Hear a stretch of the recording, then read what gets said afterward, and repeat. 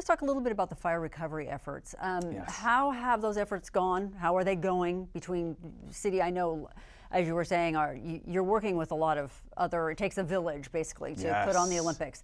Something like this, fire recovery, it takes a village. You're working with state, federal, as well as city groups. How's that going? You know, it takes a village, it takes a metropolis, right? To extend that metaphor even further. Very, I think, exciting.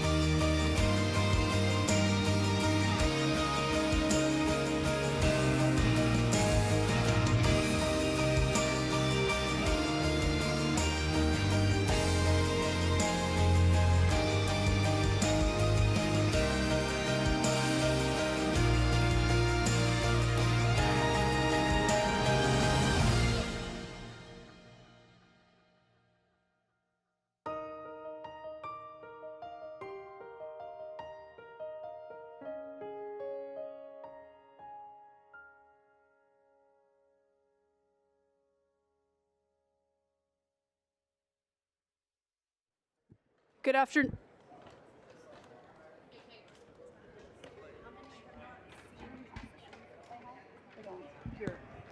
She might let me sit here, if that's okay. I told her she should sit next to you. It's just that you can't see me from there, and then I gotta be like, hey. And so I'm like, you see Good me? afternoon, everyone. Welcome to day 2 of public comment. My name is Katie Yaroslavsky. I'm chair of the City Council's Budget and Finance Committee. We began these budget hearings last Friday at Van Nuys City Hall with 4 hours of public comment, which we recessed so we could take additional public comment today.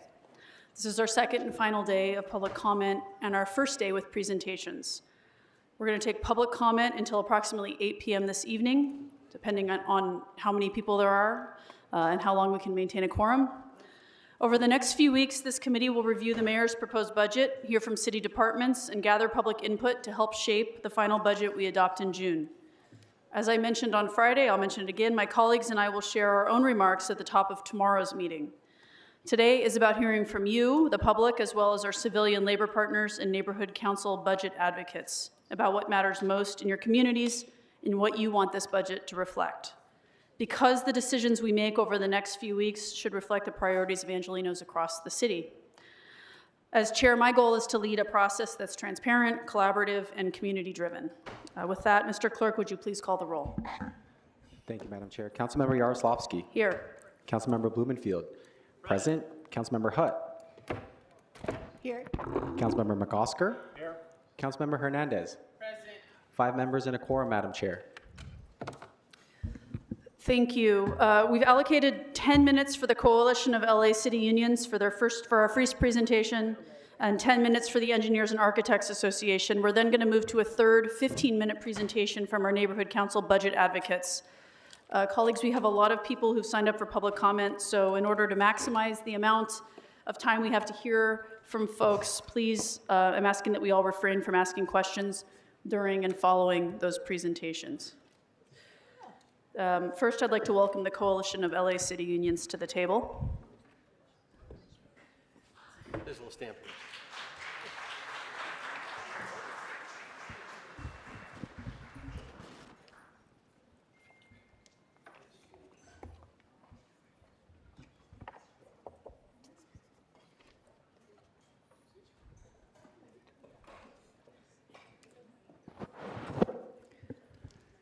Welcome. If you could introduce yourselves, please, and you have 10 minutes, and ask that you try and stick to the 10 minutes so I don't have to cut you off. Thank you. All right. Good afternoon, Chairperson Yaroslavsky and committee members. My name is Janita Igueler. I'm the Regional Director for the Los Angeles Orange County Cities Division for SEIU Local 721. I want to thank you for taking the time to hear from the Coalition of LA City Unions and the frontline city workers, hundreds of which are outside still working to try and get into the building. We have representatives from the coalition membership who will introduce themselves. My name is Lisa Palombi, and I am the president of the Librarians Guild, AFSCME Local 2626, and I'm also here representing the rest of the AFSCME City locals as part of the coalition. Good afternoon, Esteban Lizardo on behalf of LIUNA 777, the Blue Collar Supervisory Unit. Good afternoon, my name is Art Sweatman. I'm a tree surgeon supervisor with the Bureau of Street Services, and I am LIUNA 77 LA Chapter Vice President. Okay. All right, and we have a brief presentation on the mayor's proposed budget and look forward to a discussion with you. The city faces structural budget deficits due to multiple causes that are well understood by members of this committee and city workers. We believe that there are real long-term solutions to the current challenges and opportunities to create future financial sustainability, which include fiscal responsibility, long-term planning, and improved operational efficiencies. City workers know where many of the inefficiencies and unsustainable practices currently lie, and they have many of the solutions at hand if you, as the leadership, would listen. So we're gonna go ahead and get started. The proposed budget, as the title slide indicates, puts Los Angeles essential services and workers at risk. This budget eliminates 2,721 positions. The irony of the amount of positions being eliminated in this budget being 2,721 is not lost on me, but this 2,721 number includes 1,652 layoffs of current employees. This 2,721 number also includes the elimination of 1,069 currently funded vacancies. 2,721 eliminated positions will inevitably, absolutely result in essential public services to your constituents being cut. The total budget proposed is actually increasing by 8.2% with absolutely no justification as to how this would provide services for our community members. So, as you've heard, the overall budget is increasing. There's growth in this budget, but there is certainly not growth in the workforce. And instead, there is a decrease in the workforce, a reduction in force. These reduction in force issues will bring about cutting of vital services and essential workers. $5.89 billion in departmental expenditures is a decrease of 0.2 from the fiscal year 2025. But cuts in jobs mean cuts in services. The workforce impact will be substantial and will be easily visible. The proposed budget will eliminate a total of 2,721 jobs, including from the current workforce and vacancies that are funded but will remain unfilled, translating into services that will not be provided to our communities in the coming year. Right now, federal workers are asked to send emails every week listing the 5 tasks that they accomplished the week before, so I did a little bit of math. For 2,721 workers being cut from our city, that amounts to 13,605 tasks that are not done each week. And over the course of the year, that means 707,460 tasks will not be done during the course of the year.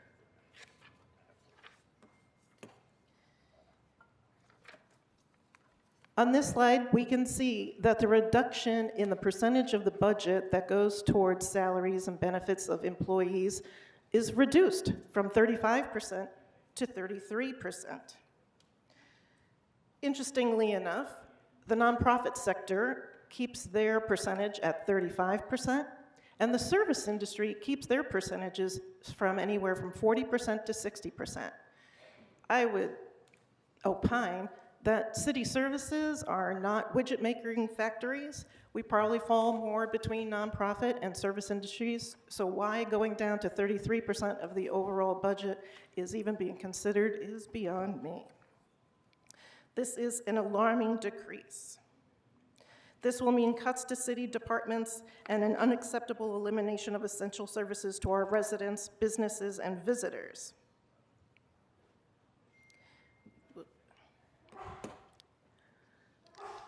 Where we see the increases that make the overall budget go up are in things like the reserve balance and liabilities. I was part of the team that negotiated the coalition contract that we're in right now, and we had a shared value where we did our best to increase the standard of living for our lowest paid workers. We came up with minimum wage increases. We started to consider healthcare for part-timers. But increasing the city's reserve balance and laying off workers is like asking those workers to smash open their piggy bank so that you can put it in your own savings account. The other area is liabilities. We're increasing the liability budget to cover liabilities. But we can say to you without any reserve that cutting the city workforce and cutting essential services will increase liabilities. You will have more workplace accidents because we're short-staffed. You will have more accidents on sidewalks because services are being reduced across the city. So when we meet again in a year, we are not going to want to hear that any of these liabilities are unanticipated, because we're telling you now that they are not unanticipated. These injuries and liabilities will probably most increase in the Public Works Bureaus and the Department of General Services. I think I said my part. Moving on.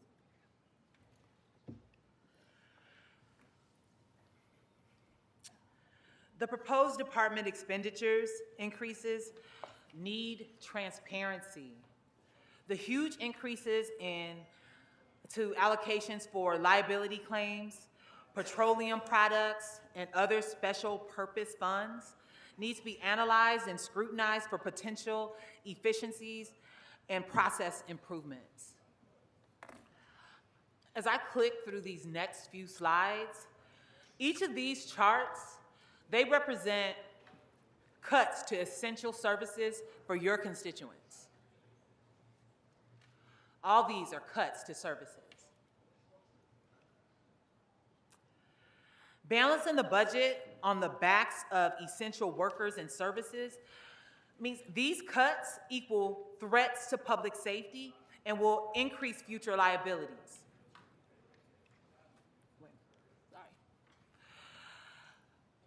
Recently, Council President Harris Dawson and you, Chairperson Yaroslavsky, sent a letter to the Chief Legislative Analyst outlining your principles and priorities to be incorporated into the budget development process.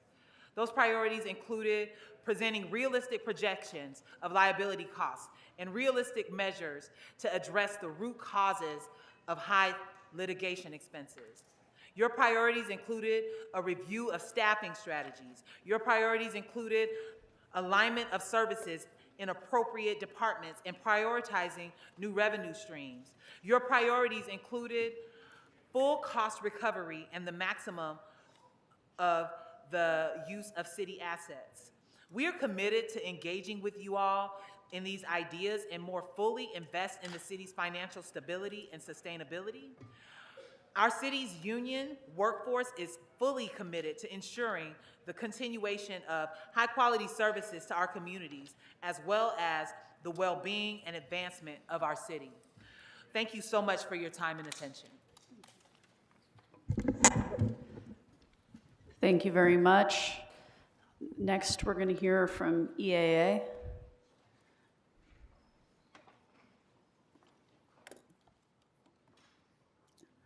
And then after EAA, we're going to give 3 minutes for LAPMA to present before we get into the budget advocates.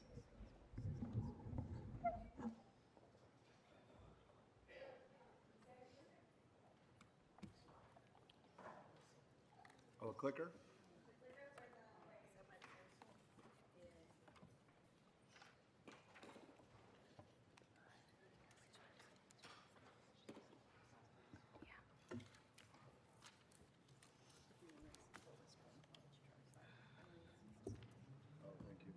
Check, check. Sounds on.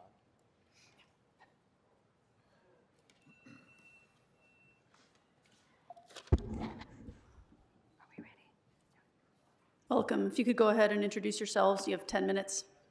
Thank you. My name's Thank you. Marlene Fonseca. I'm the Executive Director of EAA Union. Hi, good afternoon. My name is Roy Saman. I'm the board president of our Board of Governors. I also work for the City Planning Department. Good afternoon, Jackie Cornejo. I work in the Housing Department and I represent MOU 21 on our board technical unit. Good afternoon, Tiffany Hall, at-large governor, senior police service representative. Thank you for having us here today. We are EAA Union.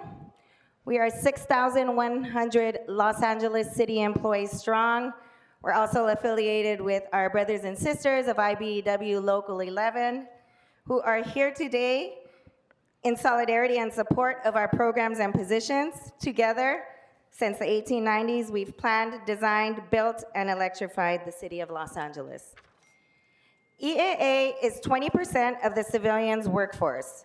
We represent city planners, IT staff, the analyst series, environmental inspectors, graphic designers, GIS specialists, accountants, veterinarian technicians, LAPD crime scene photographers, forensic print specialists, and the principal clerks of police.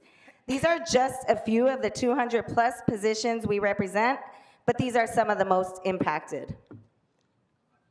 Speaking of impacts, EAA has 848 jobs that are proposed for elimination. 547 of these are filled positions. Those are working union families that are at risk of not having a paycheck. We are disproportionately affected with 30% of the proposed filled layoffs. In addition, we have 301 vacant positions being eliminated. Citywide services will be impacted. EAA jobs are essential to the efficient operations, improved services, progress, and preservation of the culture of Los Angeles. With these proposed cuts, the public should know that there will be delays to program implementation, such as affordable housing and housing pipelines, climate resilient zoning initiatives, community plans that foster culture, equity, and responsible development. They will see an increase in hazardous waste buildup on the public streets and in homeless encampments. They will see increases to illegal dumping and industrial waste abuse. And we will all see increases in sworn overtime payouts. They're going to see a derailing of traffic safety goals, of the Vision Zero goals, and of your Olympic-related transportation improvement goals. This is an undermining of smart infrastructure, equity programs, and of cross-departmental coordination, which we all know is needed and is a cost savings. You are fracturing the system from the inside out. So I do want to get into some of the nitty-gritty of what these cuts will mean, particularly at city planning, which was particularly hard hit by these proposed layoffs. Our department accounts for 1.6% of the city's workforce, yet we are 7.2% of workforce reductions that have been proposed. This budget eliminates 115 filled positions in the Department of City Planning. It's near and dear to me. It's been my home away from home for the last 6.5 years. And I will be sorely distressed to see many of these talented and brilliant people removed from work that they love to do. It is also going to result in a 35% reduction in our overall positions. This translates, if we're taking it back down to the world of where people are actually being removed from their jobs, that's 1 in 4 city planners that are going to be eliminated in this proposed budget. Now, what does that mean? It means it will be elimination of revenue-generating positions and positions fully or partially funded by grants acquired from the state. It's counterproductive, that's needless. Why did that happen? We deserve to know why that happened. Planning staff are an essential part of everything that happens in this city. We develop land use policies, zoning programs, and we directly manage growth, development, and economic vitality of so many neighborhoods and communities around Los Angeles. We balance vision and reality for the city to meet present and future housing, sustainability, and economic goals. You cannot rebuild LA without city planners. To see what that would be like, drive on up to Mulholland, turn off the lights tonight, and see how quickly you get to Studio City. It'll be a quick way to get there, but might not be the best way to achieve that pathway. So I'll turn it over now to Tiffany. EAA has 140 LAPD civilian positions on the proposed layoff list. This will not only increase risk to public safety, but will increase sworn overtime costs away from the field. These LAPD layoffs include crime scene photographers, forensic print specialists, station principal record clerks, crime and intelligence analysts, system analysts, and our management analyst series. These employees work alongside detectives and are crucial to collecting and preserving and matching critical evidence to offenders, which ensures swift justice for the victims and safety for the streets of LA. Our members provide the support and supplies needed for frontline policing and ensures compliance with legal mandates and chains of custody. Our members prevent waste, fraud, and abuse. And as you know, management analysts are the checks and balances and, frankly, the innovators of efficiency and tracking. Cybersecurity will be severely compromised, including sensitive data and systems that we rely on to remain safe and alive, like our 911 systems. So how does this impact the citizens of Los Angeles? Well, there'll be delays in crime scene processing and fingerprint analysis, which allows suspects to roam free longer and reoffend in our communities while backlogs increase. The legal cases will be weakened due to the lack of proper records or photo documentation. Security vulnerabilities will be created, and that'll put us at risk for cybersecurity attacks.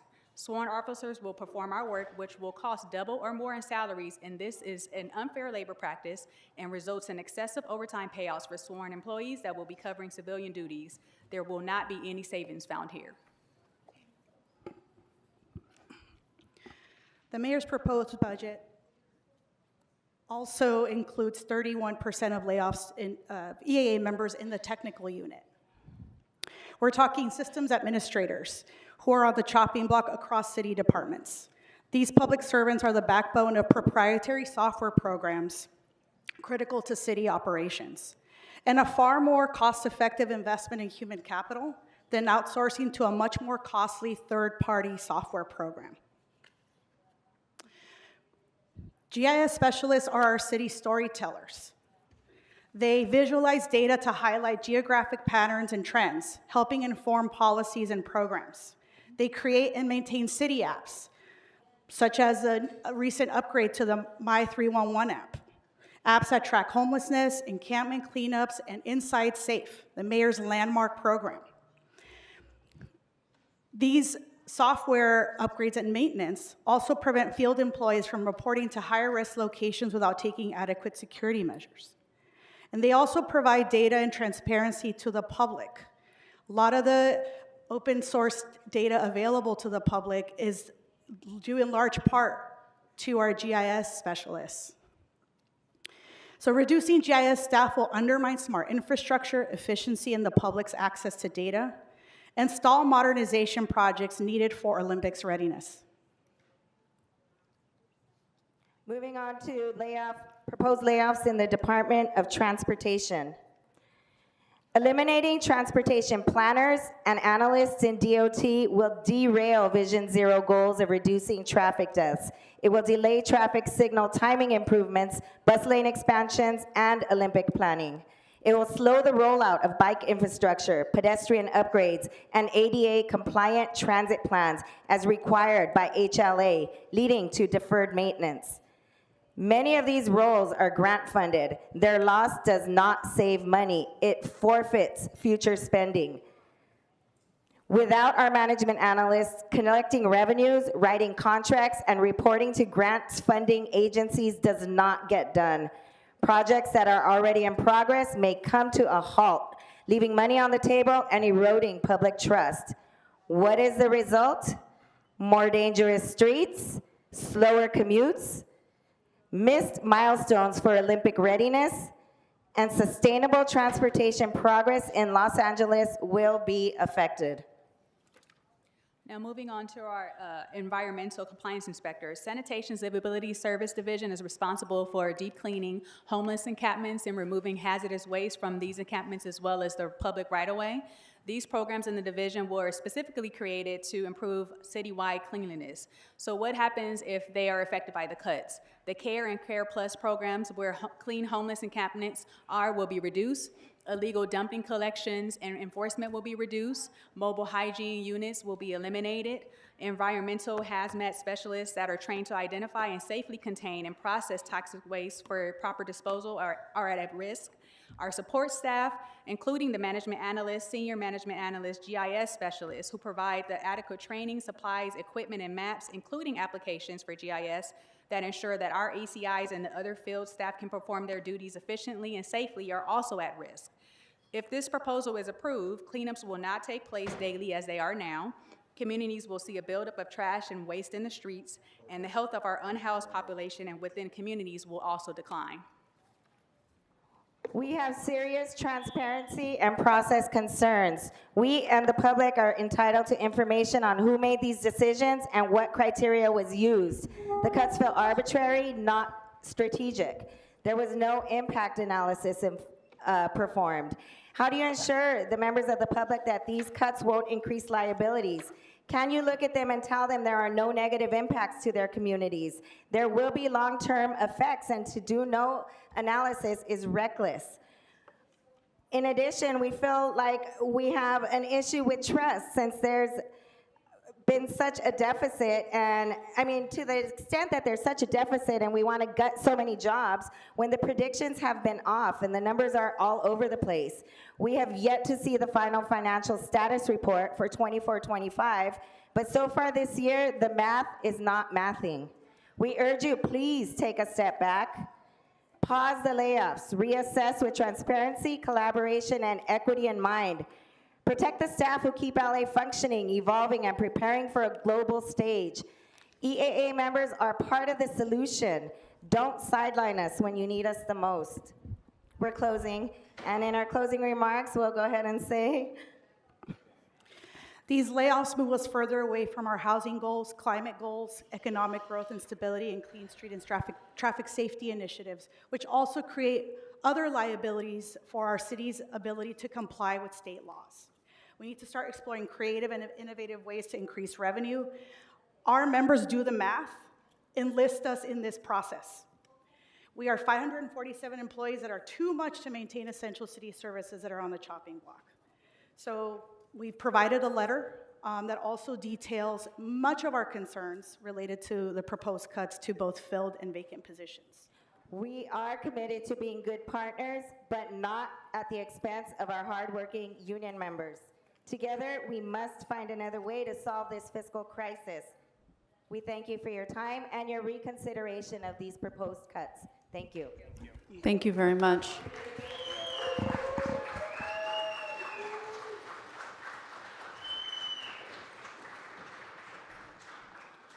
All right, we're going to hear briefly from LAPMA, from Charlie Mims for 3 minutes, and then we're going to move into the budget advocates.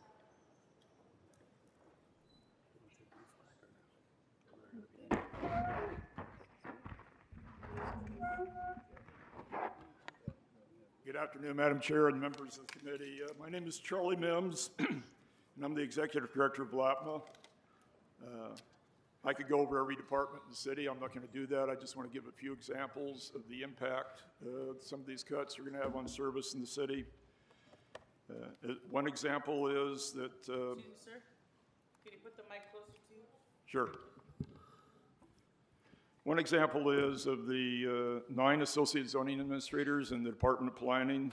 The budget recommends cutting 2 of them. That's over a 20% cut in the number of associate zoning administrators. Those are the people that are some of the most experienced folks in the planning department that handle some of the more difficult planning permits. And they also can approve variances from the code. That's a significant cut to a department that's already overworked in trying to get permits and projects approved. In the personnel department, the people that handle discipline for about 2/3 of the city department, the personnel directors, the personnel director 1 position, they're cutting 3 positions out, so they'll have a total of 6 left. That's a 1/3 cut. They're cutting 2 personnel directors out of 5. That's a 40% cut. These are the people that are running on fumes right now, trying to keep up with all the issues having to do with making sure that we have a complement of people working in the city that are doing a good job, that are performing to the city, and they're getting some of the most severe cuts.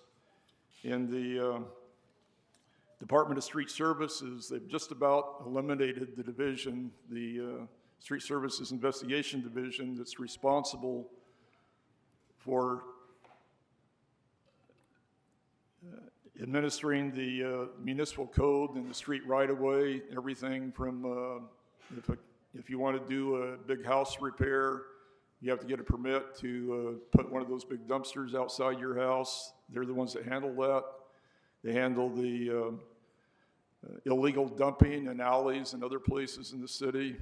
They have a task force to handle that, and a myriad of other responsibilities having to do with the street right-of-way.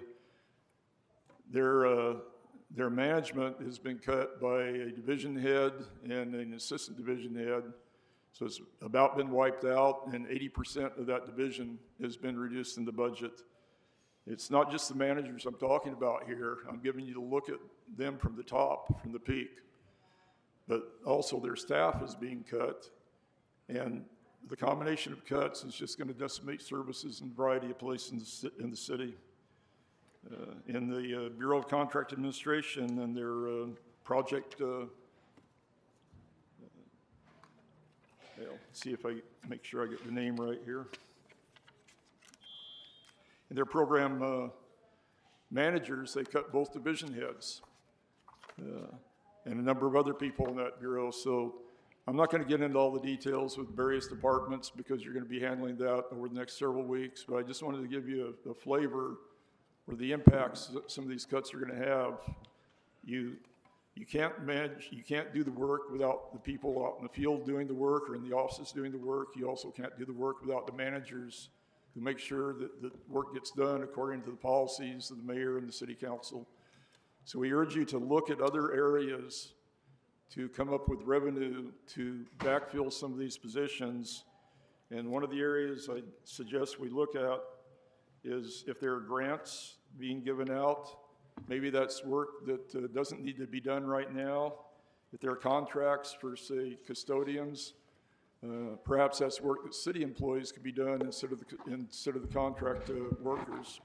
So there's a couple of places to look. I'm sure there's a few other places you've already thought about yourselves. I would encourage you to take a deep dive and preserve city services and city jobs. Thank you very much. Thank you, Charlie.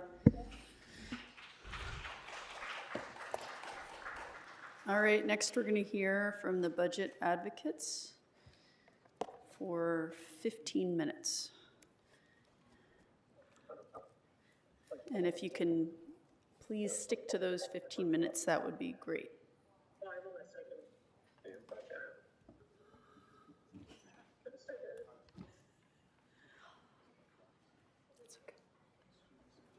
All right, welcome. If you can please introduce yourselves for those who aren't familiar. Welcome. The floor is yours for 15. Good afternoon. My name is Jay Handel. I am a co-chair, and I come from the West LA Sawtell Neighborhood Council, a council member for roughly 16 years. Okay. All right. Thank you, Budget and Finance Committee Chair Yaroslavsky and members for the Neighborhood Council Budget Advocates once again having a seat at the table, in this case 5 seats, to present our white paper recommendations. I'm Glenn Bailey, along with a co-chair, along with Jay you just heard from. We also have our parliamentarian Kay Hartman, Jack Humphreyville, Region 5, and Connie Acosta, Region 7. We have other current and former budget advocates in the audience as well. Neighborhood Council Budget Advocates' origins began with the new 1999 city charter, which created neighborhood councils and added sections 909, list of priorities to mayor and city council, and section 910, monitor delivery of city services, to the responsibilities of neighborhood councils. Our 20-plus year history had its origins with Mayor Hahn and has evolved under Mayors Villaraigosa and Garcetti, which included mayoral staffing and meeting in the mayor's press room until we transferred upstairs to Dunn staffing and meeting about a decade ago. For many years, Neighborhood Council Budget Advocate structure has been 2 budget representatives per neighborhood council, so up to 198 persons citywide. They form the pool from which they elect 36 budget advocates, 3 from each of the 12 Dunn service regions, and each serving a 2-year term. We also communicate and engage with the city's 99 neighborhood councils and their 1,500 board members and other interested stakeholders on an ongoing basis.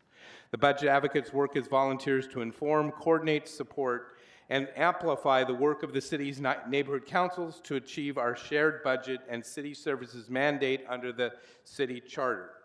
This is the purpose of our annual Neighborhood Council Budget Day, held this year on Saturday, June 21st, in these city council chambers. For more details on all of our work, including white papers and town halls, please visit our website at budgetadvocates.org. You have in your blue folders that we've distributed, you will see the recommendations pulled from the department reports rewrote for the white paper. We also pulled out into a separate report the recommendations for increasing revenues and efficiencies that could lead to increased ability to deliver services. The last report from the recommendations tells which budget themes can be found in which reports. Finally, we have a report of the concerns expressed by the 2024 Budget Day attendees. Each of the concerns lists all the comments related to it, sorted by the area of the city, of the person or people who raised it. And now I'll introduce Kate. Hi, I'm Kay Hartman. I'm budget advocate from Region 11 and parliamentarian for the group. Thank you for the time. I just want to add to what Glenn just said, that we are having a town hall on the budget on Tuesday, and Thursday, excuse me, on Thursday. And is that right? The 28th, Tuesday, 29th. I don't know. We're having one. Look at our website. And so if you want to learn more about the budget, come to our town hall. The information is all on our website, budgetadvocates.org. I'm going to talk about two topics: neighborhood council funding and efficiencies that can lead to savings. We understand the criticality of the city's nearly $1 billion budget shortfall. It is tempting to look at the neighborhood councils who do not spend their money and conclude they are overfunded. For the NCs who do spend their money, a budget cut would be devastating to NCs who have little more than funds to cover their basic expenses.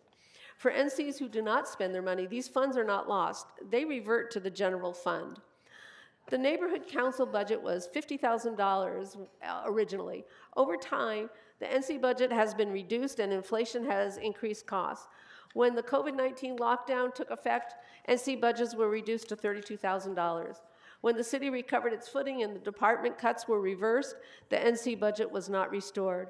We've already taken our cut. The city council can consider postponing the convention center remodel until we can afford it, or to reduce or eliminate the rollover to pay for this. It would be a shame to cripple this exercise in local democracy that is now hanging on by a thread. To produce our department reports, we break into teams, interview department management, and then the teams write the reports. It is interesting when different teams with different members recommend the same things. Under the category of revenues and efficiencies, we find 3 items that come from multiple reports. Create a position for a chief financial officer. This is a cry for a fiscal manager.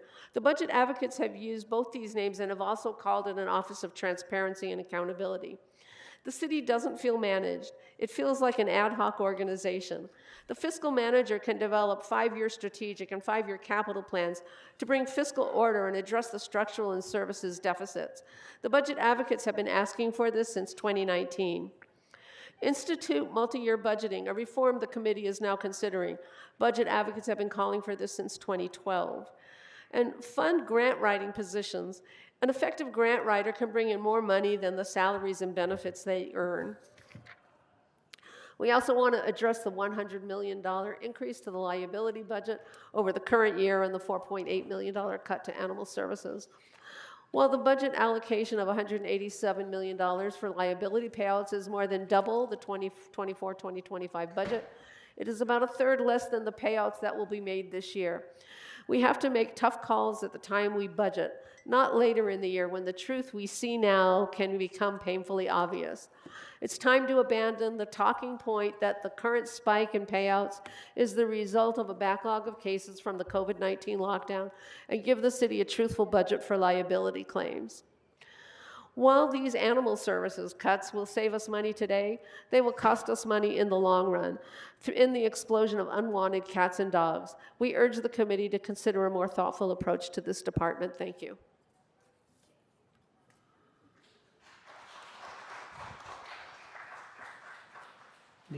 The other day, Zev Yaroslawski said, the budget on paper is balanced. Not clear, it is balanced in reality. This is what we've watched over the last 15 years as budget advocates. LAPD. First, we fully support the letter sent by Chief McDonald concerning the matter of civilian employees within the LAPD. As noted, the unintended consequences of proposed cuts are more severe than previously described. we urge the committee to carefully reconsider any reduction in civilian positions, as this could lead to significant operational setbacks and place further strain on the already overburdened first responders. Fire Department.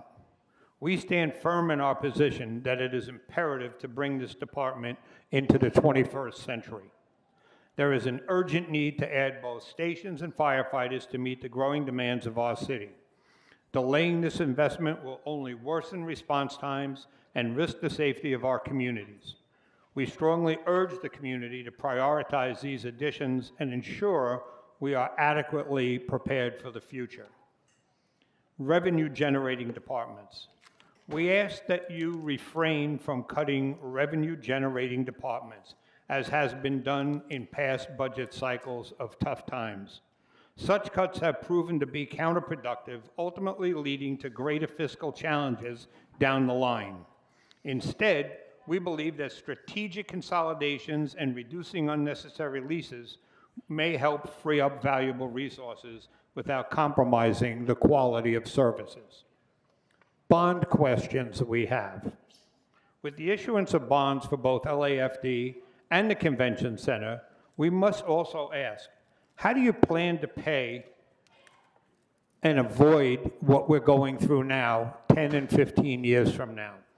We're looking at approximately $250 million a year between the two sets of bonds. This will place a substantial burden on the city's budget in the years to come. It's critical that we have a clear, sustainable strategy to ensure that the city can meet these obligations without further jeopardizing essential services in the future. Data and transparency. A key concern we wish to raise is the lack of data and transparency regarding funds that have been allocated and spent. In particular, have there been evaluations of liability claims? Specifically, if departments were fully funded, would the same claims and issues have occurred? A thorough analysis of these areas could prove valuable insights into potential inefficiencies and area for savings and improvements. And finally, as we approach the formation of your new Budget Advisory Committee, we formally request that one of the seats go to the Neighborhood Council Budget Advocates. We bring 2 decades of experience and institutional knowledge about the city's budget and processes, and we are confident that our involvement will provide the committee with the necessary perspectives to make informed and effective decisions. Keep in mind, Ron Galperin came from the Budget Advocates. Thank you for your time and consideration. We look forward to working together to ensure a balanced and responsible budget that serves all Angelenos. Good afternoon. Is this on? Good afternoon, City Budget and Finance Committee. I am Connie, Budget Advocate. According to Controller Mejia in his Budget and Finance presentation on April 17, the general city purposes increased by $89 million. And a big chunk of this amount went mostly to the homeless emergency for the Inside Safe program, he said. Controller Mejia emphasized, it's hard to track the homeless services because it's not departmentalized. It involves so many departments and offices. This hard-to-track alibi creates a negative public perception of the city's accounting system. In December 2023, after the controller conducted a homeless audit on interim housing and shelter bed data, he recommended for LAHSA to upgrade its bed availability system to make it more functional and more reliable for all users so they can access information about shelter locations, eligibility requirements, and bed availability. In March of this year, an external assessment conducted by A&M concerning city homeless programs, page 32, describes or reads the overall data returned remained limited in its accuracy and completeness. This limitation was partially due to multiple information systems being used by the city, the county, and the LA Homeless Service Authority, producing silos and fragmented data, resulting in the inability to determine the accuracy of key metrics. At times, incompatible data sets hindered a comprehensive understanding of the city's program's performance. Oh, I didn't finish. Good afternoon. My name is Jack Humphreyville. I'm a neighborhood council budget advocate and written over 15 under articles involving the finances of the city and the Department of Water and Power. The city cannot afford another financial crisis. The city must live within its means so it can deliver adequate services to Angelenos, especially public safety. And as such, the budget advocates have recommended 7 easy-to-implement budgetary reforms. The city must develop an honest 4-year general fund budget outlook. It needs to reflect anticipated raises for city employees, neglecting to disclose the impact of future increases in personnel costs that account for 80% of the city's appropriations borders on fraud. The city needs to conduct open and transparent labor negotiations. This may involve the use of outside negotiators, an independent auditor to analyze the impact of any new labor agreements, the transparent discussion of offers and counteroffers, the disclosure of private communications, and providing adequate time for the public and the media to review and analyze labor agreements and time for public comment. The City Council should also place a measure on the ballot that would prohibit the city from entering into any labor agreements that would create a current or future deficit.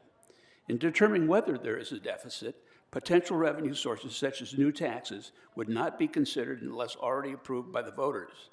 Importantly, the burden of proof in any litigation will be on the city.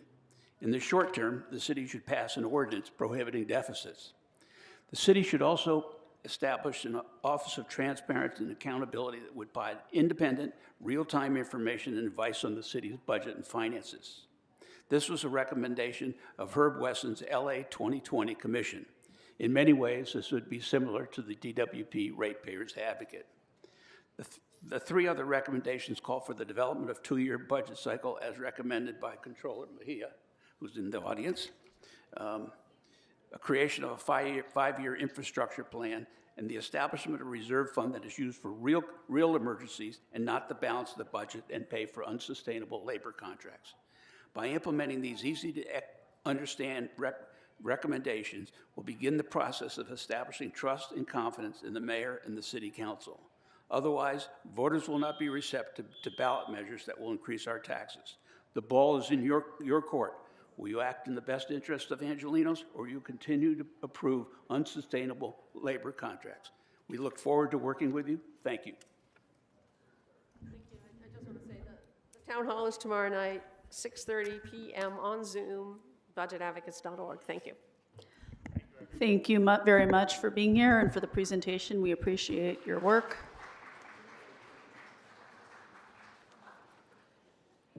Okay, we're going to now turn to public comment. We have the chambers until 8 p.m. this evening. We might go a little bit longer depending on how long we can keep a quorum. Our goal is to hear from as many folks as possible. Since this is one continuous meeting, each person is allowed to give comment once. So if you spoke last Friday in Van Nuys, you will not be given an opportunity to speak again. And we appreciate your understanding. There are a lot of folks here who haven't had a chance yet. I will give updates if it appears that we're not going to be able to reach everyone, so you don't sit here for hours and hours and then not have a chance to speak. But we're going to do as much of this as we can. There's also an option to provide written public comment. Mr. City Attorney, please read the instructions on how to give comment here in chambers and how to submit written public comment. Yes, Madam Chair. So as the chair already said, We will do our best to accommodate as many people as possible. This is the second day of public comment, so if you spoke on Friday, you will not have the opportunity to speak again today because it is one continuous meeting. You will have 1 minute for the only item on the agenda, that is the budget itself. So it is quite broad, but it does need to be related to the budget. Because this is a special meeting, there is no general public comment. So in order to accommodate as many people as possible and to be as efficient as possible, we would ask this, that once you sign up and once you hear your name called, please line up in any order on the left-hand side of the council chambers. That's your left-hand side of the council chambers, and then come up to speak. Before you begin, we would ask that you let us know the name that you signed up under. And the only reason why we ask that is so we can keep track of who's had the opportunity to speak and who has not. We will start your time after you say your name. So you will get 1 minute after that point. We also have to and we will let you know if your time has expired. It's not because we don't want to hear from you. It's because, as you can see, there are a lot of people here. There were a lot of people here on Friday, and there are still people outside of this council chamber who would like to speak. So if you find that you do not have enough time in that 1 minute to speak, you can provide written public comment at lacouncilcomment.com, and you can find that URL at the top of the agenda sheet or at the top of any council agenda. It's lacouncilcomment.com. If I could have the interpreters make one announcement aloud to the room. We have 2 wonderful interpreters who help us with Spanish speakers. Tenemos 2 buenos intérpretes que nos van a ayudar con la interpretación. And in order to make sure that they can interpret, I would ask that you pause every few sentences so that the interpreters can interpret if you require a Spanish language interpreter. Para que los intérpretes puedan hacer su trabajo, les pedimos que por favor hagan pausas en breves en cada oración para que los intérpretes puedan traducir lo que está usted diciendo. Don't worry, we will pause your time while the interpreters are interpreting, so you will get the same amount of time as everyone else. No se preocupe porque pausaremos el tiempo de la interpretación de tal manera que usted va a tener el mismo tiempo que todos los demás. Thank you. Gracias. One final request before we begin. Obviously, again, there are a lot of people here and there are a lot of people waiting outside. So once you've given your public comment, you don't have to, but if you're willing to exit the room to allow other people to rotate in so they can give public comment, we would appreciate that. Again, you're not required to do so, but it does help us get more people into the room. Thank you. Okay, thank you very much. I'm going to start by calling some names. When I call your name, please line up on the left side of chambers, my right, your left. Also, as the city attorney just said, if you're willing to leave after you've given public comment, that would be great. There's a couple hundred people trying to get in, and they can't get in because of room capacity issues. No action is going to be taken today, so you're not missing much except hearing from other members of the public. Okay, so I'm going to call some names. Karen Earl, Raul Estrada, Margarita Alvarez, Brandy Muniz, BQRBARQ, Barbara B., Marco Navarro, Bambi Salcedo, Kyle Winston, Barbara L., Joey Garcia. Now, no, you don't have to line up in order that I called your name, but if I called your name, please line up against the wall. Thank you very much.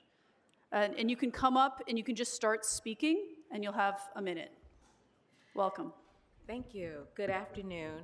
I'm Karen Earl, and I serve as CEO of Genesee Center, providing services to survivors of domestic violence since 1980.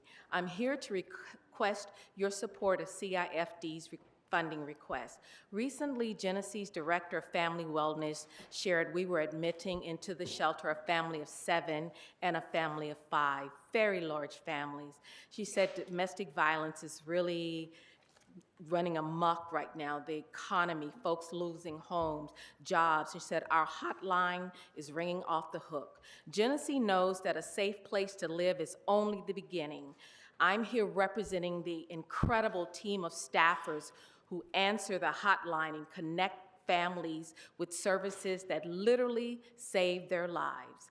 In 2024, Genesee housed more than 440 individuals experiencing homelessness because of DV. The data is clear. We're making a difference. I urge your support. Thank you. All right, just come on up. Thank you.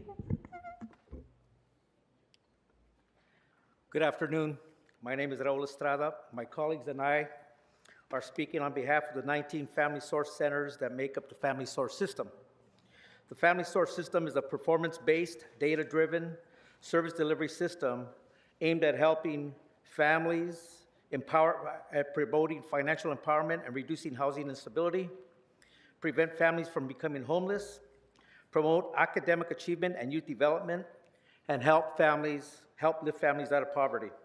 The Family Source System is a data-driven, cost-effective system that generates $10 million in valued outcome services per year, $4,750,000 in non-federal leverage matched funds, over $10 million in private and public funding that support the Family Source system, $23 million in VITA income tax returns annually.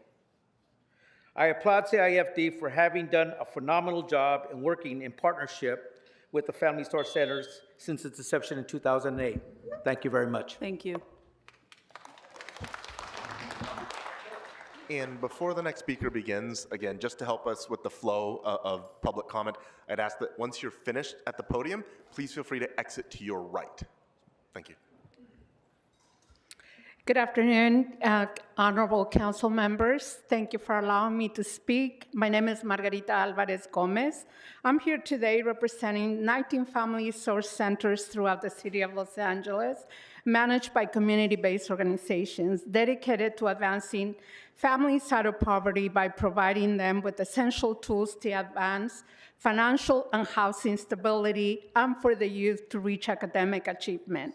The increased scale of poverty and the need for essential services the Family Source Centers provide is now more than ever urgent, as thousands of low-income families are having to struggle with financial and housing stability.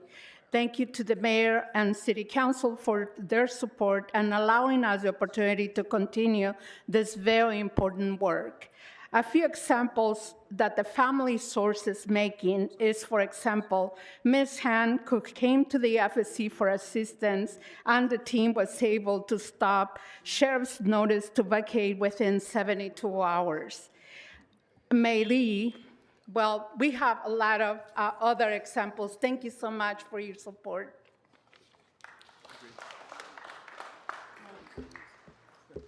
Hello, committee and council. The Family Source 19 Center system has served 55,000 Angelenos annually with critical resources such as housing and employment services.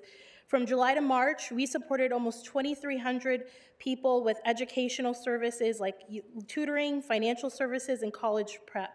But more than that, we are a one-of-a-kind system ready to respond in a time of crisis. When COVID-19 hit LA, every FSC remained open. Our dedicated staff continued to work in person despite risks to their own health. During LAUSD strikes, it was FSCs that offered all-day free childcare, meals for youth, and both virtual and in-person education. When devastating fires recently swept through LA, FSCs once again mobilized staff, collected and distributed essential supplies, providing free childcare, financial assistance, employment support, and even partnered with the city to open FSCs beyond city limits. Thank you for supporting this system. It is vital, not just for a community, but also for the city of LA to have this system. Thank you to CIFD.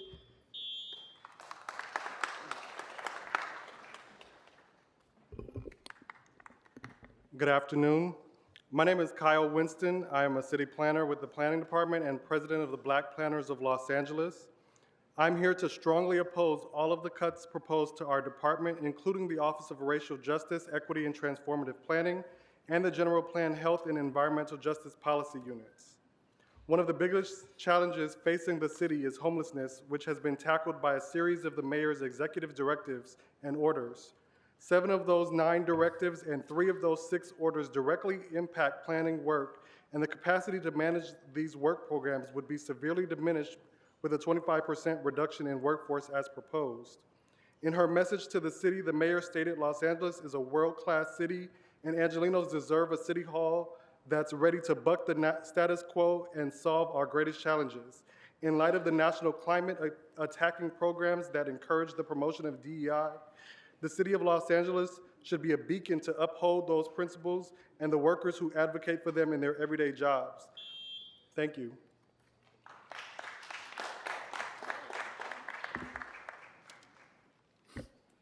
Hello, my name is Joey Garcia. I'm a member of EAA and I work for the Youth Development Department overseeing the Youth Protection Division. My position and the Youth Protection Division are proposed to be cut.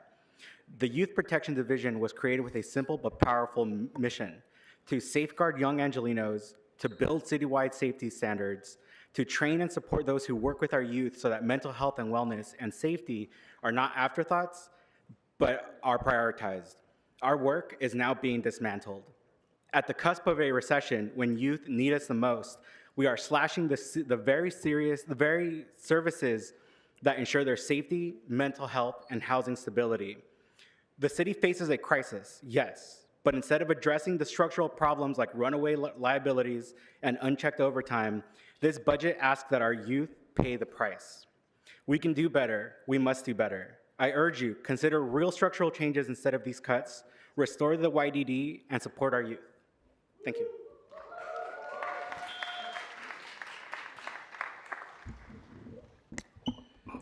Good afternoon, council members. Bambi, before you get started, can you just give me 1 sec to call some more names? Just real fast, 1 sec, okay, you stay right here. Freddie Escobar, Irma Mancera, Cameron Carrasquillo, Angela Williams, Jesus Orozco, Lupe Rivera, Max Loader, Jesus Orozco, I guess that was twice, Zuriel Espinoza, Ariana Orozco, and Christopher Pina. Thank you very much. Go ahead, please.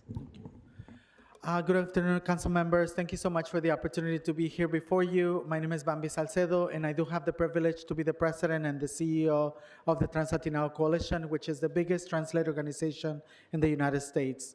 As you know, trans people currently are political targets from a federal administration, and I'm here on behalf of all of our community to ask you to please create a memo that will support the creation of the TGIW, which will allocate resources to support other trans-led organizations. Additionally, we want to ask you to please put a budget item in the budget so that there's at least a minimum of $25,000 that will be allocated to support our organization specifically. And I also want to just remind you that there's really a good opportunity for all of you to exercise your power and to really support the livelihood of trans people who are part of this city. Thank you so much for the opportunity to be here.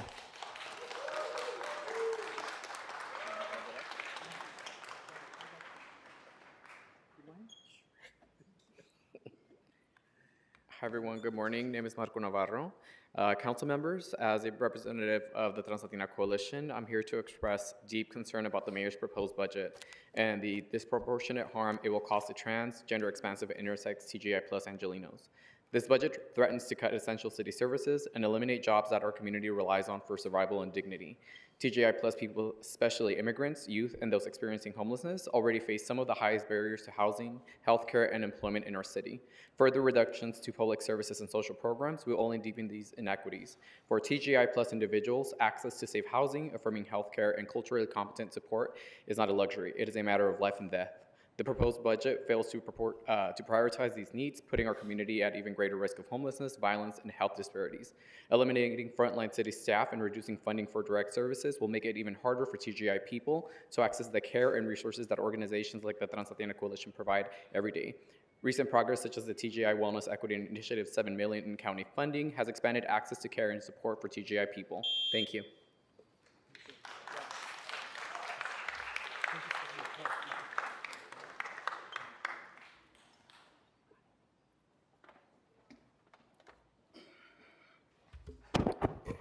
Good afternoon, honorable committee members. Freddie Escobar, UFLAC president. Go straight into it? Okay. UFLAC appreciates the proposed funding increase for the LAFD. But even with this funding, the LAFD will still be the most understaffed and underfunded big city fire department in the country. We know the city is facing massive budget deficits, but we don't have about half the fire department we should have compared to other big cities. We ask all of you to please review the budget request that we just sent this morning. We can't keep throwing money at a homeless problem that isn't getting better and has no accountability. In 2024, our firefighters responded to an average of 182 calls per day related to the homeless, including more than 35 homeless fires every single day. Your LAFD firefighters are on the front lines of this crisis, along with many of the other employees here today, and we deserve to get that money. Thank you very much.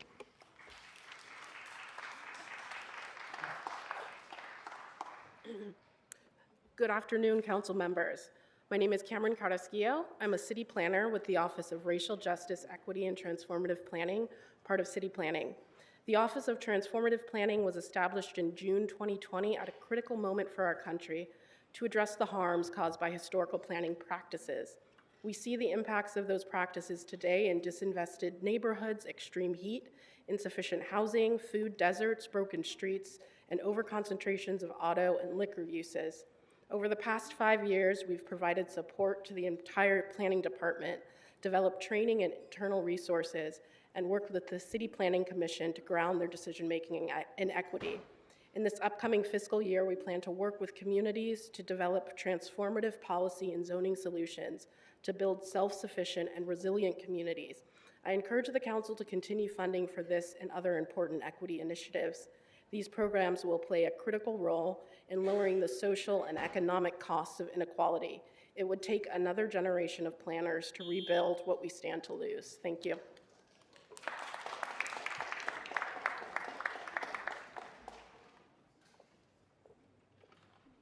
Good afternoon, members. My name is Angela Williams, and we respectfully urge you to oppose the proposed budget cuts and layoffs targeting the Department of City Planning. At a time when LA faces profound challenges around housing, climate change, and systematic inequities, the role of planners has never been more essential. City planning plays a critical role in ensuring that all voices, especially those from historically marginalized groups, are meaningfully represented in land use decisions. Our work ensures that development does not continue the cycles of disinvestment and displacement, but instead uplifts all residents through fair access to resources, opportunities, and a high quality of life. The proposed layoffs will significantly weaken the city's ability to deliver on its commitment to racial justice, environmental sustainability, affordable housing, and community-driven development. These cuts would erase hard-fought progress and deepen the very disparities the city has pledged to address. We urge you to please reject the proposed layoffs to city planning. Thank you for your leadership and consideration.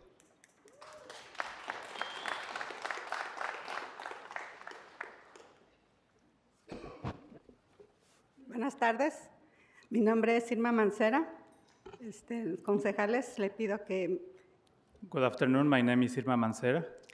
les pido que tomen esta nota porque es muy importante para mí. I urge you to take note of this because this is very important to me. Vengo del departamento de Engie.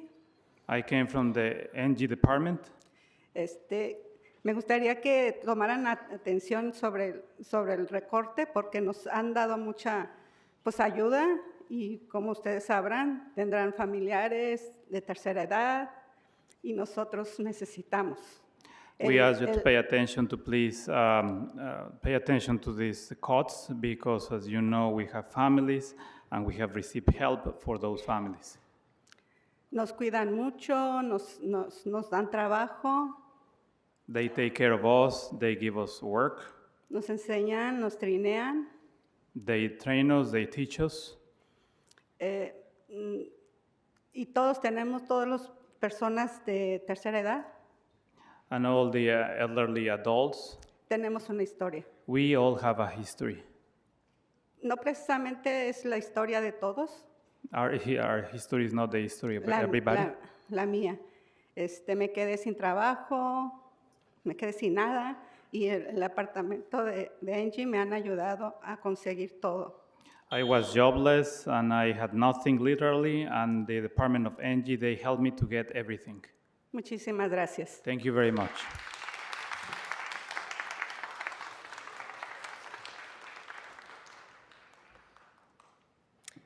Good afternoon, council members. My name is Mariela Luna. I'm here on behalf of Lupe Rivera and Toberman Neighborhood Center.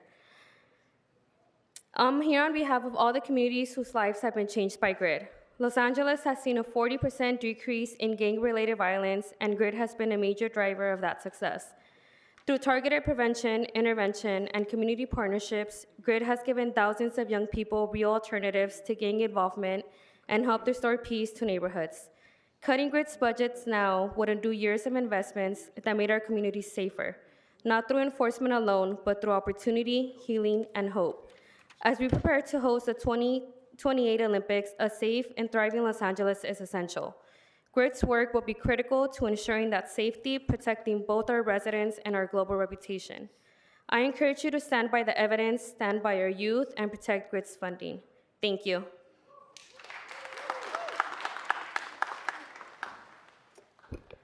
Good afternoon, Council. My name is Jesus Orozco. I'm with the Youth Development Department.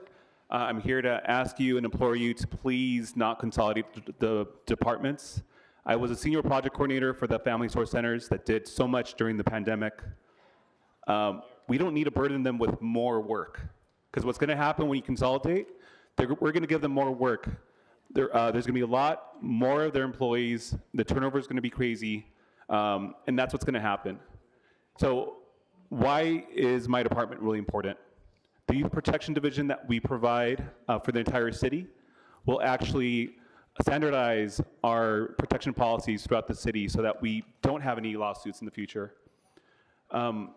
There's also our ability to actually work nimbly amongst our different departments. The fact that we're in such a small department, it's amazing. We're able to work quickly with our partners at CIFG and housing, at many of our different partners. And so I implore you to please keep our department intact. Thank you.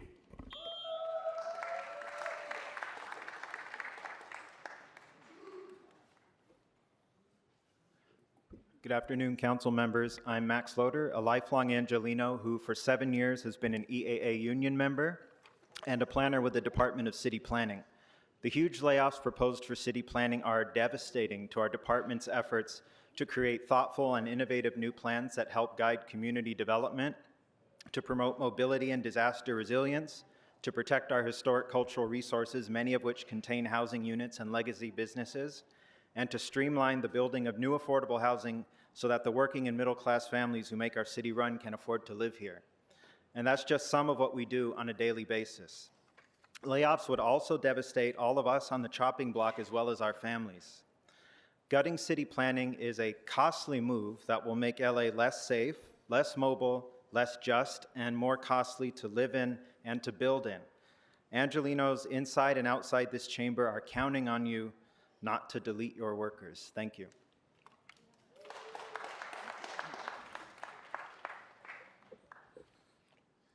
Good afternoon, Budget Committee. My name is Cyril Espinosa. I'm a city planner with the Department of City Planning. I've been a lifelong resident of South Los Angeles and an EA member for 8 years. I urge you this committee to consider alternatives to the proposed layoffs, elimination of the entire parts in our department. These eliminations would create more understaffing. The impact would lead to delays in the creation of affordable housing, climate resilient policies, and Olympic-related initiatives. These eliminations also include revenue-generating positions. Please take a deep dive and look and consider other alternatives. Please do not cut our families. We're proud workers of the City of Los Angeles. We care deeply for our communities and want to make sure that the city moves forward in a good, just way. Please consider alternatives. Thank you.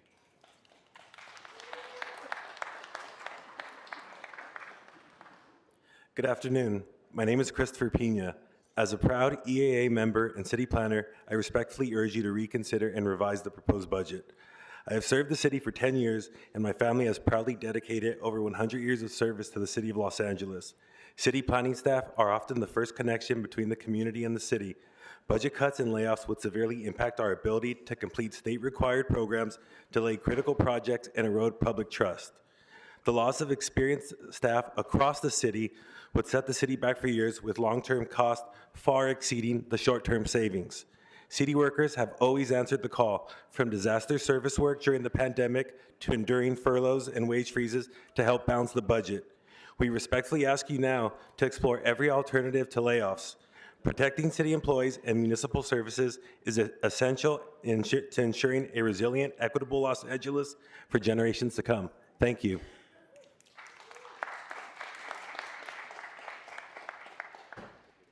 Good afternoon. My name is Aranza Trujillo, and I'm a Community Administrative Support Worker for the Youth Development Department.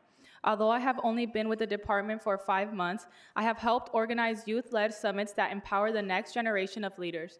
At our 2025 Youth Summit, we served over 150 youth and connected them with professionals from across Los Angeles to inspire future politicians, council members, and presidents. Today, I respectfully ask you to reconsider the proposed 47% cut to our department's budgets. These cuts would not only impact staff, but would harm the hundreds of people who rely on our program for leadership opportunities, mentorship, and hope. As a first-generation college student and the proud daughter of immigrants, I know how vital it is to have spaces that support all youth regardless of legal or economic status.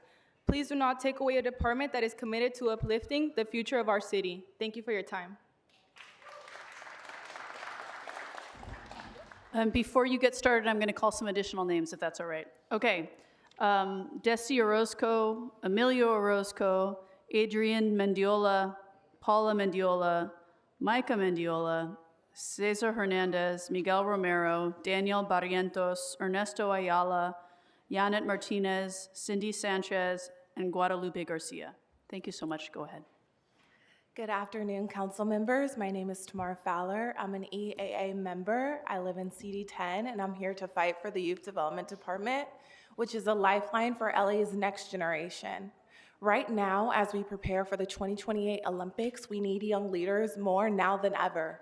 YDD is where thousands of youth across the county connect to innovate, collaborate, and solve crises adults have failed to fix through events I manage, such as the Youth Summit and the Youth Expo. These young leaders are tackling housing insecurity with bold ideals and addressing the mental health crisis through peer support networks and creative outreach. The Youth Summit empowers them to think outside the box and turn ideals into action. But here's the truth. LA cannot host a successful Olympics without the energy, vision, and unity of its youth. Cutting YDD silences their voices and wastes their potential. Let's invest in these leaders today so they can build a safer, stronger, and more equitable LA tomorrow. Fight for the youth development. Thank you. Thank you. Our future depends on it. Good afternoon. My name is Jose Richard Aviles, and I am the chair of the board for Los Angeles Walks, and I'm a proud native Angelino from South Central. And let me just keep it 100% real. The proposed budget is disrespectful to the native Angelinos. And I really hope that other city planners and other city workers who are here take this as a call to action. If there is a budget that does not reflect our needs and the way that we make the city run, then let's shut the city down. Then we'll see what the impact that we can make happen. In 2010, when Vision Zero was proposed, it was proposed with the vision of making sure that traffic-related crashes ended to zero. 10 years later, on the contrary, traffic-related crashes have increased. And as we're thinking about these budget cuts, let's really ensure that we're providing safer streets for all residents. And as we're preparing for the Olympics, which most of us didn't want, let's really ensure that our streets are safe for everyone who's in the city. So again, to city workers, I see you and I stand with you. And if the budget does not reflect our needs, then let's shut the city down.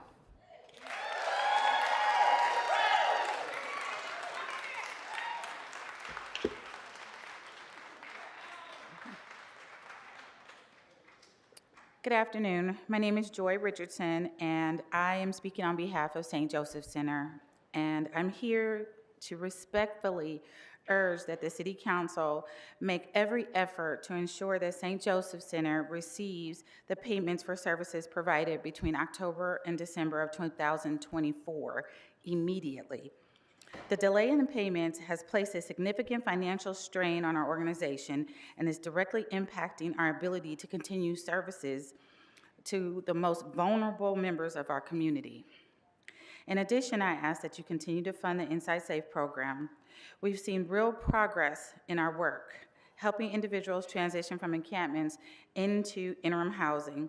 Losing momentum now would be a huge setback after the grounds we fought so hard to gain.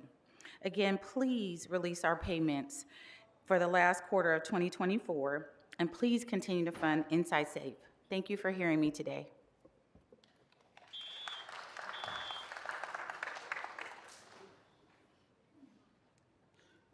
Buenas tardes, señores. Vengo representando el Centro Jornaleros del Downtown LA. Good evening. I'm here to represent the downtown workers of LA. Necesitamos siempre el apoyo de ustedes porque necesitamos siempre el recurso que tiene la oficina para informarnos acerca de todo lo que necesitamos de los clientes. We ask for your help because we need the offices to inform us about what our clients need. Y los recursos que obtenemos en la oficina no los podemos obtener de una esquina porque son cosas bien diferentes. And the resources that we get from the office, we can't get from the street corner. They're very different. Y necesitamos siempre el apoyo de ustedes para poder tener mejor comunicación con el cliente y así no tengamos esas dificultades. And so we need your continued help so that we can have better communication with our clientele and we're not facing those difficulties. Y gracias por la oportunidad de expresarnos. And thank you for the opportunity that you've given us to express ourselves.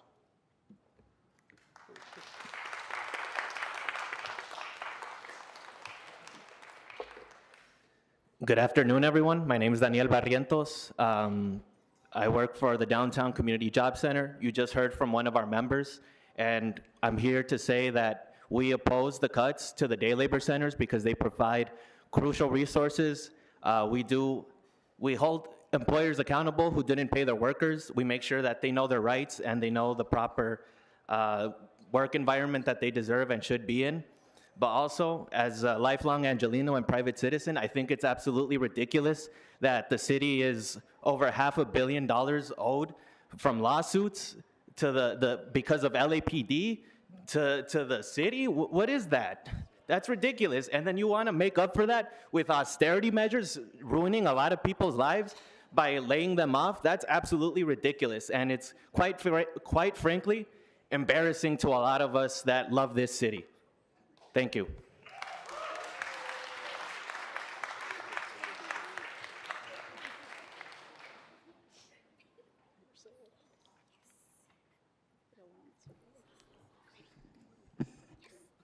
Buenas tardes. Yes. Gracias. Buenas tardes. Mi nombre es Janet Martínez. Good evening, everyone. My name is Janet Martinez. Soy trabajadora del hogar y miembro de Mujeres en Acción y DEPSCA. I am a house cleaner and I am a member of Mujeres del Hogar and DEPSCA. Jornaleros y trabajadoras del hogar estamos en las primeras líneas durante desastres climáticos, de salud y políticos. Laborers who work in the cleaning sector, we are on the front lines when we're talking about any emergency, any health crisis or any climate crisis. Como cuando comenzó la pandemia de COVID-19. Just like when COVID-19 started. Nosotros fuimos parte de trabajadoras esenciales. Continuamos haciendo nuestro trabajo aún con los riesgos de nuestra salud y a costa de empleadores abusivos. And during COVID-19, we were part of the essential workers. We kept on doing our job even though we were taking risks and even though we were working under sometimes abusive employment conditions. Pero no somos reconocidos como parte importante de la ciudad porque nuestra alcaldesa ha dejado a los centros jornaleros sin fondos. Al hacer esto, ella hace invisible nuestra contribución a la economía de Los Ángeles. But we are invisible to the mayor, who does not recognize our contributions and is eliminating the support of our center in Los Angeles. Y demuestra que no le importa nuestra seguridad y nuestras protecciones. And she shows that she doesn't care about our safety or our protections. En los centros jornaleros se ofrecen asistencia y apoyo a trabajadores para asegurar que se respeten nuestros derechos laborales. In worker centers, they make sure that we learn about our rights and that our rights are protected. Y que nos paguen salarios dignos y justos. And that we are queremos fondos para los centros jornaleros. Gracias. And that we are paid a dignified and just salary, and we are asking for resources for the workers' offices. Thank you.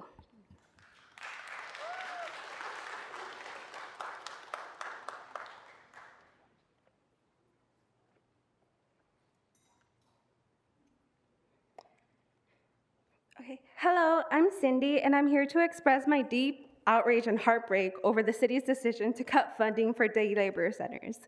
Day labor centers ensure immigrant workers don't experience exploitation, abuse, and even deportation, given what happened at Home Depot in Pomona.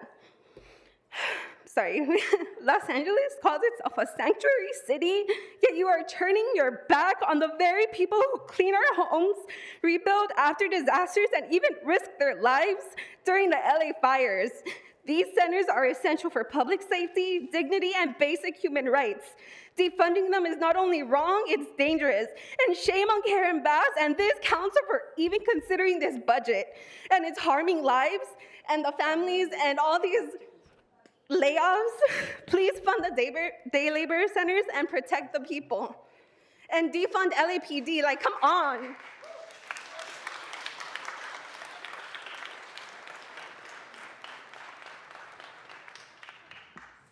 Good afternoon. My name is Guadalupe Garcia. I'm the Mujeres en Acción Household Workers Program Manager at IDEPSCA.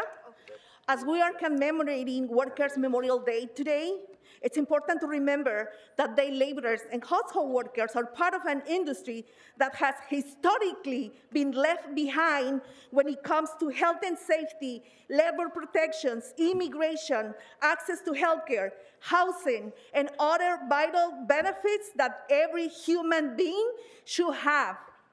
By leaving the day labor centers out of her budget, Mayor Bass is shooting down a program that not only supports day laborers and household workers with employment, but is also the only place they trust to receive resources and support, especially in this political climate.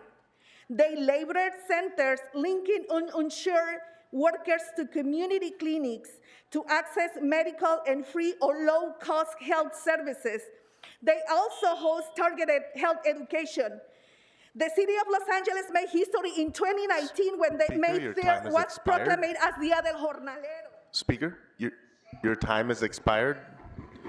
So again, we're gonna have to move on to the next speaker. And just to reiterate, because I know we've had some people come in since the start of the meeting, I understand the minute can go by quickly. We're adhering fairly close to that 1 minute because we need to give everybody roughly the same amount of time. So it's not because we don't want to continue to hear your comments.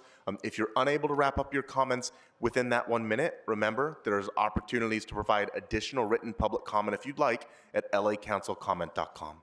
Go ahead. And before you get started, I'm just going to go ahead and read some additional names. Aranza Trujillo, Araceli Rodriguez, Gary Lee, Elizabeth Analco, Courtney Cosio, Peter Ver, Megan Razzo, Peter Bernal, Jasmine Desalenclos, Rolf Parks. Thank you. Please go ahead. Yes, hello, members of the council, and thank you for providing this opportunity to give feedback with regards to the mayor's budget. My name is Letha Young. I do work out of the Valley Project Planning under our planner, Blake Lamb. I do want to say that with regards to the mayor's budget, that the DSC at Valley Project Planning, it has been affected and has been targeted with regards to basically getting rid of support staff. I am an administrative clerk, and while I am heartened by our leader, Vince, saying that he does have the resolve to definitely advocate for all of the positions that were slated to be cut by the mayor's budget, I do also want to let you know, specifically, just dialing down into what I do as an administrative clerk, there are time-sensitive documentations that will cease to go out with regards to letters of decision, letters of compliance, and also you have notices of exemptions that also needs to go out. I just want to implore you to know that every line item on the budgets, on the mayor's budget that is slated to be deleted. Speaker, your time has expired.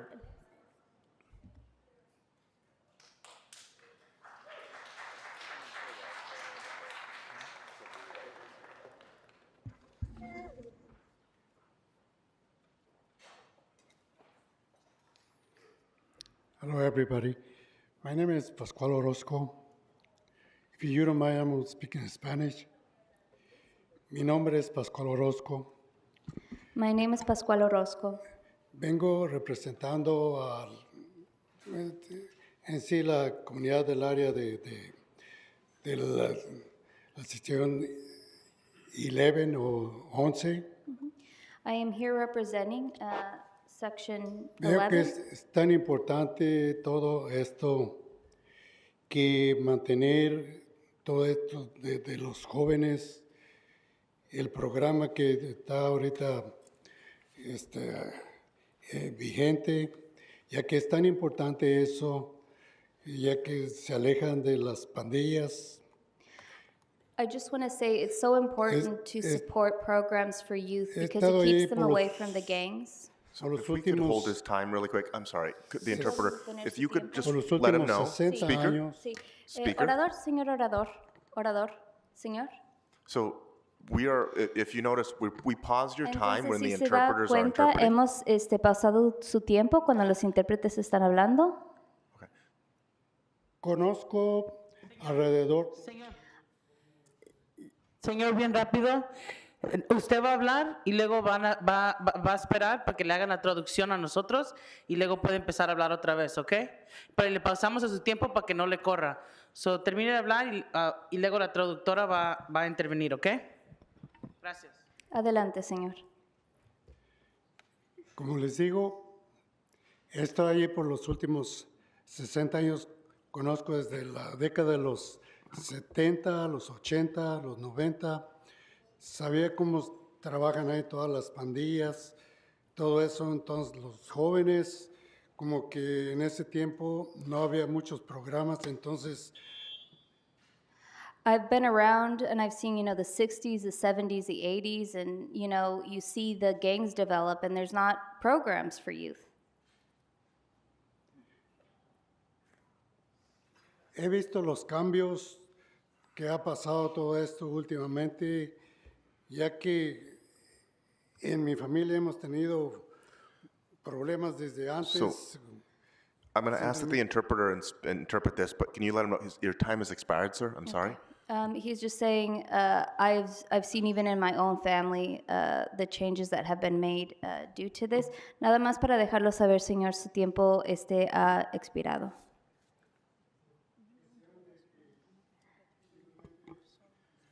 Señor.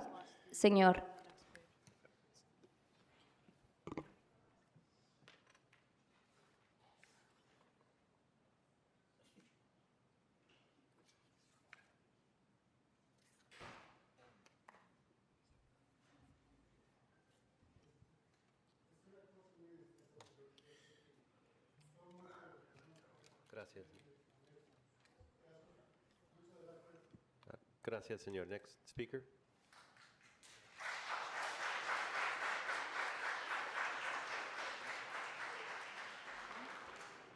Good afternoon, council members. My name is Ariana Orozco, a substitute teacher from Mar Vista. I'm speaking today to urge you to reject cuts to the Youth Development Department. YDD isn't just a line item, it's a lifeline. Programs like the Youth Summit and Youth Expo gives teens leadership skills, jobs, and hope. The Youth Protection Division also protects LA from disasters like the $4 billion child abuse settlement by standardizing safety policies across 27 departments. With the World Cup and Olympics approaching, now is the worst time to eliminate staff trained to prevent trafficking and exploitation. YDD work delivers a 16-1 return on investment. Slashing it will cost LA far more in crime, liability, and lost potential. As someone who's seen YDD transform lives, I implore you, keep all positions and fund their critical programs. Our youth deserves nothing less. Thank you.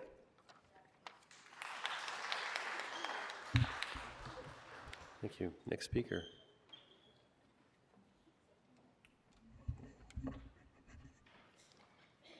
Hi, my name is Paula Mandela, and I'm a junior living in CD11.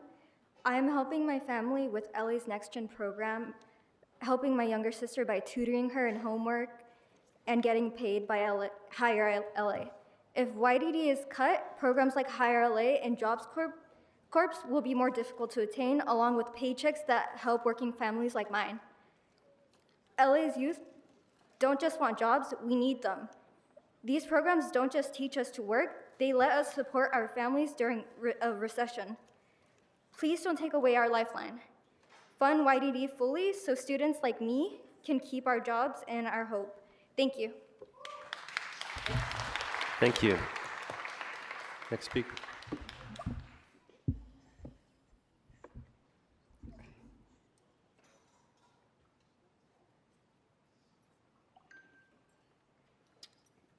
Good afternoon, council members. My name is Adrian Mendiola, and I'm here today because the Youth Development Department saved my family.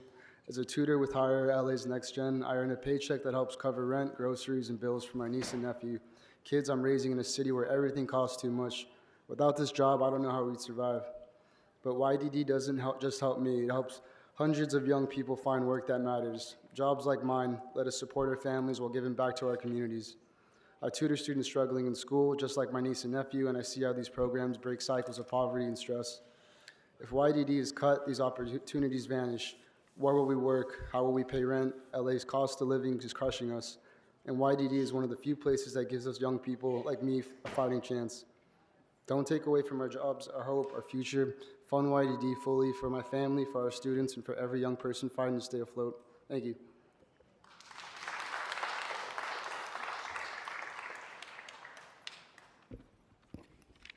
Hi, my name is Emilio Orozco.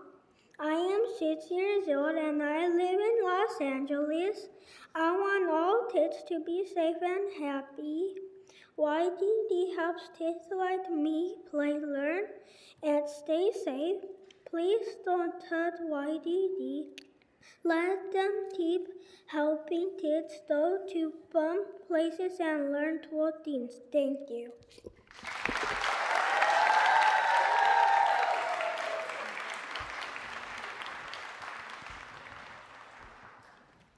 Hi, my name is Justina Orozco. I am almost 9, and I live in Los Angeles. My dad works at YDD. He helps kids like me.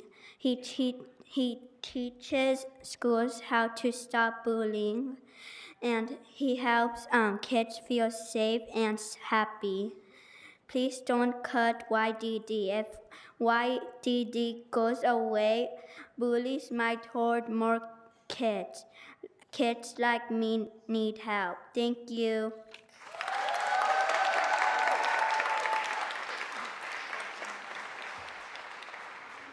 Good afternoon, council members. My name is Angela Mendiola, and I'm a freshman in Delray. I'm here because the Youth Development Department gives youth an opportunity to lead. At last year's Youth Summit, we learned about the housing crisis, the criminal justice system, youth mental health, and was able to network with other youth across the city and county. Programs like this taught me that my voice matters, but if YDD is cut, students like me won't get these opportunities. LA's youth are facing a mental crisis, climate disasters, and health isolation. We need more leaders, not fewer. Cutting YDD's Youth Summit and leadership training means silencing thousands of future advocates, organizers, and change makers.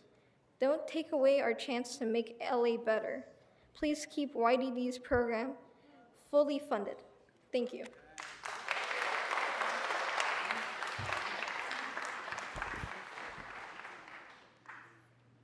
Good afternoon, council members. My name is Peter Bernal. I am a community violence intervention worker representing Toberman Neighborhood Center with over 120 years of community service. I'm here on behalf of the multiple communities whose lives have been changed by the city's gang reduction and youth development department, also known as GRID. Our city can proudly own its 40% decrease in gang-related violence, and the gang reduction and youth development program has to be mentioned as a major proponent of that success. Using targeted prevention and intervention strategies and as strong community partnerships, GRID and its dedicated workers has given countless numbers of our youngest and most at-risk children real alternatives to gang involvement and has helped restore peace, unity, dignity, and a palpable sense of pride in some of Los Angeles' most vulnerable neighborhoods. Cutting GRID's budget now in this moment would undo years of sacrifice and unmeasurable effort that made our community safer and more whole than ever before, not through enforcement alone, but through opportunity, healing, and understanding. Thank you.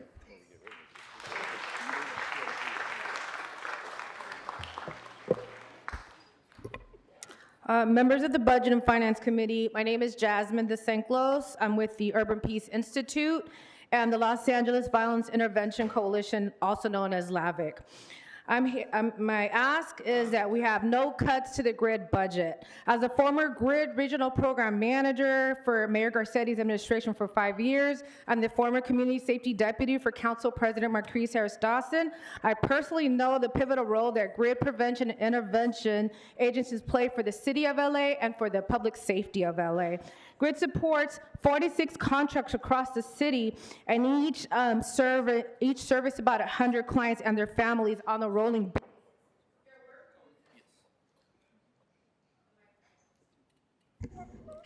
The mic cut? Okay. Their work reduces violence, and there is over a decade of data to prove the work. Drops in violent crimes are always larger in GRID zones than in the city overall. Investing in GRID saves lives, and it saves the city $1 million, millions of dollars. That's what I mean. Please fully fund GRID services. Thank you.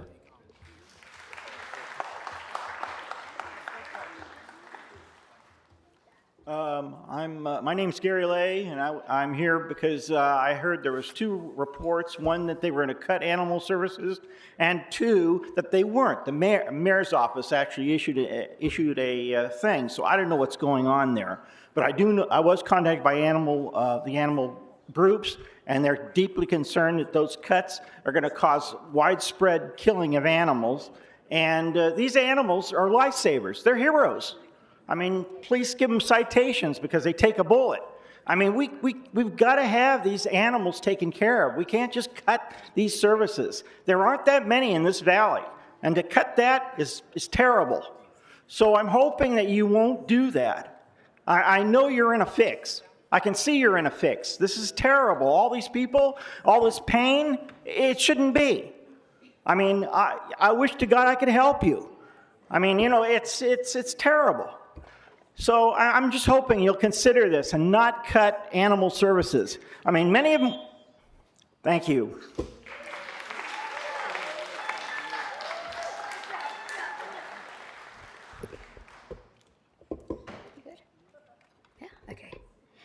Hello, Mayor Bass and Council. My name is Jasmine, also known as Jane. I'm a proud Angelino, deeply concerned with the welfare of our city's most vulnerable residents, the animals. I am also an advocate for animals and people of Los Angeles.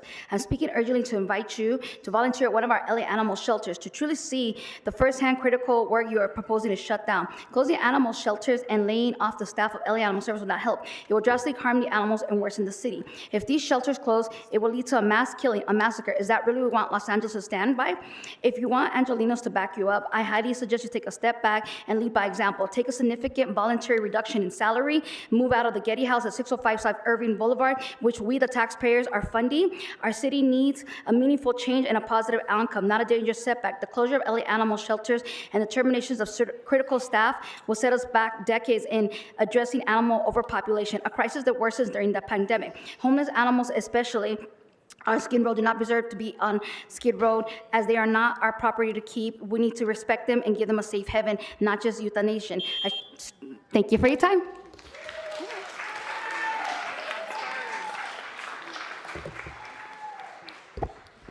Hello, everyone. I also bring letters from folks who couldn't be here. Is there someone I can give this to? Lovely. So, thank you. Hello, my name is Elizabeth Analco. I am a resident of LA and a community member of CD1, and I am here to advocate for the Youth Development Department to stay as its own department instead of merging it into a bigger one that serves children, families, and seniors, because be so for real. You heard people on Friday and today state how much need there is for not only seniors and youth, but many, many other groups who are out there working on the ground, seeing the lack of support for environmental justice, housing, community public safety, pet equity, among other things, and you want to cut and combine essential services? Just because the city overspent, it doesn't mean you get to sell out your community. You come into our communities asking for our support, and we gave it to you because we want to believe in you. Don't just say invest in youth. Don't just say you're working hand in hand with the community. Take action and actually fund and fight for these departments. We, your constituents, have our eyes on you and will remember what you vote for. So do your job.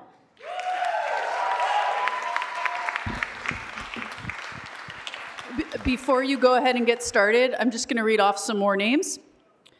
John Merritt, Ayinda Love, Courtney Miles, Greg Erickson, Jose Guerrero, Letha Young, Wendy, Ada Murillo, La Bambi, Carla Salazar, Mirka, Lori Condinas, Talia I, Gabe People, and Yesenia Villar. Thank you so much. Please go ahead.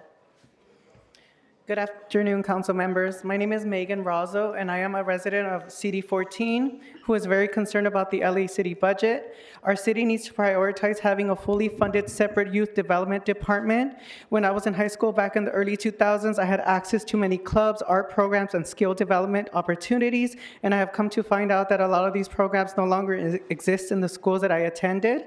I would like the youth of today to be able to take advantage of all the opportunities I had when I was their age, and being able to provide spaces for them to let out their creativity and help them build skills for their future employment should be a priority. To have the youth be able to have positive contributions to our community and themselves as well.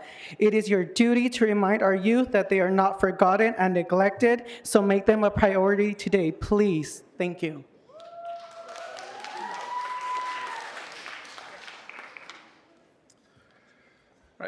I am Investigator Rolf Parks of the Los Angeles Personnel Background Investigation Division.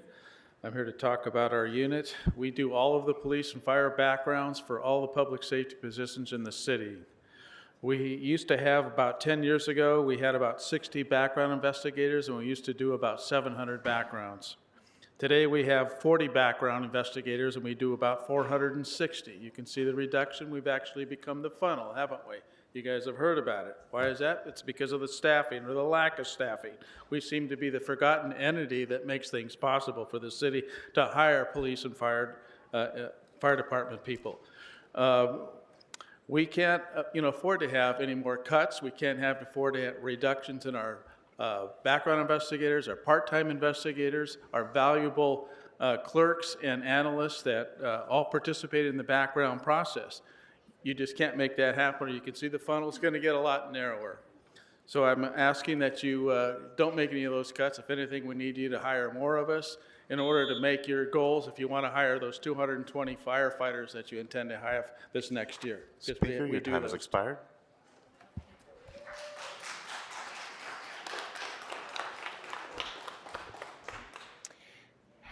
Hello, council members. My name is Araceli. As a member of the Invest Youth Coalition and constituent of CD14, I'm here today to urge you to not consolidate the YDD. Just leave it alone as it is and don't cut its budget. Don't disappoint us young people again, once again. I ask you council members on this committee, please, at least 2 of you, to support the coalition in creating a budget memo to save the Youth Development Department and move all youth services and programs into the Youth Development Department to bring in revenue. That was the purpose that was intended when we advocated for it in the first place.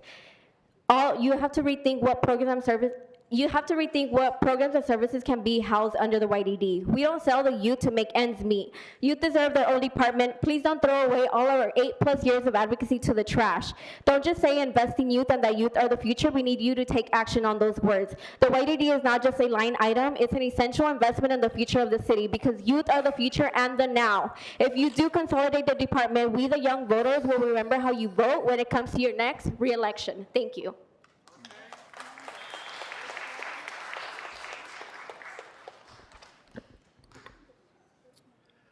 Good evening. My name is Greg Erickson, Senior Director at REDF.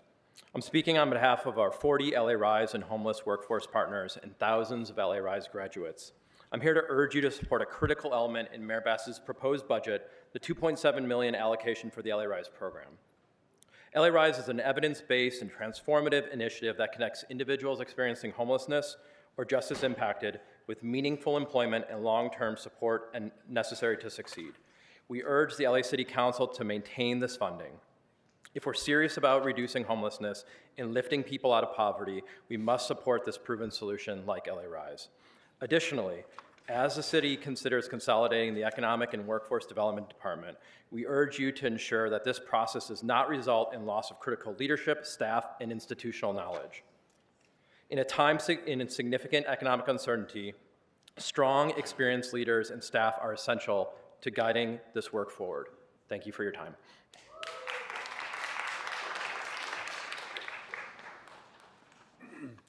Hello, council members. My name is Jose Guerrero, representing Toberman Neighborhood Center, and I am one of many community intervention workers serving the city of Los Angeles. I am here to ask you not to cut our budget. CIWs play a crucial role in LA, contributing significantly to a 40% reduction in gang violence through targeted intervention and prevention and community partnership. We will also be essential as we prepare to host the 2028 Olympics. GRID's work will be critical in ensuring the safety and protecting both our residents and our global reputation, as we were a valuable asset during the 2011 NBA All-Star Games. Cutting GRID's budget now would undo years of investment that made our community safer, not through enforcement alone, but through opportunity, healing, and hope. I urge you to stand by the evidence, stand by our youth, and protect GRID's funding. Thank you.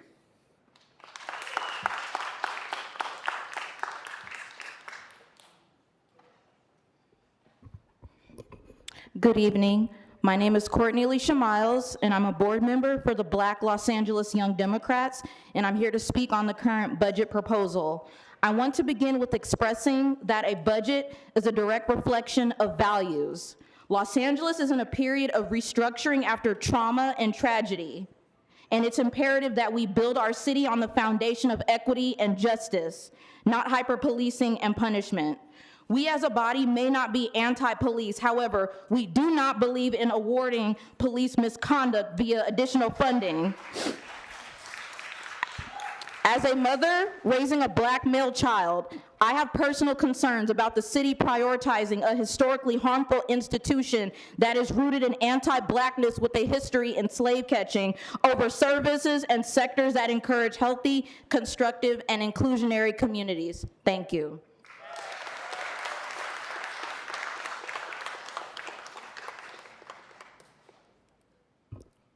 Hey, what's good, y'all? My name is Ayende Love. I am a board member for the Black Los Angeles Young Democrats. I just want to echo some of the sentiments that you guys just heard, but I want to amplify a couple of numbers. One of them being a 47% decrease that is happening within the youth development programs, disability cut by 37%, 32% decrease within the animals, and a $19 million increase within sworn officers' payroll. I think that this is important to amplify, being that, as she said before, this is a reflection of our value system, but not just our value system. There is no line item or budget item to quantify the amount of damage that happens to the underprivileged and marginalized communities, such as the Black and brown communities, that do not have the ability to be able to come up here, speak, and say exactly how they feel. The people who have lost their lives as a result of these policings and what have been happening over the course of the last few years cannot come up here and speak for themselves. You guys, please make sure that the budget reflects those as well.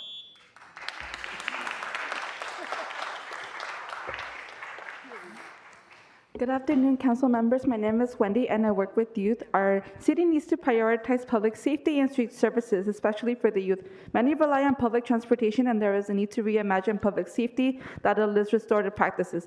They want to see mentorship programs in the community that you represent that moves us towards an elimination of school-to-prison pipeline. There has been a lack of streetlights, especially at bus stops, not only in Boyle Heights, but also Koreatown and South LA. Many students, women, and the community use these services that are affected by this. So I don't want to see any more news alerts of places near us experiencing crimes or fear. The LA City budget needs to reflect that by investing in the needs to prioritize infrastructure by fixing these problems. They deserve to have safe communities. It's not only Our duty to build a city where future generations can thrive, but yours as well, since you're representing the people. Investing in our youth is investing in the future of Los Angeles. I urge the City Council and Finance Committee to create a budget memo to save the Youth Development Department to increase funding for student programs and ensure equitable access to services for all young Angelinos. Thank you.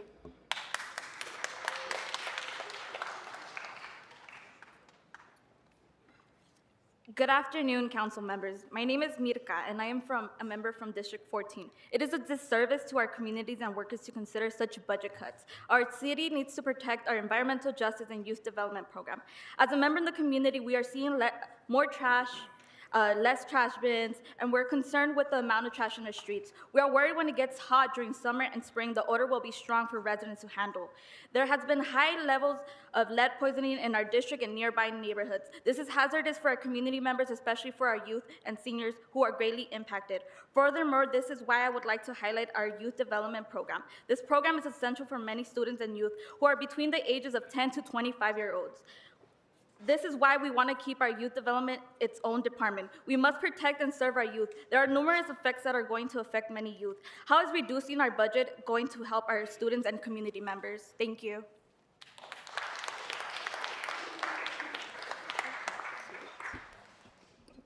Good afternoon. Ada Murillo AFSCME.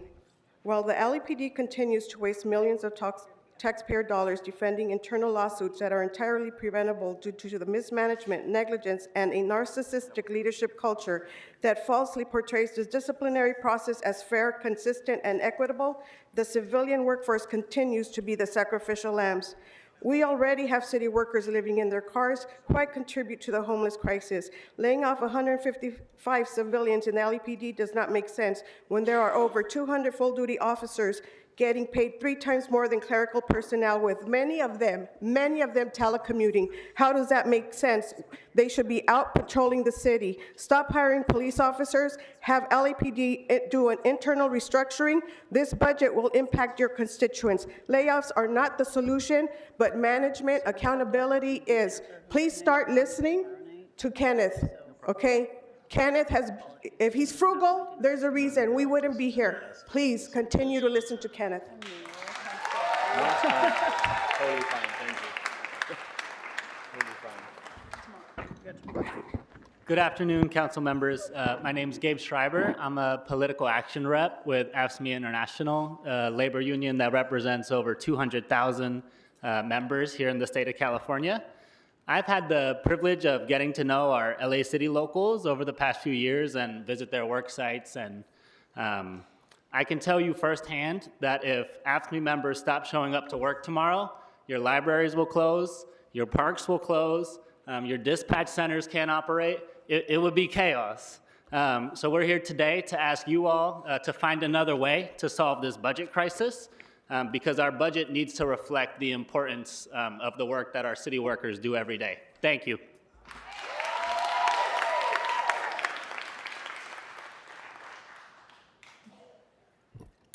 Good evening, Council. My name is Lori Candinas. I'm a business rep for AFSCME District Council 36.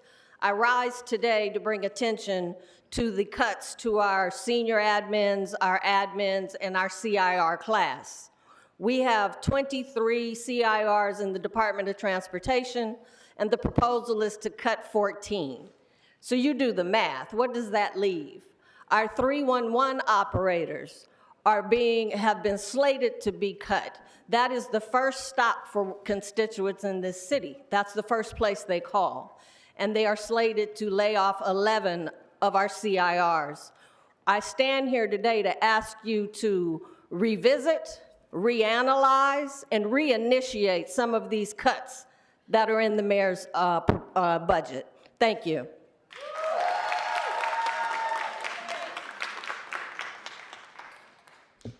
Good afternoon. My name is Carla Salazar, and I'm with AFSCME District Council 36. But oh, that was her buzzer?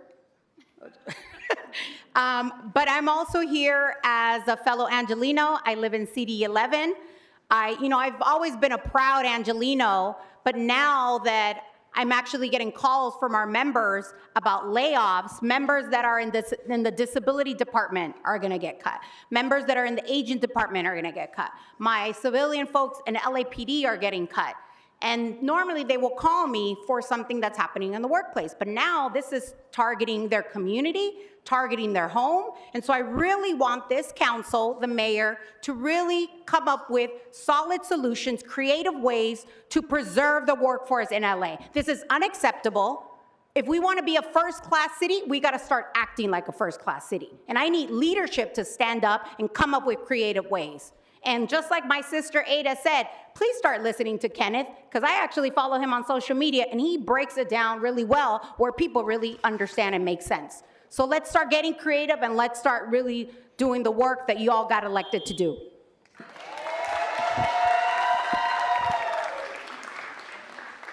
Before you go ahead and get started, I'm going to read some more names. And also, if you've spoken and you're willing to exit so that more folks can come in, we have a lot of folks outside of this room who'd like to give public comment, but because of capacity limitations, we can't let those folks in until people leave. So up to you, but would be nice. All right, Cheryl Evans, Darlene Keon, Siobhan Brown, Lorenza Hernandez, Carlos Amador, Gerald White, Carolina Goodman, Mar Tana SBSS, Stephanie Smuth, Jennifer Soto, and Flora Rodriguez. Thank you so much. Please go ahead. My name is Talia Inlander, and I'm the Deputy Director of the Center for Immigration Law and Policy at UCLA. As the federal government attempts to vastly expand enforcement in our cities and fast-track deportations, Angelenos have never been at more risk of permanent separation from their loved ones with no due process. The REP LA program, born in 2017, was created to meet a moment like this. It provides life-saving legal support to Angelenos in the face of a harsh and discriminatory immigration system. Over 60 community orgs have asked for $4 million to sustain and expand the program in this moment of federal repression, yet the mayor's budget allocates $0 to the program. It's a shocking abandonment of the city's commitment to its immigrant community. While these are difficult times for LA, it sharpens the need for moral clarity. Let's invest in our city's immigrants, its workers, its parents, its dreamers, its youth, its trans community. Let's respond to this dark moment with a budget that reflects our values. The obvious place to start is REP LA. Thank you.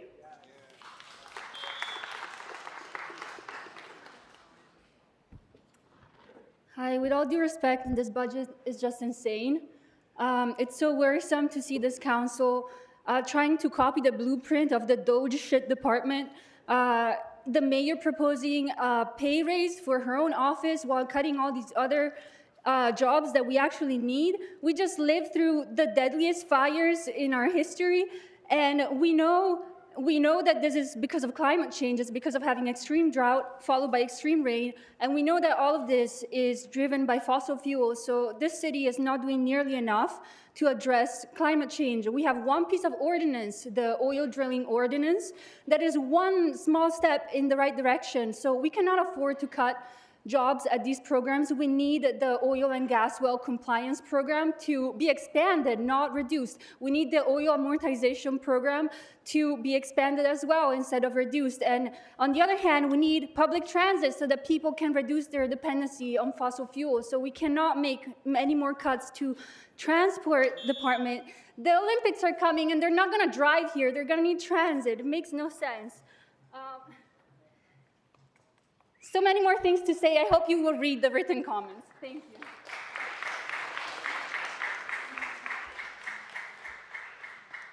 Good afternoon, council members. Carolina Goodman, CD4, representing the League of Women Voters of Greater Los Angeles.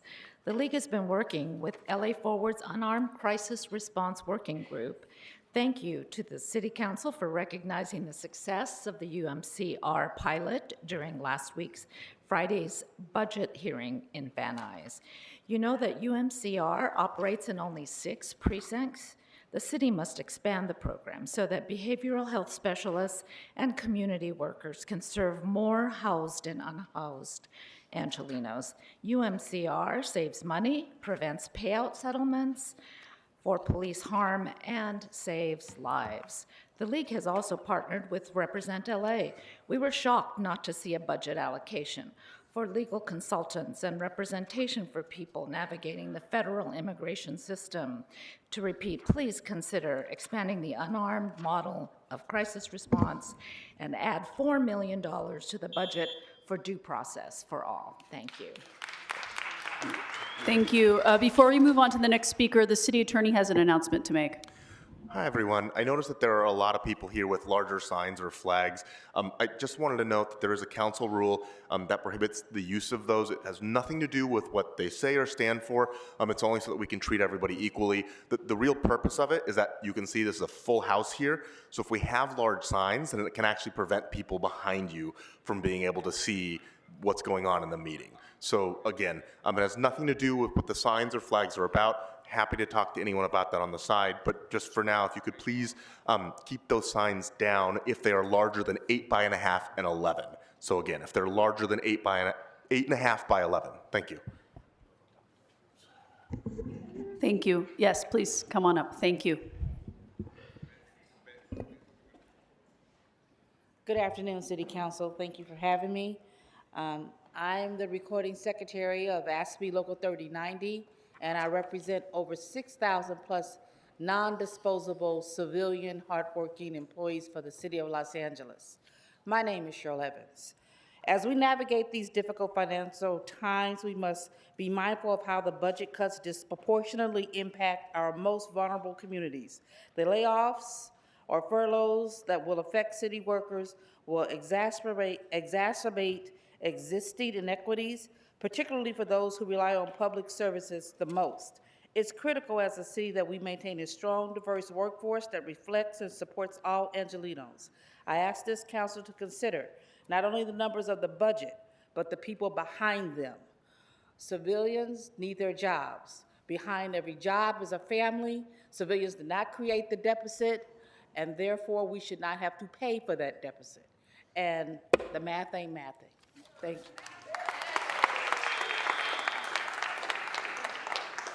Next speaker, please. When the person finishing is done, if you could just come right up, that would be great. Thank you so much. Please go ahead. Good evening, Carlos Amador, LA resident and member of the Clean Car Wash Workers Center. I'm here in speak in support of the Office of Wage Standards, as well as the support the Represent LA program.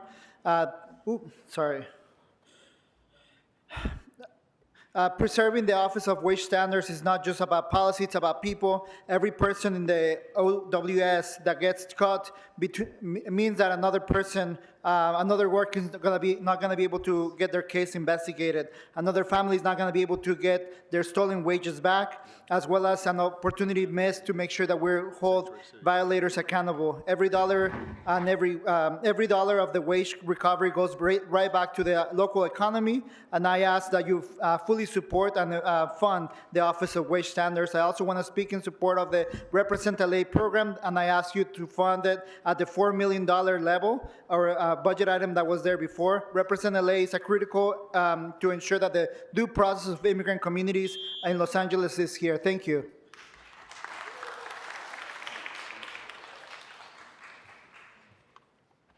Hello, my name is Jennifer, and I am a community member of District 14. I'm here today to advocate for our city to prioritize resources and services for our community. We need this budget to prioritize infrastructure and for the youth development to stay as its own department. I work with the youth, and it's a shame that instead of trying to uplift their voices, we are silencing them by defunding a department that is meant to create a fair and lasting support system for young people. Youth are the future, and they deserve to not be overlooked. Youth voices, youth leadership, and youth needs matter. The youth development is also meant to make the youth in the city make sure that they're safe, and there should be a need to fix the broken streetlights and uneven pavements. Youth walk to school, and they should be able to be in a community that has well-lit, walkable streets, and you can make this happen by advocating for our youth development to stay its own department. Thank you.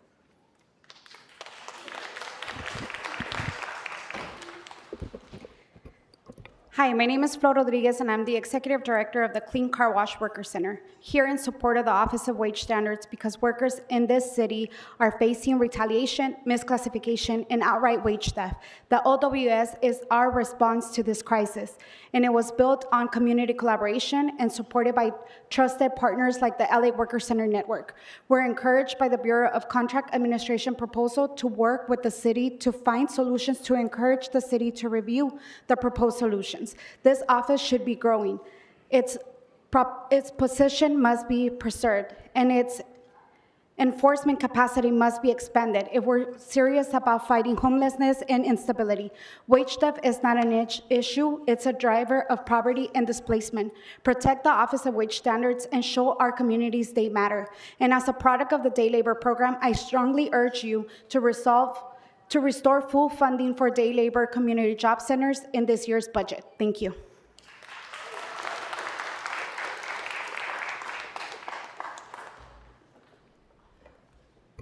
Honorable council members, thank you so much for giving me a chance to speak today about the Department of Aging. My name is Darlene Kian, and I work for St. Barnabas Senior Services. I urge you to reconsider consolidating the Department of Aging into CIFD. Now is the time where we need to invest in older adults. Currently, 21% of the population in Los Angeles is over the age of 60. In 5 years, that's going to increase to 37%. We're seeing that older adults are disproportionately affected by things like COVID. They died at a higher rate. And then also the fires in Los Angeles. 29 people died, 27 were older adults. We need to invest in older adults and make sure that they have the services that they need. During that time, Craig, who goes to our Hollywood site, came to me and said, I'm in the evacuation zone. What do I need to do? How do I get out? Is someone going to come get me? And we taught him how to use his phone, download Uber, so that if he had to evacuate, he could get the services he needed. Thank you.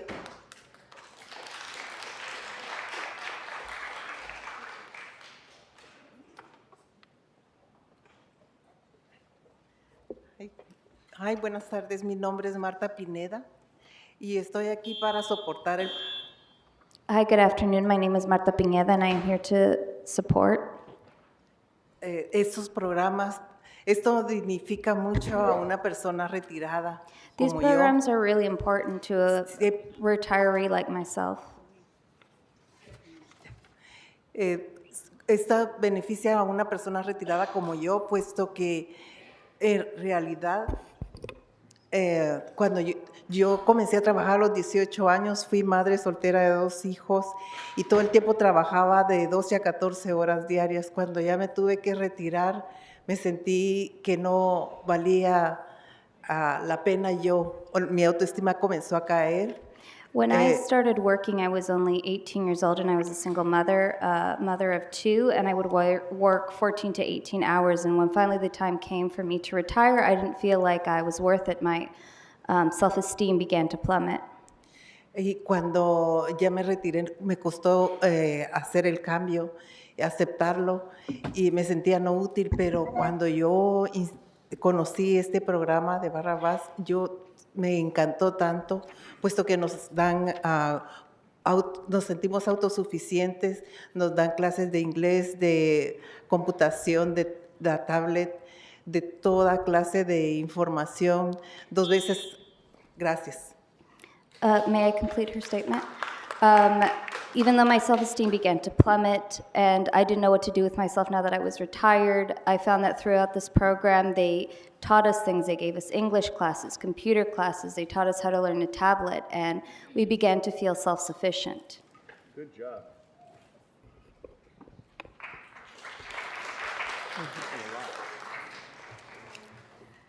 Hi, my name is Stephanie Smith. I am an area coordinator with ASME Local 3090 Union. Furloughs, layoffs, they all force people to do the same work for less time, and less respect. They send the message that workers are expendable, but we are not. We are essential. We have held this city up through crisis, through COVID. We deserve security, not sacrifice. We're saying no to layoffs and fair pay for everyone and a full staffing. I was a part of the negotiation team, and we hope that the city, if they negotiated in good faith, honor the contract, pay the city workers. We're the force behind keeping this city going.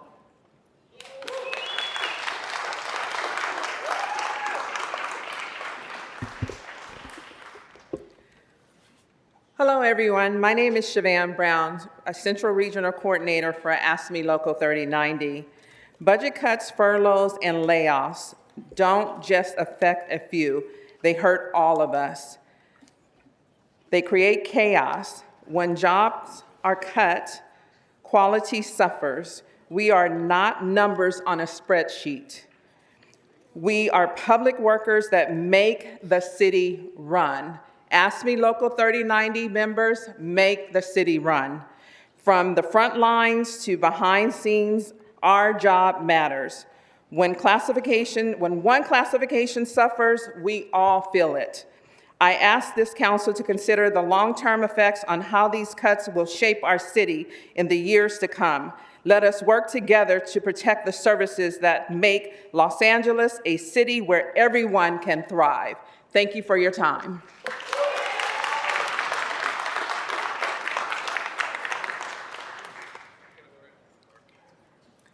Good afternoon, council members. My name is Carla Ibarra. I am a proud transgender Filipino immigrant and the first and only LGBTQIA+ community liaison for our city under the Civil Rights Department.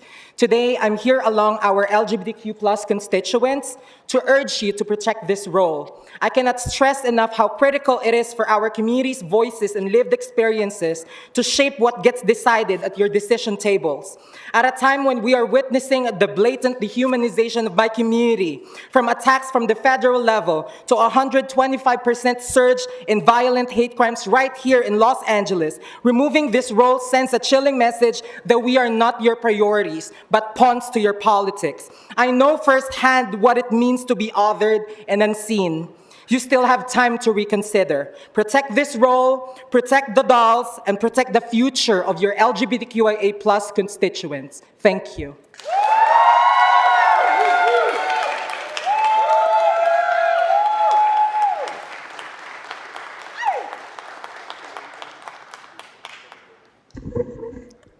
Okay, next up, Amy Clark, Stephanie Smith, Carmen Gutierrez, Paola Estrada, Trisha Carvajal, Rick Montoya, Bertha Gonzalez, Lourdes Popper, Hannah Cornfield, Martha Pineda, Joshua Jeffries, Pamela Bennett, Robin Ransom, Armando Gudino, Chloe Garcia. Go ahead, thank you.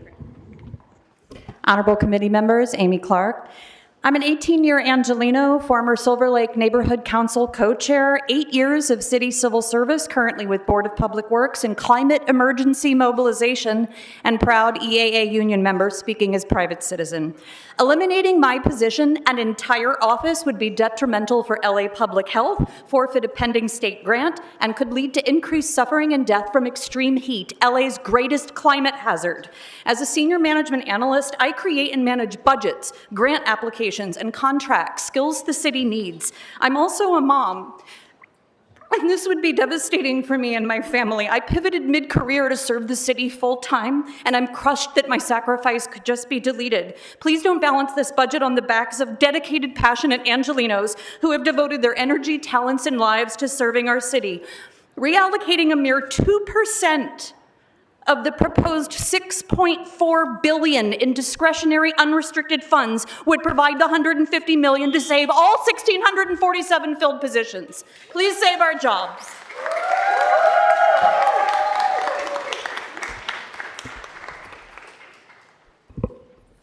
Hello, my name is Carmen Gutierrez. I'm an organizer with the Clean Car Wash Workers Center. Carwacheros are primarily low-wage immigrant workers that constantly face the threat of experiencing wage theft, labor violations, and because of this, homelessness and food insecurity. Carwacheros disproportionately experience minimum wage, rest, and meal break violations. Defunding the Office of Wage Standards would be a clear stand against worker protections.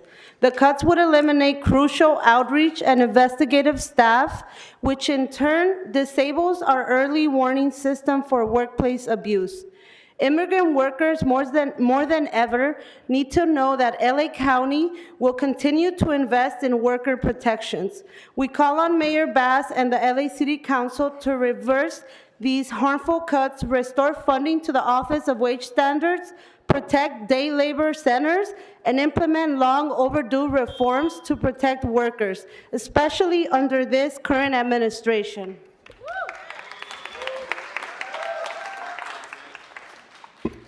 Good afternoon. My name is Berta Gonzalez, and I am the community organizer at the Clean Car Wash Worker Center. I'm here to urge Mayor Bass and the LA City Council to reverse the harmful cuts to the Office and Wage Standards.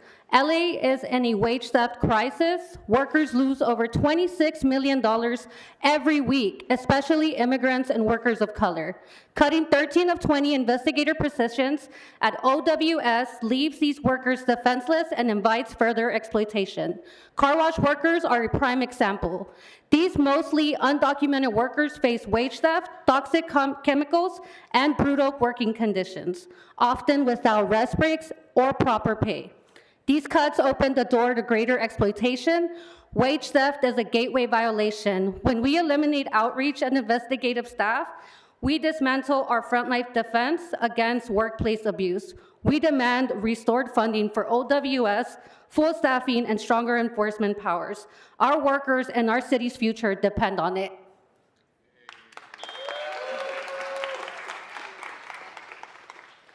Hi, I'm Trisha Carvajal. I'm an LA Animal Services volunteer and an animal rescuer with 2 nonprofits. As it stands today, before any budget cuts, LA Animal Services is dramatically underfunded and understaffed and lacks major resources.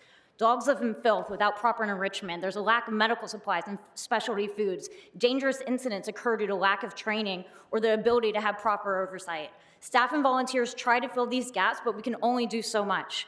Animal welfare laws are not enforced on our streets. Dogs breed and give birth on the streets, live in cages that are unprotected from the elements. Citizens and rescues have to take animal welfare problems into their own hands because the city is unable to. As it is, staff, volunteers, and rescues are tired and overworked. Additional budget could address these issues, but not less. Focus on solutions for hiring and retaining more staff, improve shelter conditions, enforce animal welfare laws, fund spay and neuter, and support rescue partnerships. If the budget is cut, these issues only worsen. It's time to do more, not less. We are already drowning. Thank you so much.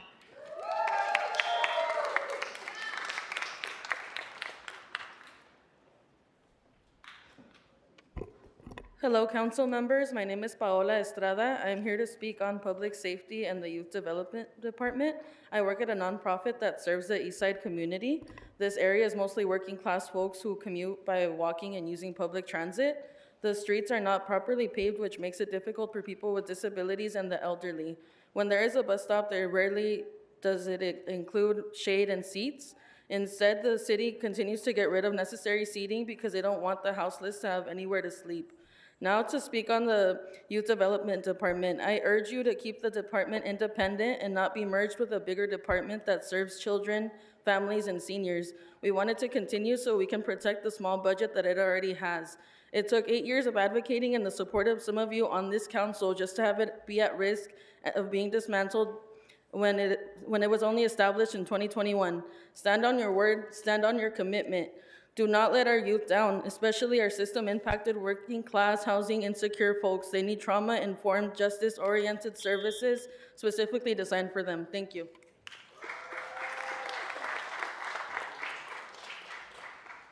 Hello, I'm Hannah Cornfield. I'm speaking on behalf of Koreatown Immigrant Workers Alliance. It's crucial that the city invest in and not cut the LA Office of Wage Standards. At Kiwa, people who are low-wage workers come into our office every day because they've experienced wage theft by their employer, especially in restaurants and retail. Many of the same people experiencing wage theft and other forms of economic exploitation are also facing threats and realities of policing, eviction, and deportation. In a study Kiwa and the UCLA Labor Center published in 2023, we reaffirmed that low wages and wage theft are inextricably linked to housing insecurity. The cuts the city is proposing to the Office of Wage Standards comes at a time when wage theft is rampant, an actual life and death situation for most who live paycheck to paycheck. These cuts are also coming at a time when the city plans for an 80% drop in financing of new affordable housing. All the while, the police department remains the most highly invested in the department. This is honestly unacceptable. A city's budget is a moral and material document, and the city needs to think again when it comes to its people. Thank you. Council members, my name is Chloe Garcia, and I'm a lifelong CD14 resident who is extremely concerned about the LA City budget. Our city desperately needs to prioritize keeping the Youth Development Department its own department because our youth are the future of our city. How can we expect our youth to be motivated to fully commit and contribute to our communities when resources for them don't exist at all and their only pathways and opportunities are being cut and squeezed out from the budget more and more every day? We cannot expect our youth to invest in a system that isn't being invested in by our own government. In my work, I have seen students blossom with creativity and hope when we provide various workshops for them, and they express sadness and frustration about the lack of programs and resources in their schools and communities. It seems youth are always getting the short end of the stick, especially knowing that the city is only spending 0.04% of the budget towards youth development. It becomes very clear to see what the real issue is, and it is not our students' lack of motivation. Thank you.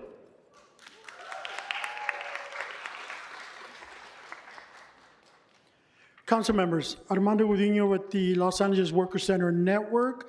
About 3 years ago, 3 of you helped author and or support motions to prevent wage theft and help the Office of Wage Standards, in particular with reforms. All of you supported those motions that passed. Almost 3 years later, one of those reports hasn't been completed, although it's sitting in somebody's office, so we don't know what's going on there. And today, we're hearing that there's proposal to cut the Office of Wage Standards by as much as 40%. That office has fluctuated with a 40 to 50% vacancy rate.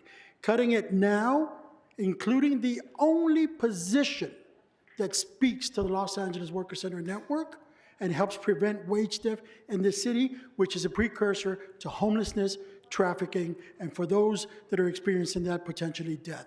Don't do it, folks. Come talk to us. The Bureau of Contract Administration submitted a proposal, and I want to draw your attention to it. Look at it carefully. There's solutions there. Thank you.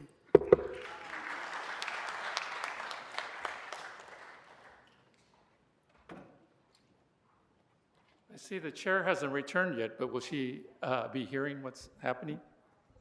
Well, you started my time. Hold on. Okay, my name is Ron Cato. I'm the Health Commissioner for CD11, appointed by Tracy Parks. Surprised to see in the news release that the Health Commission is being eliminated. I want to bring to your attention and also to the attention of the residents, constituents of Los Angeles, that we operate in a zero budget. Everything is volunteer. We finance our annual reports with outside funding. Our research associates do not get stipends.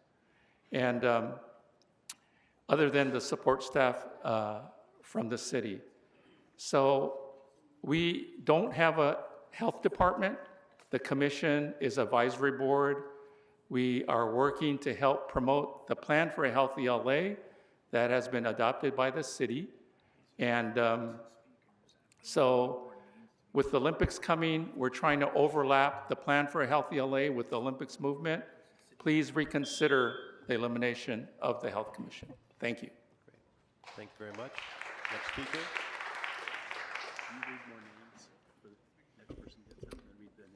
Good afternoon, council members. My name is John Merritt.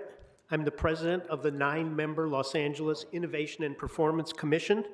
Established by ordinance in 2014, our commission administers the $1 Million Mayor's Innovation Fund, which is celebrating its 10th anniversary right now. Since the inception of the fund, we have approved grants of just under $8 million, and we're very careful to shepherd our funds carefully. With documented savings of over $30 million, our mission is critical to the city, and we actively reach out to line-level employees, the people who do the work, the people who are here today, asking them to submit ideas to help save money, improve services to our residents, and create transparency. We have many success stories. The fire department's nurse practitioner unit saving millions of dollars of EMT wall time, that was us. Solar streetlights, getting a lot of press right now. You wouldn't have item 44 on your agenda tomorrow without our support. So please take a look at Exhibit H and veto line 4. Thank you. Thank you. Okay, I'm going to read a few more names. Okay, I'm going to read a few more names. You can get the, Thank you. I'm going to read a few more names. Maria Hura, Jill Deitch, Stephen Arides, Ariana Orozco, Desi Orozco, Stephen Derides, Bosch Bushnell, Amelia Orozco, Francisco Montereso, Tracy Abbott Cook, Erica Blyther, Elizabeth Alvarez, Adrian Mendiola, Amanda Benito, Renee Spencer.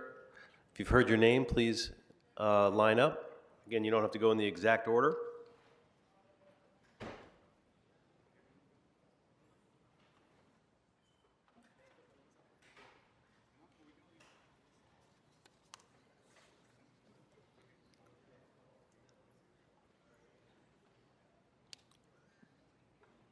Welcome, and then who's ever on deck can get ready so we can go through folks as fast as possible.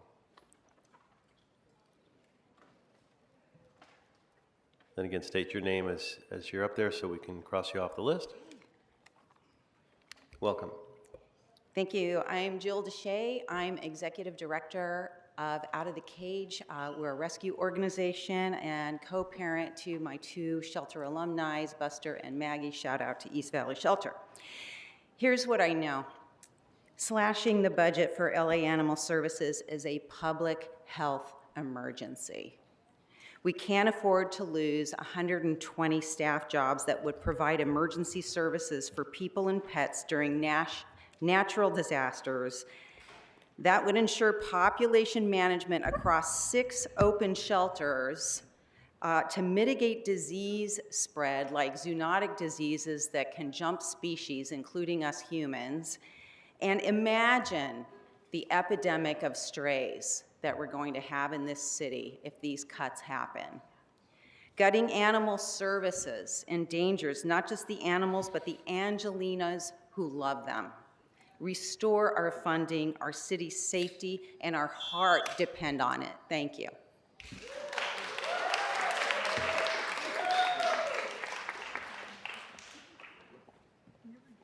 Hello, my name is Boche Bushnell, and I'm in District 3 in the San Fernando Valley. Our council member is Bob Blumenfield. Hi, Bob. I'm here because we need to keep the West Valley Animal Shelter open.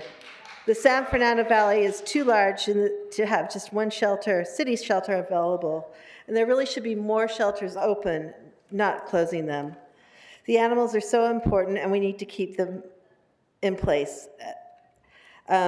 They do the trap and release there. They do the microchipping, adoption, foster programs. These animals are, a lot of us consider them our children.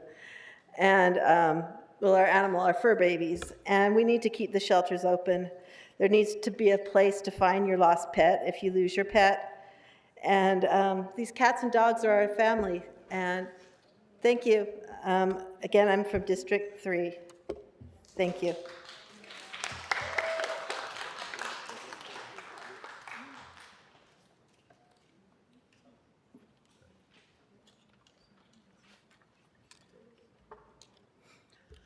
Honorable Budget Chair and members of the Budget and Finance Committee. My name is Erica Blyther, and I'm a proud Native Angelino and a proud member of MOU 17 in the Board of Public Works, Office of Petroleum Natural Gas, Administration and Safety. 55% of my office, or 5 employees, are scheduled to be laid off. 2 are revenue generating and 1 is a targeted local hire. As you can see, employees in the Public Works Department are being hit hard with this budget and proposed position eliminations. The gravity of liability and safety issues and operational impacts will be felt by Angelinos for years to come. Think of this. Oil well blowouts are uninvestigated. Pipeline abandonments will be unsupervised, and the environmental justice community will not be served. SEIU Local 721 stands united. 1 layoff is too many. Today is not just about public works. Today is about all of us fighting for our futures and a better way forward. As I speak before you now, 17 of my brothers and sisters from all over the city are up in Sacramento meeting with elected officials to fight for revenue for the city. We are doing our part. Please do yours. Find that revenue. And I have a $10 million idea.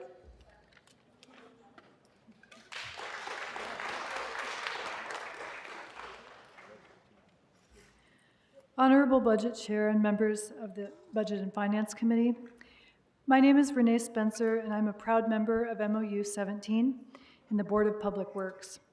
As you can see, employees in Public Works are getting hit hard with this budget and proposed position eliminations. Mine is one of those positions in the Petroleum Administration. The gravity of liability and safety issues and operational impacts will be felt by Angelenos for years to come. Think of this. Oil well explosions are uninvestigated, pipelines break and are unaddressed. The fossil fuel transition will suffer a major setback, and heat impacts will continue to affect disadvantaged communities. SEIU Local 721 stands united. One layoff is too many. Today is not just about public works, but animal services, the zoo, sanitation, street services, and so on. Today is about us fighting for our future and a better way forward. Please do your part. We're doing ours. Find that extra revenue, save city services, and avoid layoffs. Thank you.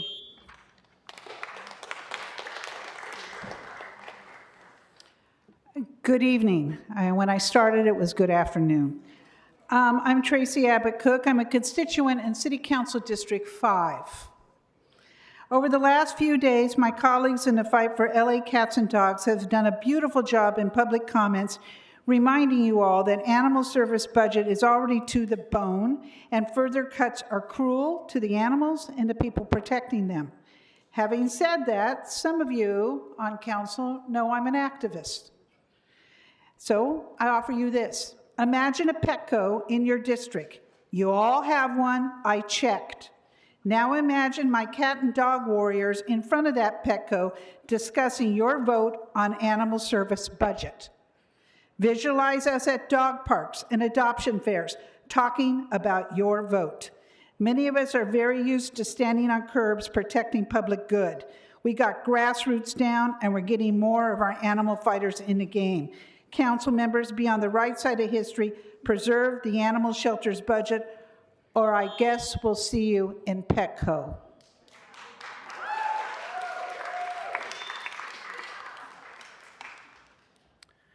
Hello, I'm a community organizer with DTLA Proud, a local nonprofit organization servicing the LGBTQ community.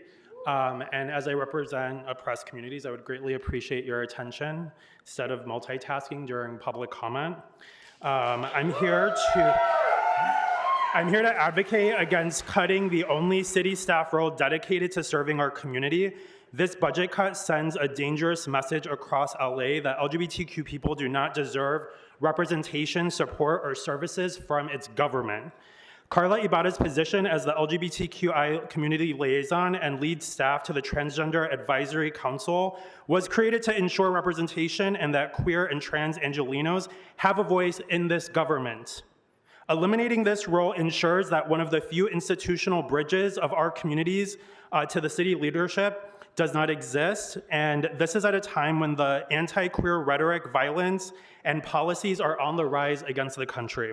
I expect a city like Los Angeles to lead by example. Thank you.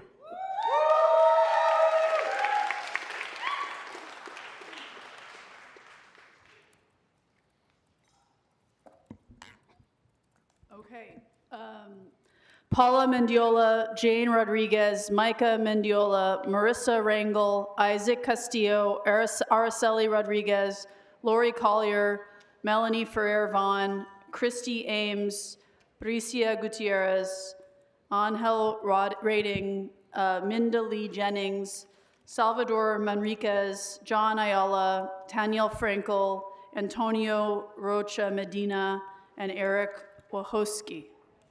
If I call your name, you can line up over on this side. You don't have to line up in order, just come on up.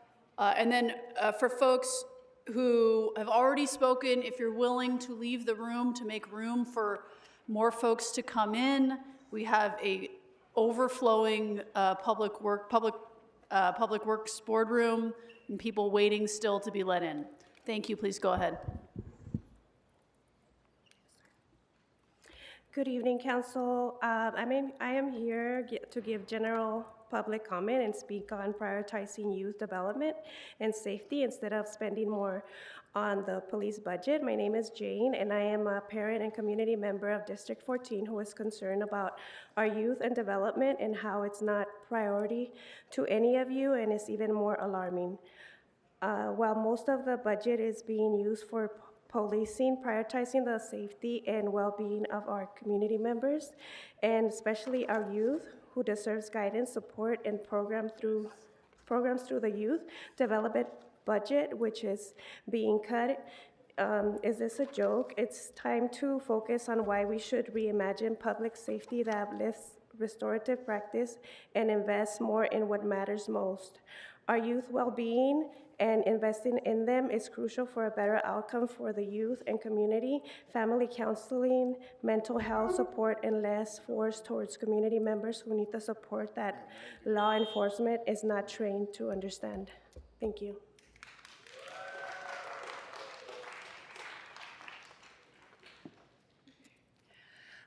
Good evening, Council President and honorable members. My name is Lori Collier. I'm here on behalf of the Alliance for Children's Rights. Today, I'm urging you to protect and preserve the leadership of the Economic and Workforce Development Department and the Youth Development Department. These departments are the backbone of our city's efforts to reconnect young people, especially those impacted by the foster care, homelessness, and justice system, to education, employment, and housing. Elimination of the leadership of these programs risk erasure of decades of progress, dismantling partnerships, and the loss of critical leadership that has made Los Angeles a national leader in youth re-engagement.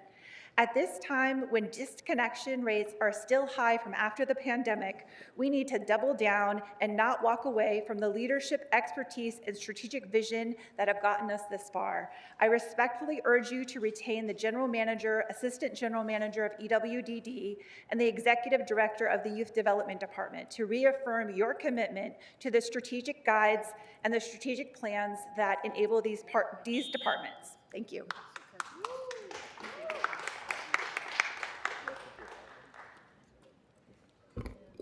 Good evening. My name is Melanie Ferrer-Vaughn, and I'm here with Alliance for Children's Rights. The Economic and Workforce Development Department and the Youth Development Department have created pathways for thousands of youth, giving them real opportunities to education, careers, housing stability, and empowerment. But the need is greater than ever. Right now, nearly 50,000 young adults in LA are disconnected from school and work, and across the region, there are over 120,000 young people who are disconnected. These are not just numbers. These are young lives still hurting from the economic and emotional devastation from the COVID-19 pandemic. Both departments have been instrumental to the youth and families to reconnect them to pathways of opportunities. This is not the moment to step back. We cannot afford to dismantle the leadership and vision that has helped young people and will continue to help many young people rise. We urge you not to consolidate the departments and preserve EWDD, YDD, general managers and executive directors and strategic staff, and stand by the promise that we've made to invest in young people in this city. Thank you.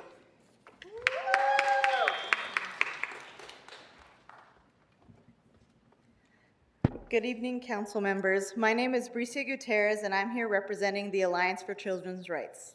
Today, I urge you to protect the strategic visions that have guided the Economic and Workforce Development Department and the Youth Development Department. EWDD's 5-year strategic plan lays the foundation for a more equitable workforce and stronger regional collaboration. At the same time, YDD's strategic plan emphasizes strategic pillars of youth voice, economic well-being, housing, and public safety. These plans are not just words on paper, they represent real commitments to equity, opportunity, and a smarter investment in Los Angeles's future. We urge you to maintain EWDD and YDD as standalone departments and retain their leadership and staff. Their focus and expertise are essential to supporting young people, workers, and communities historically left out of opportunity. Please reaffirm your commitment to the generations of now and those to come. Thank you.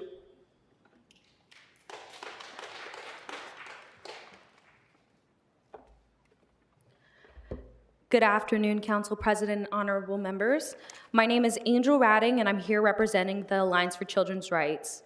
Eliminating the leadership teams of the Economic and Workforce Development Department and the Youth Development Department risks unraveling 2 decades of progress. Progress that has connected thousands of young people, displaced workers, and older adults to real opportunities across Los Angeles. And this is absolutely the wrong moment to lose that momentum.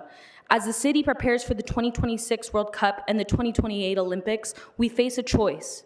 Will we invest in building a stronger future for our young people, or will we leave them behind while we prepare for the world to watch? We must prioritize young Angelinos, the future workforce, leaders, and innovators of this city. They deserve investment, not abandonment. We have the right people in place. We have a system that works. Let's not dismantle it now, when our youth and our city's future depend on it most. Thank you.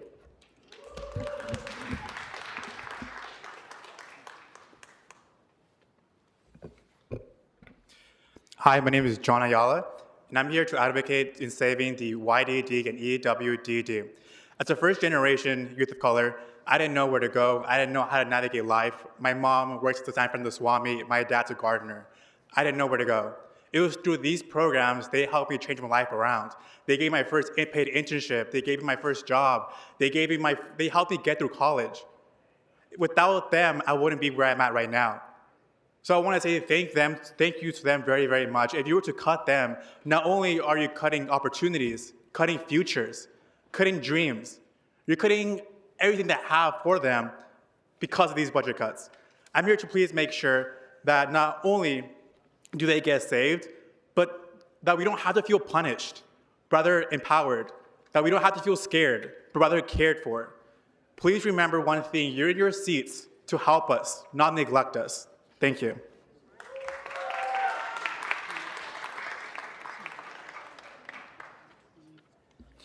Good evening, council members. My name is Guillermo Quintanilla. I am a member of the Carecen community.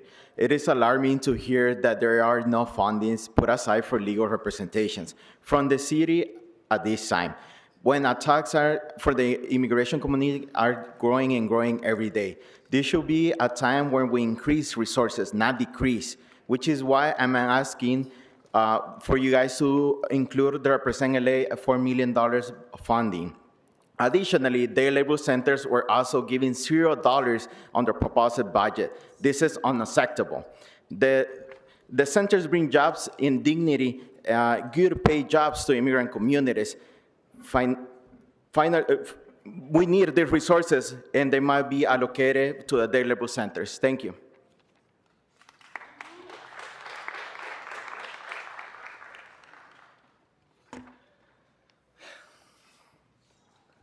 Buenas tardes.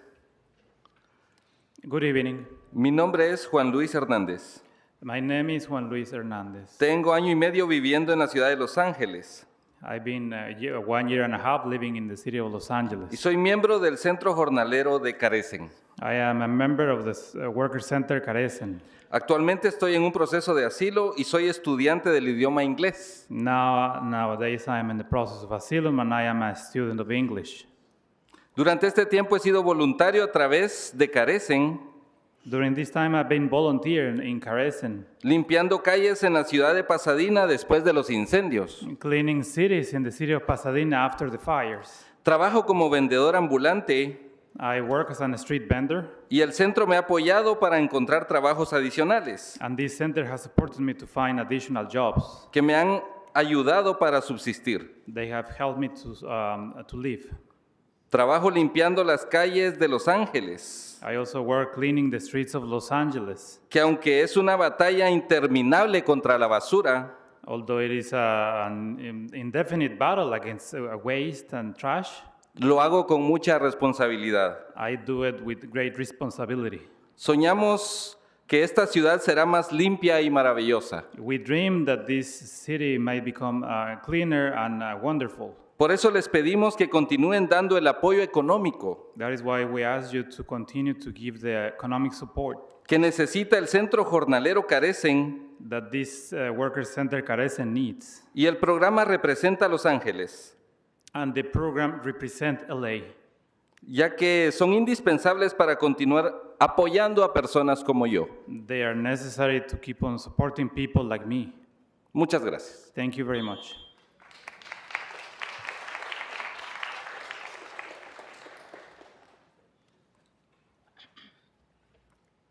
Buenas tardes. Good evening. Me llamo Dani Hernández. My name is Dani Hernandez. Soy madre soltera y llevo más de un año trabajando como jornalera. I am a single mother and I've been more than a year working as a worker En el Centro de Jornaleros de Carecen. in the Worker Center in Carecen. Dependo del centro para encontrar un trabajo seguro y un salario justo. I depend on this center to find a job and a worth salary.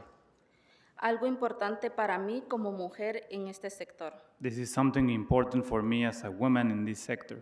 Me rompe el corazón saber que no hay recursos financieros It breaks my heart to know that there are no economic resources asignados para el Centro de Jornaleros para este año. assigned for this Worker Center for this fiscal year. El Centro de Jornaleros no solo es un sistema de apoyo para mí, The Worker Center is not only a support system for me, sino también para muchos otros miembros de la comunidad. it is also important for many other members of the community. Es un espacio donde aprendo sobre los recursos comunitarios y mis derechos This is a space where I learn about community resources and my rights como trabajadora. as a worker. También es un espacio de confianza en un momento en el que el gobierno federal This is also a space of trust in a moment where the federal government está atacando a la comunidad inmigrante. is attacking the immigrant community. Por esto solicito que por favor se asignen recursos financieros That is why I asked to please allocate resources a los centros jornaleros y el programa que representa a Los Ángeles. to center workers and the represent LA. Gracias. Thank you.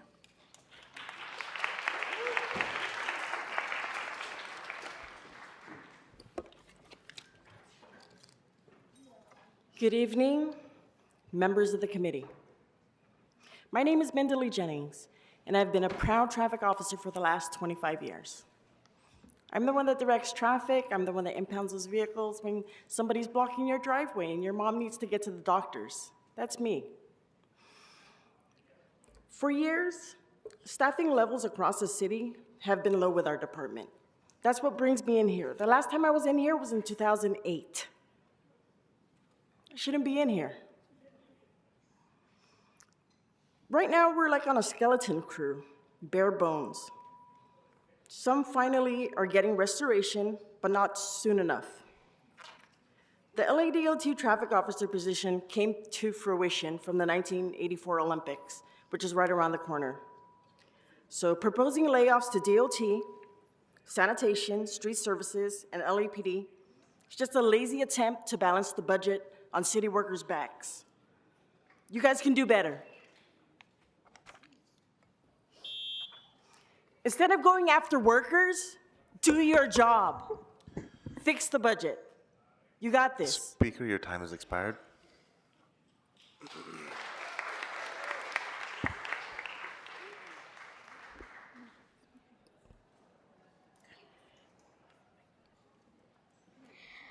Hi, my name is Emma Martinez, and I go to Legacy LA, which is in Boyle Heights. I am here to support the youth department because our voice matters, and we need your support to fund programs that support youth. We need to stop taking away the youth's future. Thank you for your time.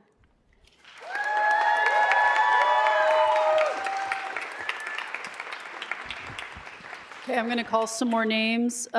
Ezekiel Calderon, Edgar Castillo, Larry Davidson, Jimmy V, Roxana Tynan, Roxana Tynan, Juan Luis H., Leila Parada, Emily Cervantes, Guadalupe C., David Orozco, Joshua Arazo, Megan Swartz, Tamar Fowler, Diana Galvan, Jose Para, Fernando Lopez, Chelsea Alfaro, Jessica B., Tyrus Hatchett, Teresa Alvarez, Nancy Friedman, and Amarani Pineda.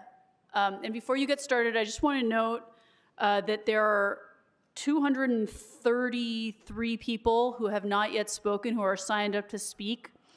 We're going to go until 9 p.m., which is 2 hours from now. So that's about 120 people out of the 233.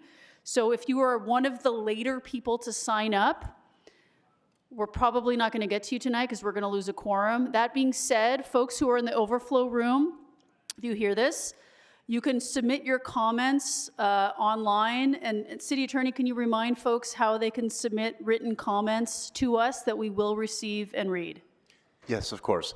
So if you run out of time today, or if we're not able to get to you at today's meeting, you can provide written public comment at LACouncilComment.com. Again, that is at LACouncilComment.com.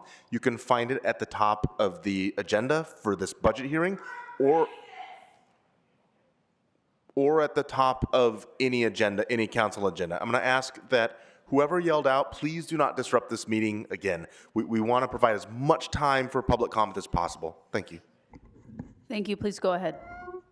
Hello, everyone. My name is Leila Parada. I am 17 years old. I have been a part of Legacy LA's Social Justice Youth Leadership Program, campaigning for mental health and substance use disorder for the past 2 years. I am advocating for the Youth Development Department to stay as its own department because Legacy LA's Social Justice Youth Leadership Program has given me the chance to advocate on behalf of my community with local legislators to push for meaningful change. Our work not only informed the creation of the Youth Development Department in the city of LA, but we continue to partner with them to make sure youth voices are heard. It is a shame on how for the past 3 years, the Youth Development Department has been prioritized. And now all you want is to defund it and consolidate it under another department?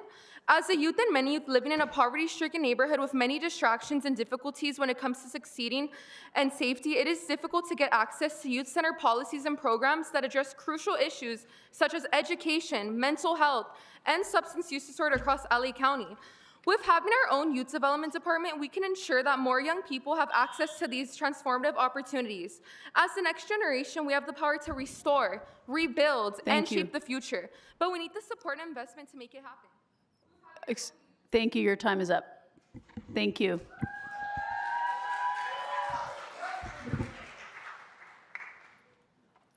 Hi, my name is Ashley. I'm 20 years old.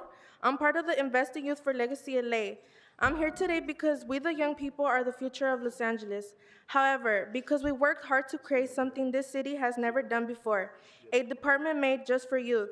The Youth Development Department was created because for too long, youth services were scattered, underfunded, and hard to access. Our task force made clear recommendations, built youth hubs, created a youth portal, made trauma-informed programs accessible, and more importantly, let youth lead and decide how funding gets spent. But 3 years later, the department still doesn't have the staff, funding, or tools it needs. Now the city wants to merge it into a bigger department and one that serves children, families, and seniors too. That's not fair. Every council member who has a seat, and even the mayor has once said that young people are the future and we need to invest in them. But now we need you to lock in and do your job so you can save the Youth Development Department young people deserve. Focus, not to be pushed to the side. We need the department to stay independent, and we need it to be Speaker, fully your time funded. has expired.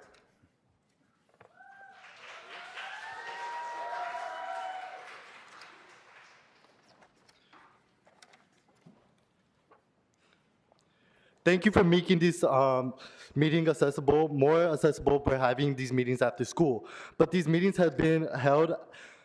should be held on weekends to ensure that youth show up. Good evening, council member. My name is Jose Parra. Yo soy un Latino.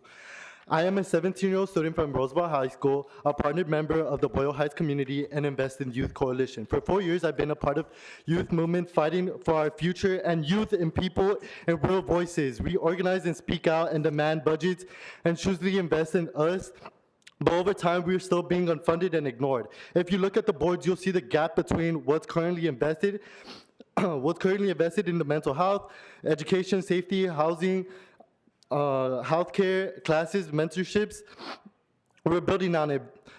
Vote against our mayor proposal and invest in us and believe in us. Legacy LA is the reason why I have hope and better opportunities in the future. Thank you.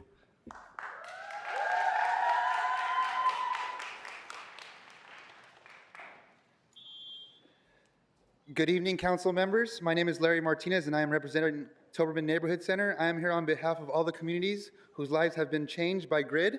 Los Angeles has seen 40% decrease in gang-related violence, and GRID has been a major driver of that success through targeted prevention, intervention, and community partnerships. GRID has given thousands of young people real alternatives to gang involvement and help restore peace to neighborhoods. Cutting GRID's budget now would undo years of investment that made our community safer, not through enforcement alone, but through opportunity, healing, and hope. As we prepare to host the 2028 Olympics, a safe and thriving Los Angeles is essential. GRID's work will be critical to ensuring that safety, protecting both our residents and our global reputation. I urge you to stand by the evidence, stand by our youth, and protect GRID's funding. Thank you, council members.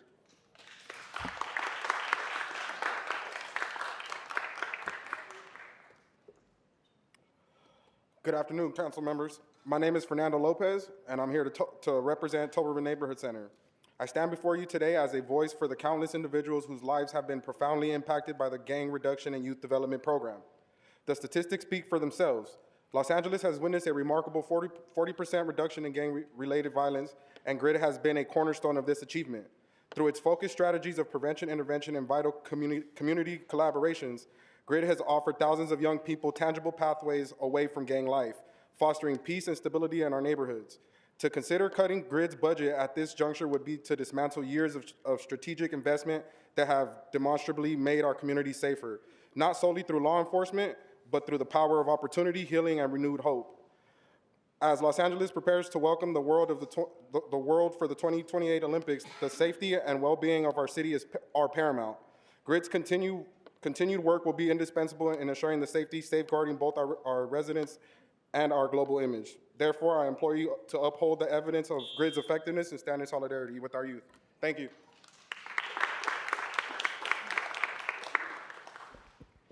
Buenas tardes, concejales. Mi nombre es Karina Solís y represento a Toberman Neighborhood Center. My name is Farid. Adelante. Just keep going. Keep going. Estoy aquí en nombre de todas las comunidades que han sido transformadas por GRID. Los Ángeles ha experimentado una... Wait, I'm here on behalf of all the communities that I think have been helped by GRID. Disminución de 40% en la violencia relacionada con pandillas y GRID ha sido una impulsor clave de este éxito. There has been a reduction of 40% in gang violence, and GRID has been important in this work. Mediante la prevención, la intervención y las colaboraciones comunitarias específicas, GRID ha brindado a miles de jóvenes alternativas reales a la participación en pandillas y ha ayudado a restaurar la paz en los vecindarios. Through the prevention and intervention, GRID has made and helped to make peace in the different neighborhoods. Recortar el presupuesto de GRID ahora revertiría años de inversión que han hecho nuestras comunidades más seguras, no solo mediante la aplicación de la ley, sino también mediante la oportunidad, la sanación y la esperanza.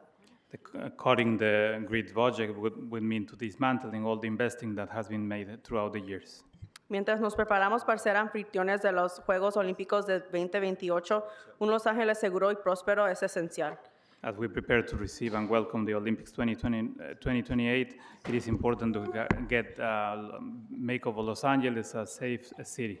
El trabajo de GRID será fundamental para garantizar esta seguridad, protegiendo todos a nosotros residentes como nuestra reputación global.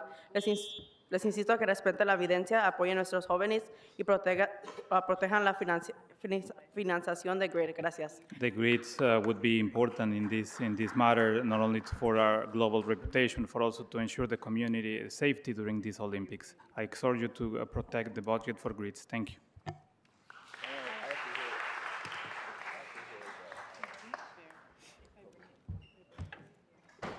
Good evening, council members. My name is Tyrus Hatchett, representing Toberman Neighborhood Center.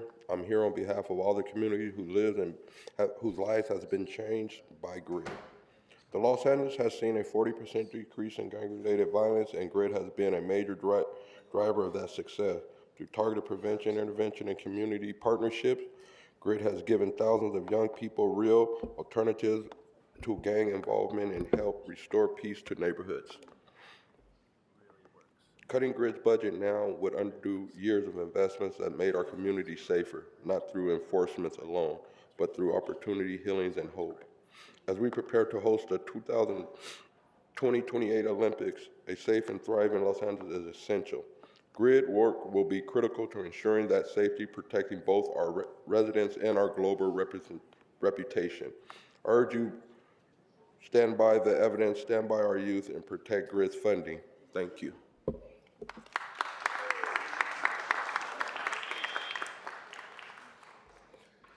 How you doing, council members? My name is Jimmy Francis. I'm with Urban Forestry Division.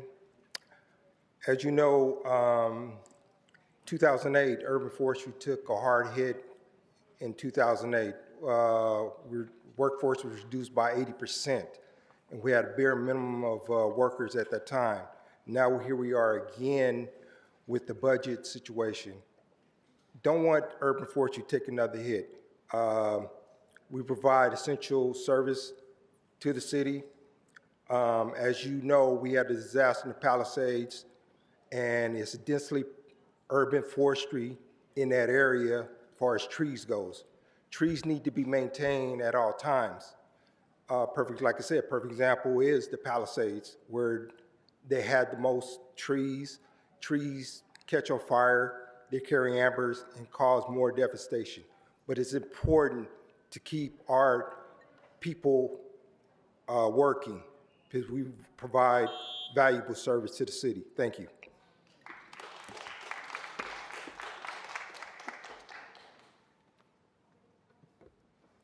Hi, I'm queer. And last time I checked, this city claims to be a sanctuary city for my community and I. If you drop the position of the LGBTQIA+ liaison, you are literally taking away our sanctuary. Like, we'll be severely at risk if this liaison is being taken away. So thank you so much.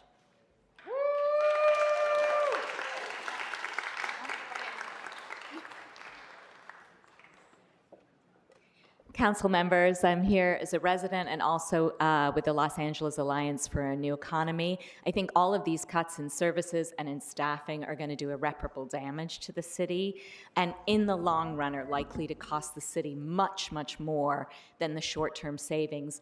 I'd like to speak about the Office of Wage Standards and Enforcement, which has the opportunity with really aggressive enforcement to deal with the crime of wage theft, to both bring tax revenue into the city and also to be able to pay for itself and more through aggressive enforcement. We can generate penalties for significant cases. As you guys know, millions and millions of dollars in wages are stolen every week in Los Angeles, and that's money that should be coming to the city's coffers and obviously into the pockets of the workers who did the work. So please hang on to these jobs, hang on to these services. Thank you. And can you identify yourself for the record? Roxana Tynan. Thank you, Roxana.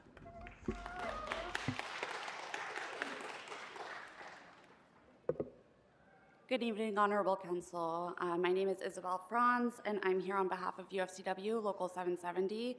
While I recognize the difficult position that you all are in with this budget, I want to express our opposition to all of the proposed layoffs, and in particular, the cuts to the Office of Wage Standards.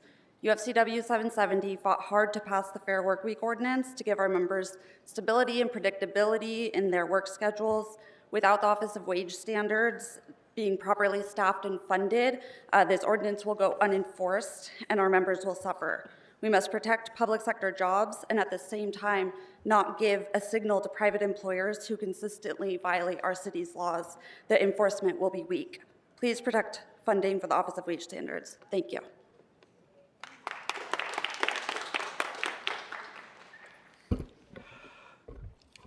Good evening, my name is Lisandro Presa and I'm a proud member of Unite Here Local 11 at LAX. Speaking today not just for myself but for thousands of workers across Los Angeles. When you work hard, you expect to be paid fairly, but too often workers are cheated. Without strong enforcement, the living wage laws the council has worked so hard to pass could be undermined. That's why the work of the Bureau of Contract Administration, or BCA, is so important. BCA stands up for workers when no one else will. They make sure that employers that fall under these laws pay their workers what they rightfully earn, because when a worker isn't paid what they earned, it doesn't just hurt their paycheck, it hurts their family, their future, and their faith in the system. We need BCA, we need real enforcement, and we need to know that in this city, hard work is respected and protected. Please do not cut any positions at BCA. We can't afford to go backwards. Thank you.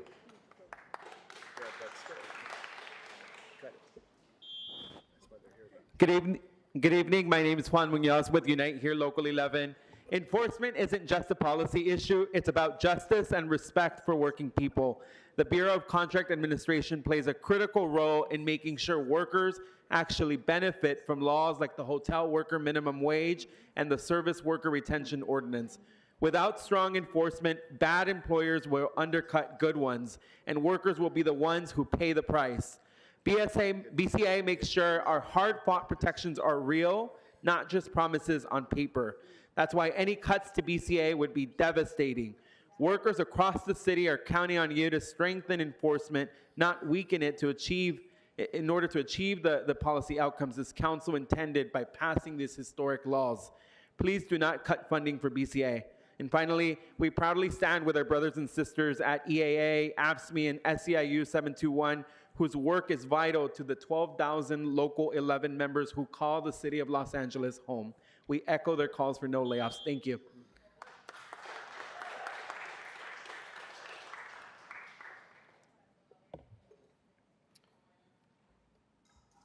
Dan Pellegaro, Retail Payments Global Consulting Group, CD1. Thanks for going over time today. As a city, we're $1 billion in the hole.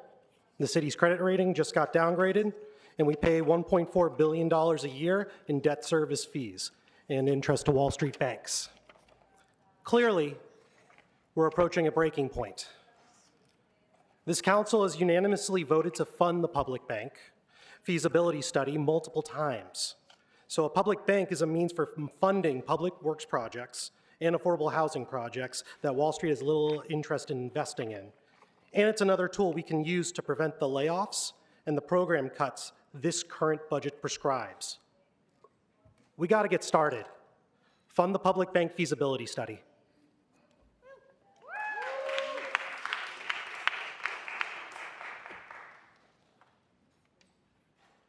Hello, my name is Rebecca Cruz, and I am a resident of CD14. I am 15 years old, and I strongly urge you to protect the Youth Development Department.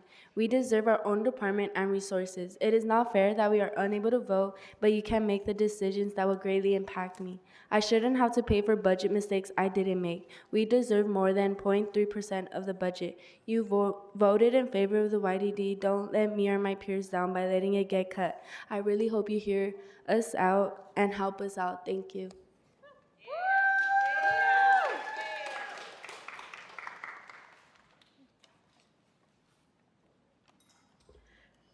So hello, my name is Alisa, and I am a resident of CD14. I am here to strongly urge you to vote to pass recommendations for the budget in order to protect the Youth Development Department. As someone who has been a product of youth development programs, I can tell you from personal experience that the importance of youth development in our communities should be a top priority.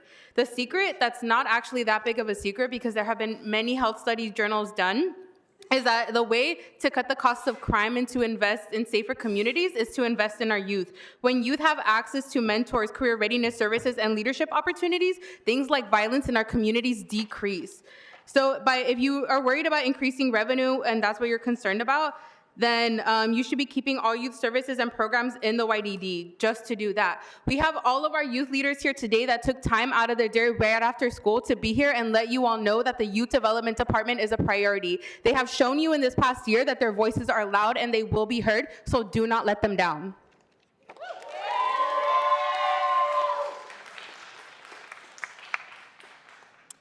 Fund the public bank feasibility study. Yay.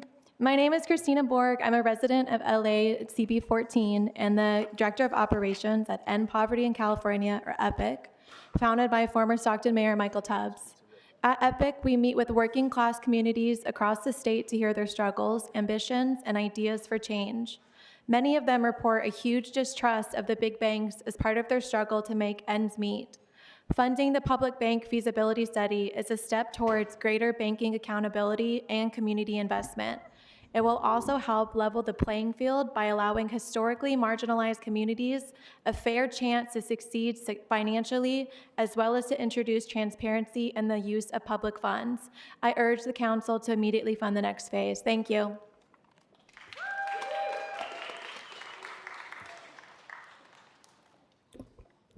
Hello, my name is Thomas Trejo, and I'm urging the council to fund the public bank feasibility study.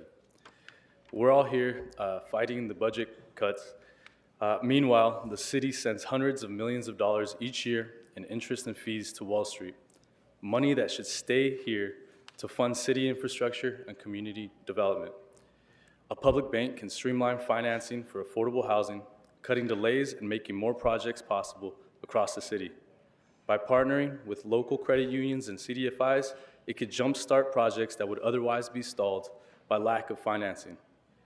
We have a once-in-a-generation chance to reclaim our public dollars and invest directly in our communities. I urge the City Council to fund the public bank feasibility study.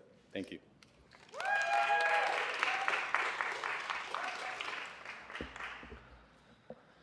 Hello, my name is Jerry Yang. 2 years ago, I attended the budget hearings as a freshman in high school, eager to support youth opportunities.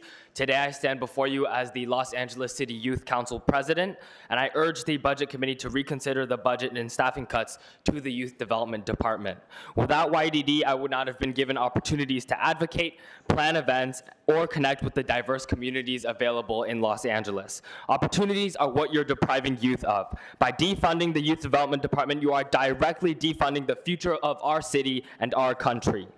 This 31% budget cut means no more LA City Youth Summit, no more LA City Youth Expo. This 47% cut to staff means a weaker LA City Youth Council and the silencing of youth voices. In a time of political turmoil, is this the message that we want to send? I urge you all to reconsider the funding cuts to the Youth Development Department. Thank you.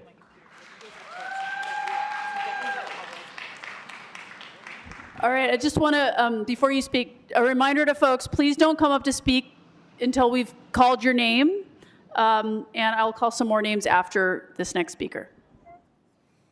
Okay. Go ahead. Hello, my name is Amairani Pineda, and I am a constituent of District Council 14 and also a member of the Invest in Youth Coalition.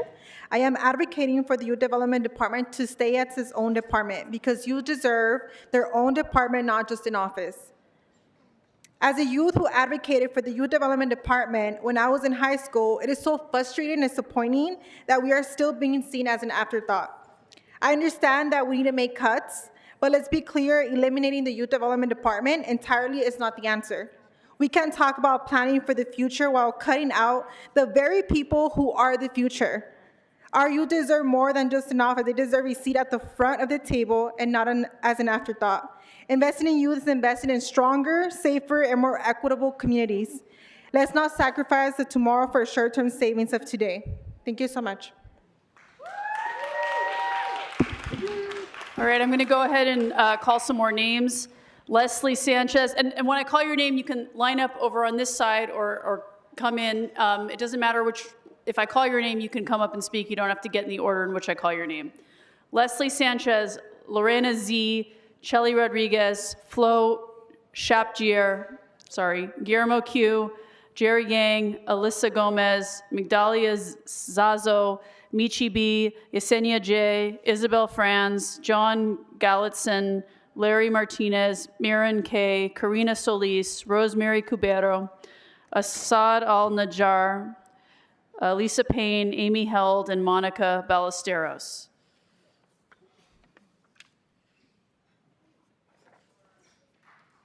Okay, I'm going to read some more names. Danielle Leggero, Christina Borg, Hugh Brockington, Mina Motamedi, Thomas Trejo, Maxwell Kessler, Albert Kim, Yvonne Sun, Darlene Monterosso, Jessica Tran, Brenda Campos, Emily Gable, Heather Michaels, Talia Inlander, Susie Ross, Dolores DeAngelis, Larry Gordon, Jimmy Francis, Muffet Brinkman, and Courtney Alicia Miles.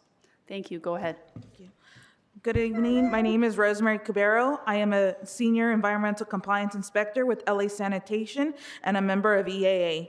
I supervise, support, and coordinate cleanups for homeless encampments with Inside Safe, Care Plus, CAO RV operations, and also support emergency requests.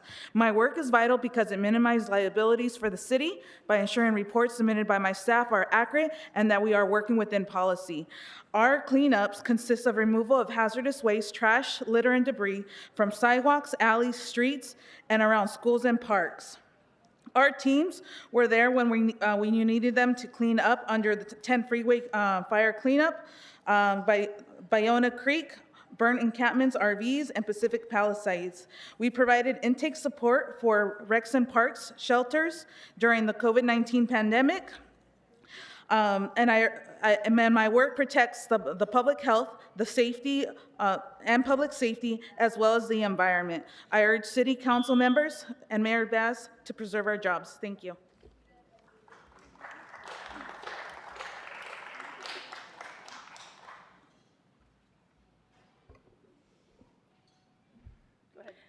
Good evening. My name is Amy Held.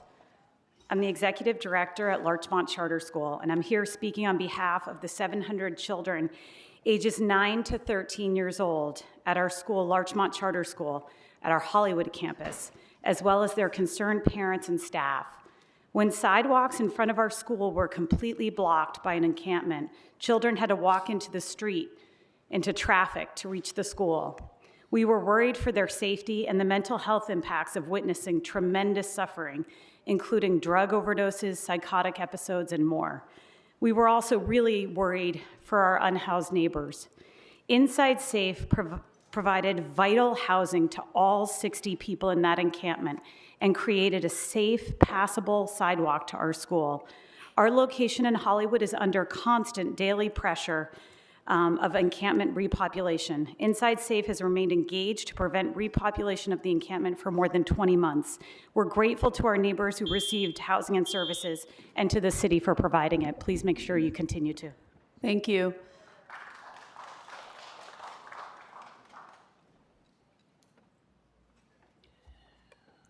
Hi, my name is Lisa Payne, and I work at BCA in the Office of Wage Standards, or OWS. I am a member of EAA.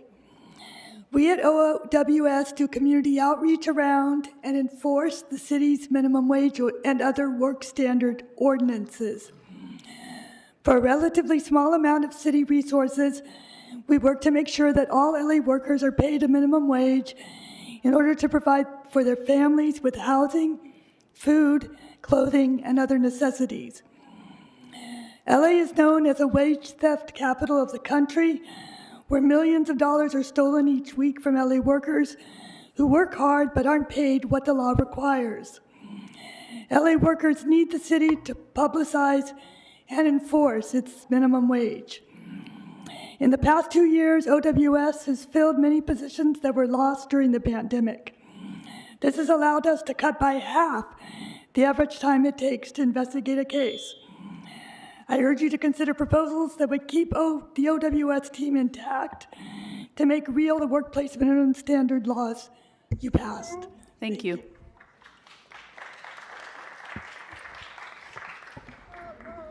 Good evening. My name is Ricky Abalez. I'm here with Arts for LA to oppose the cuts to the Department of Cultural Affairs. Our city spends $5.08 per person on the arts and culture, and that's enough to maybe buy an iced coffee at the gas station. San Francisco spends $36.65 per person, and that's a half a tank of gas. So let that sink in a little bit. Federal attacks on our most vulnerable and state and local budget cuts are already jeopardizing our reputation as the creative capital of the world. If the city cuts $516,000 from DCA's grants and over $1.8 million from arts programming, it would gut nonprofits and risk losing over 55 grantees, 355 jobs, local festivals, and more. The mayor has said that keeping creative jobs in LA is a priority, and we applaud her for her support of an increase to the film tax incentive. But these public service and nonprofit jobs are creative jobs too. do, and they're being overlooked. By preserving grants and programming funds, the city could strengthen its cultural sector and leverage it to support the Cultural Olympiad. I urge you to reconsider this budget.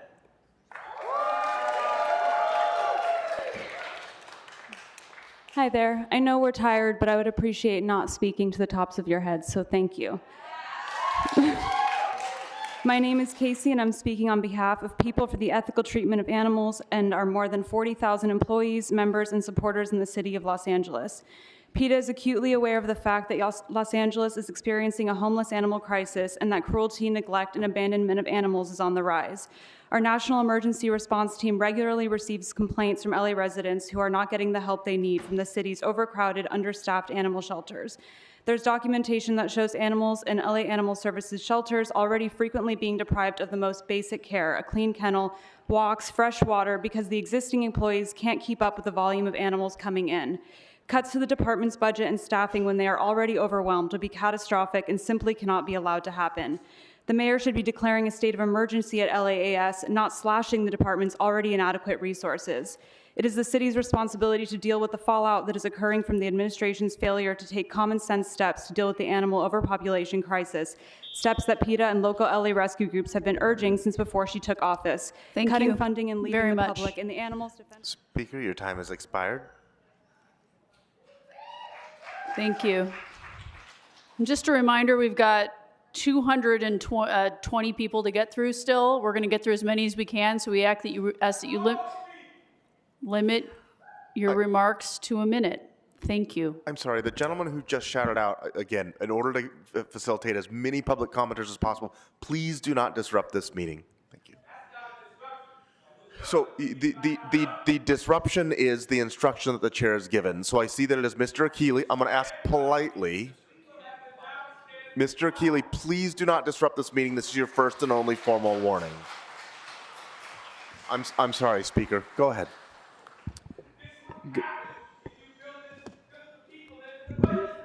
Sir, this is your last, I ask that you remove him from the meeting so that we can get to the people who have signed up to speak. Thank you. All good. Wait. Yes, go ahead. Okay. Good evening. My name is Kevin. I work at the People for the Ethical Treatment of Animals. I've been involved in animal rescue in various capacities. Animal shelters across Los Angeles are in crisis, and they're struggling to keep up. Shelters and animal adoption organizations are dealing with record numbers of surrendered animals due to financial strain and housing issues, among other factors. Cruelty, neglect, and abandonment of animals are on the rise, and many people who report animal emergencies to LAAS are already waiting for hours or days before anyone responds. LAAS shelters are over capacity and often filthy and chaotic as staff struggle to keep up with the deluge of animals.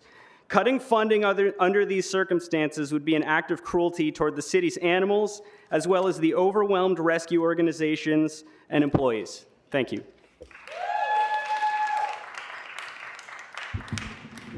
All right, and just for those who are newly in the room, you can just come right up and speak, and that way we can get through folks. Thank you very much. Go ahead. Good evening. My name is Yvonne Sun. I am the Director of Senior Services at Special Service for Groups. For over 20 years, SSG has been a provider of services. Sorry, can everybody keep it down in the back? And I didn't mean everybody just come up. What I meant was I want people, when you're up next, to just come up and start speaking. I'm calling people in the order in which you signed up to speak. So sorry, that was confusing. I'm going to ask that your time be reset and that you could start over again. I apologize for interrupting you, but I realized I confused the whole room. Thank you. Thank you. My name is Yvonne Sun. I am the Director of Senior Services at Special Service for Groups. For over 20 years, SSG has been a provider of services to older adults within the city. SSG is currently a contractor under LA Department of Aging to provide family caregiver support services. The program provides essential services to caregivers so they can help their loved ones age with dignity. In September, a fire in Chinatown displaced 50 individuals, majority of them seniors. Recognizing the unique needs of those impacted, DOA reached out to the Aging Network, With the support of LADOA and CD1, we were able to assist everyone throughout the recovery process. We rehoused everyone by Christmas. At the time when older adults represent the fastest growing age group in LA and 25% of people experiencing homelessness, this is not the time to reduce their visibility and representation. Subject matter experts who understand the unique needs of older adults and have a long-established relationship with this aging service network are essential. Placing aging services under another department reduces access and visibility. You can see from the, thank you. Thank you. Council members, my name is Darlene Monteroso. I am here to share a personal story about how SSG directly impacted my mom and 19 other families after a Chinatown fire on September 13, 2024. Imagine you waking up to a phone call around 3:30 a.m. and your 75-year-old mom says, "Daughter, the apartment's on fire. Bring me a jacket," and she hangs up. The fire started from an abandoned construction site next to my mom's Section 8 building. The 48 victims affected were minors, old, sick, crippled, can't speak English, and already underprivileged. My mom lost everything she ever owned. All family lost their home and got displaced. For 3 months, SSG worked tirelessly with HUD, Office of Mayor Bass, Council Member Hernandez, Representative Jimmy Gomez, Representative Mark Gonzalez, and the Chinatown Service Center. They provided weekly updates to the housing. May I continue? So we No, do have I'm sorry, we have to move on. You can submit comments online. Everybody gets 1 minute, otherwise we'd have to give everybody more time. But thank you for being here, and please do submit the rest of the comments, and we'll make sure everybody gets them. Thank you.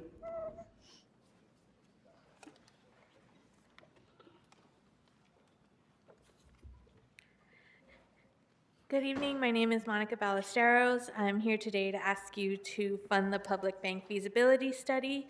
We know that LA is facing a tough budget year, but this is exactly when bold, smart solutions matter the most.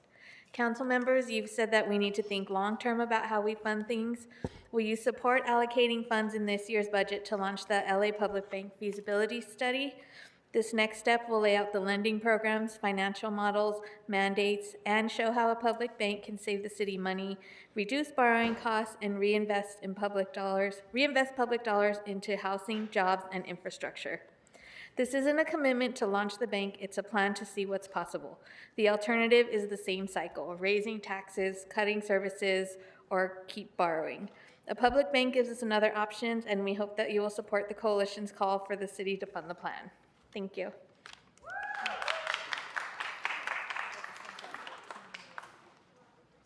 Good evening, council members. My name is Susie Ross, and I'm a volunteer who has poured her heart into saving animals at the East Valley Shelter. If this $6.4 million budget cut passes, closing 3 of our shelters, it will condemn thousands of animals to unimaginable suffering. Dog euthanasia has already skyrocketed by 70% alone this year because of neglect and underfunding. West Valley Shelter, one of the shelters you're closing, is the only one that takes in farm animals. Where will they go during the next wildfires? Mayor Bass and council members, I challenge you, come volunteer. Sit with an animal who has lost all hope. Witness what these cuts will do. This is Troy, my best friend, scheduled for euthanasia in 2 days, even though he's sweet, playful, and full of love, but it says bad presence in the kennel. He deserves better. They all do. This is about humanity. It demands not cuts, but investments. Please vote no on these cuts. Save our shelters and save our animals. Thank you.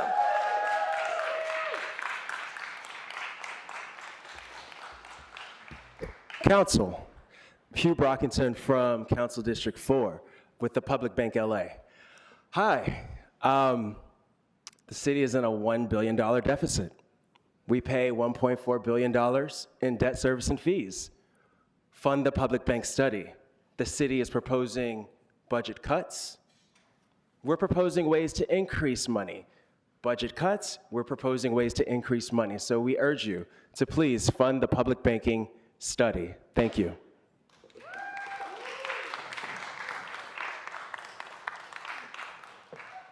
Hi, my name is name is Mina, and I'm an LA County resident. I'm here to ask the council to fund the public bank feasibility study. The LA City Council has already approved funding for the public bank, and I urged the council to immediately fund the next phase. This plan would outline how LA can use its own balance sheet to save money, cut borrowing costs, and reinvest in priorities like affordable housing, green energy, small businesses, and community development. As LA faces a $1 billion budget deficit and thousands of union jobs at risk, this is urgent. It's time to stop sending money to Wall Street through banking fees and instead reinvest in our communities and help prevent future deficits. By using its own capital and credit, LA can cut fees, interests, and debt service paid to private banks.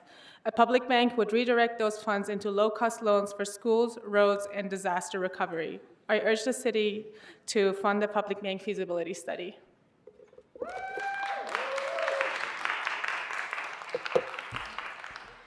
Good evening. I'm Muffet Brinkman, and I'm just thankful that I'm not you people up there, because you have a lot of hard decisions.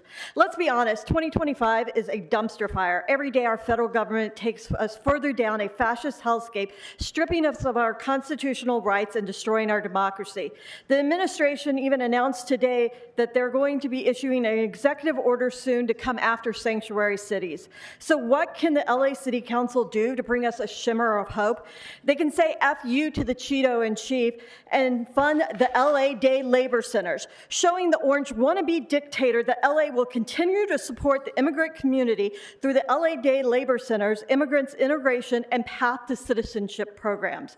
Funding the LA Day Labor Centers would also show the rest of America that some of us still believe in Emma Lazarus's words when she wrote, "Give me your tired, your poor, your huddled masses breathing for free. Send me these. I lift my lamp beside the golden door." Council, I proclaim the golden door should be LA, and you can erect it by funding the LA Day Labor Centers.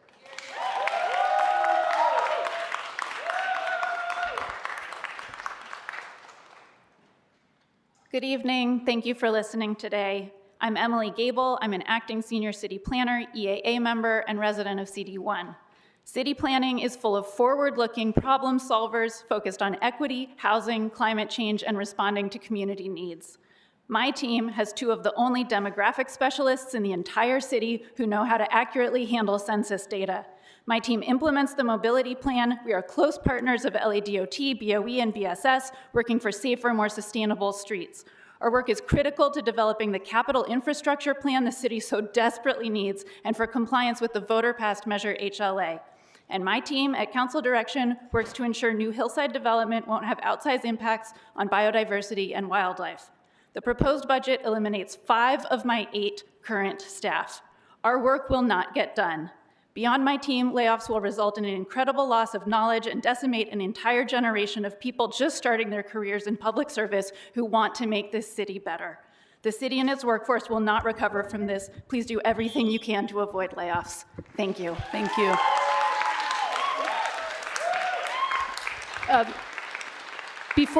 Before you go ahead and get started, I want to call some more names. When I call your name, you can line up on my right, your left side, and then come in, and then when the person speaking is done, you can just come right up and speak. Okay. Aaron Lovejoy, Hector Ochoa, Alicia Erd, Joy Richardson, Vivian Vizcarra, Suzanne Hollingshead, Dennis Enrique Mendez Gonzalez, Eva Garcia, Esmeralda Negrete, Anna Alvarenga, Griselda Perez, Cecilia Garcia, Marvin Rostron, Amy Figueroa, David Summers, Mary Rodriguez, Gabriela Guerrero, Carly Sanchez, Ashley Rapone, Fu Chagier, Zoe Collins, Jeremy Aldridge, Severin Martinez, and Alexander Wingstrom. Thank you. Please go ahead. Good evening, council members. I'm an animal advocate. I run a nonprofit. I'm a member of the media, and I'm a longtime advocate for our communities. I'm also an ally. To say we are disappointed is an understatement. We are asking you to reconsider slashing the animal welfare budget. Slashing the budget endangers animals, and it puts our community in disarray, and it's abominable. It's dangerous and it's reckless, and Angelenos will not stand for it. I do have a question before I finish. is I'm just wondering where Mayor Bass is. I have been at so many of these budget meetings, and I recall the mayor being in attendance and showing that courtesy. I speak not only as a member of our community, I also speak as a longtime neighborhood council board member, an elected member. My colleagues and fellow advocates, my fellow rescues, we ask that you do better. Thank you.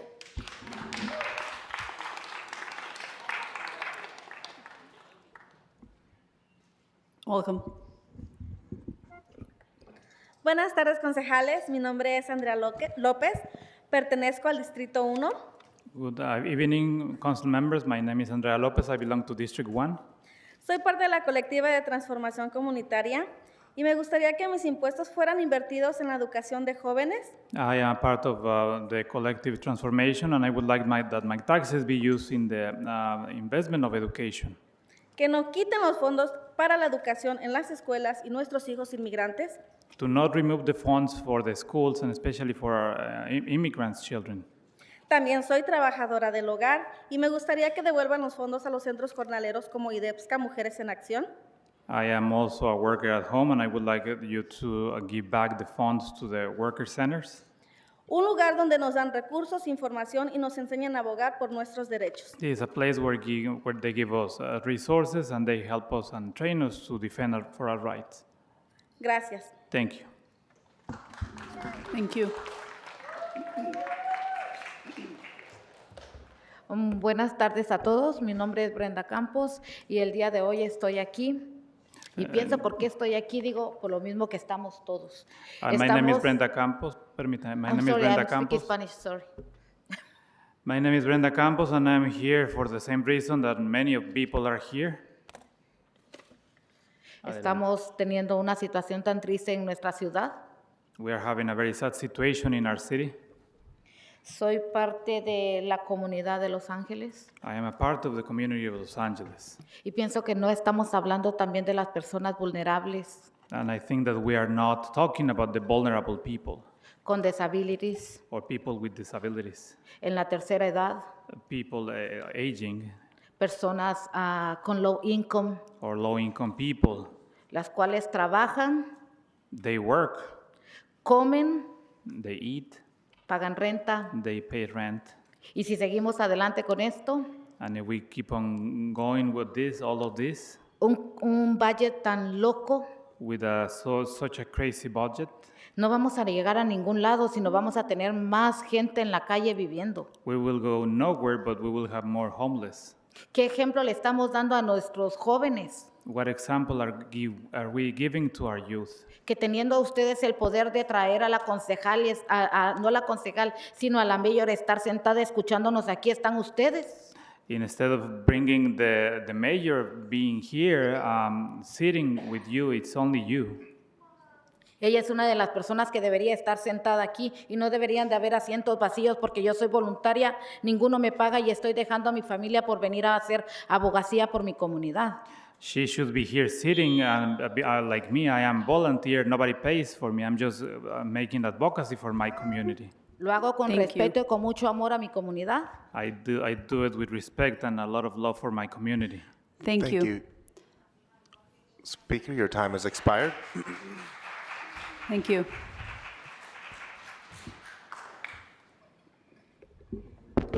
Hola, buenas tardes para todos. Mi nombre es Denis Méndez. Good evening, everybody. My name is Dennis Mendez. Soy participante del programa de la ciudad INCD5, I am a participant of the program City 5, programa que nos ayuda y nos conecta a conseguir viviendas, empleos dignos, comidas calientes y un refugio donde podamos vivir y no pasar las noches en las calles. This program helps us to get housing, employment, hot meals, and we don't end up on the streets. Estoy afortunado, el día de mañana voy a recibir un apartamento permanente, I am lucky because tomorrow I will receive a permanent housing. pero así como soy afortunado, tenemos a cientos y miles de personas en las calles, I am lucky, but there are hundreds of thousands of people on the streets. las cuales no cuentan con una vivienda digna, They do not have a worth housing, comida caliente a hot meal, y un lugar donde se puedan duchar, or a place where they can take a shower. debido a los altos costos que nos están provocando la ciudad. It's because the high cost that the city is imposing to us. Dejar el programa sin fondo To leave the program without funding, significa dejar a cientos de personas en condiciones de calles, it means to put hundreds of people on the streets sin una voz que las represente o luche cada día por ellas. without a voice that represents them or fights for their rights. Antes de dejar el programa sin fondo, deberíamos de pensar cuando nos vamos a nuestras camas, si tenemos personas en las calles que no han comido, personas con problemas de salud mental que están llenando las calles de Los Ángeles sin una voz que los represente. Before defunding the program, we should think about the people who are on the streets, people who have no meals, people who have mental problems and are on the streets. Thank you so much.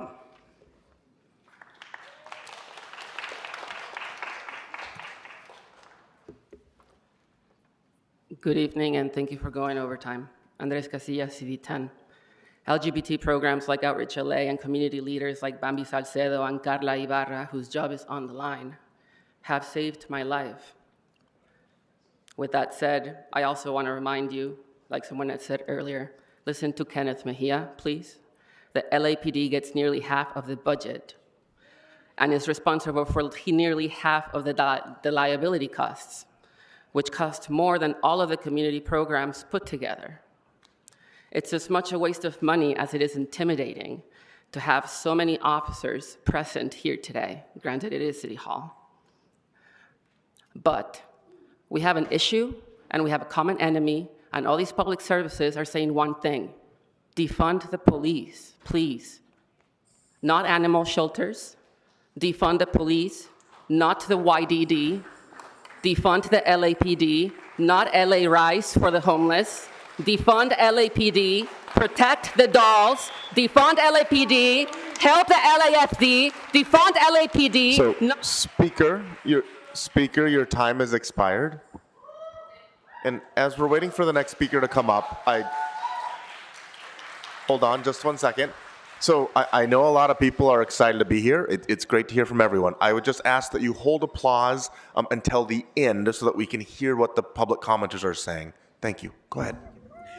Good evening. My name is Sandra Lopez. I'm a member of the Community Transformation Collective. I'm a preschool teacher, and I support all the education since family child care workers through all ages, elementaries, middle schools, college. Especially, we need to support the family child care providers because there's the low-income families. If there's no quality, good care for the children, nobody's gonna go work.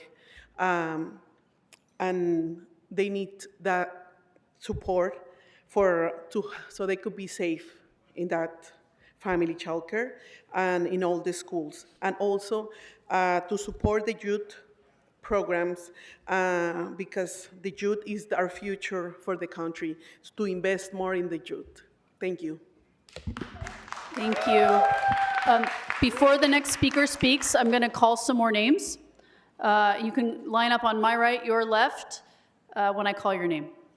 Claire Eberly, Alyssa Gordon, Julia Heidelman, Haven Allen, Beth Weiss, Soma Snake Oil, Sonia Guerra, Terry Fox, Lily Carlson, Leah Zhu, Amanda Amaral, Victor Vasquez, Shira Scott Astroff, Devin Bennett, Yolanda Sitjar, Gus Seifert, Isabel Aff, Lisandro Presa, Juan Munoz, Octavia Loya, Gio Zesati, Mercy Casanova, Ayinde Love, and Alex Jassett. Thank you. Please go ahead. Hola, buenas noches. Mi nombre es Carlos Sarabia. Hello, good evening. My name is Carlos Arabia. Y somos parte de la colaboración de Vista Metro LA. We are part of the Best of Metro LA. Como miembro del Distrito 1, saludamos a nuestra concejal. As a member of District 1, we greet our council member. Como miembro de este distrito, pues estamos aquí para decir lo que necesitamos dentro de nuestra comunidad. As a member of this district, I am here, and we are here to express what we need in our community. Lo que más nos interesa, pues, que nuestras necesidades estén cubiertas. What matters the most for us is that our needs are covered. Más que todo necesitamos que protejamos la salud, Especially, we need to protect health, la educación. education. Necesitamos también pues que nuestra ciudad esté limpia y remover todos los escombros que tengamos.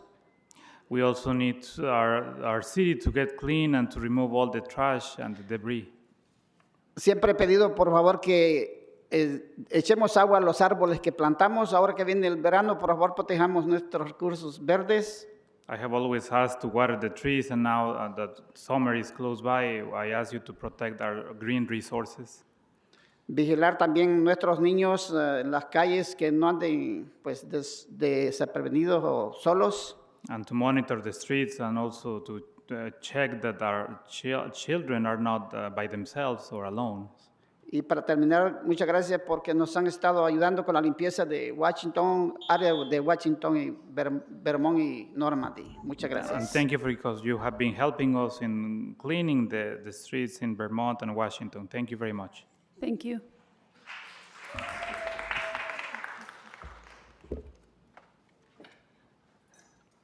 Good evening, Council.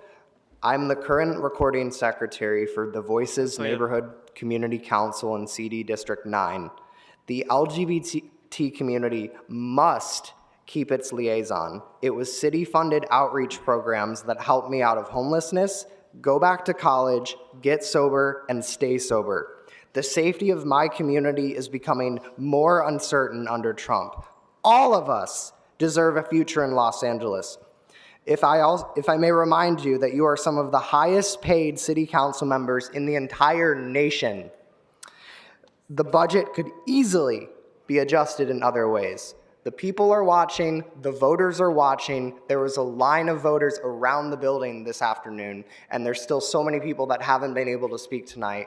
I urge you to do the right thing and adjust the budget accordingly that doesn't cut from the essential services that people in this city rely on. Thank you. Thank you. And before you leave, excuse me, before you leave, can you identify yourself?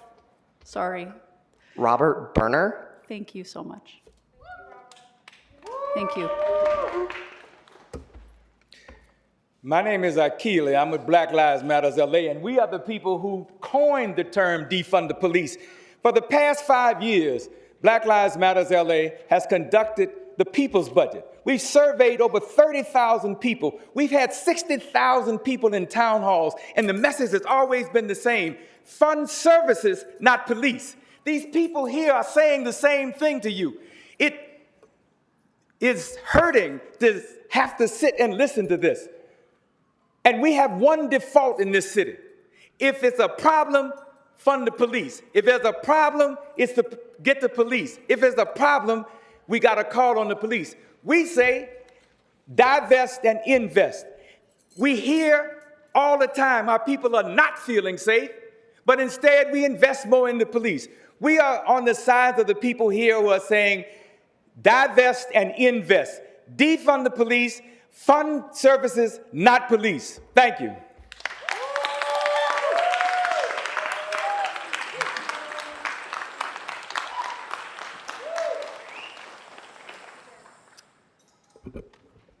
Hi, Severin Martinez, Supervising Transportation Planner with LADOT and proud EAA union member and Highland Park resident.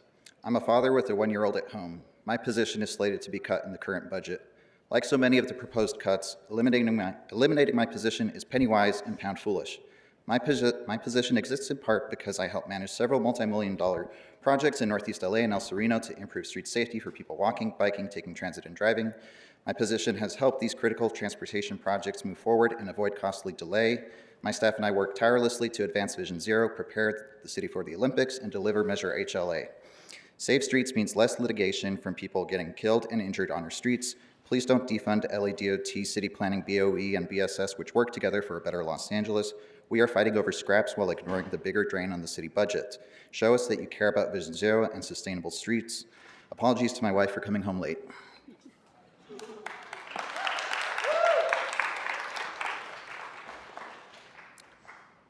Hello, Budget and Finance Committee. My name is Rochelle Callis, and I'm coming from CD8, Marquise Dawson's district. I was coming to speak on this budget proposal.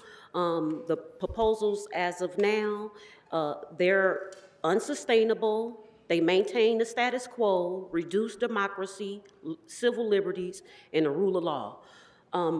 In my community, they didn't close the EDD department. They didn't even close the county building. So I don't understand how any of these services are going to be able to get to my community.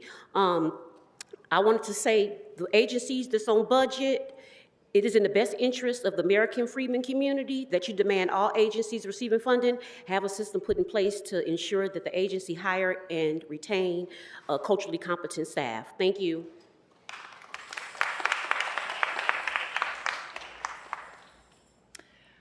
Good evening, council members. My name is Zoe Collins, and I'm representing Heal the Bay, an environmental nonprofit advocating for LA's waterways and the people that rely on them. We're here to express dire concerns with eliminating climate programming, especially the city's Climate Emergency Mobilization Office. Another major concern is the drastic position eliminations at LA Sanitation that will directly result in increased frequency of sewage spills and runoff that impact the health and well-being of not only our ocean, but the people who recreate in it. We're also concerned with the funding cuts to the Department of Planning's Environmental Justice Unit, massive cuts to the city's biodiversity, urban forestry, and soils programs, and the elimination of the LA River Coordinator position. Climate change is no longer an abstract future to plan for, it's here. We're all reckoning with the impacts of the fires exacerbated by climate change and a climate that's warmer each year than the one before it. This is a critical point in time in which your office can choose to build a Los Angeles that's both equitable and resilient. We urge the city council members to reassess funding these important programs and positions. Thank you.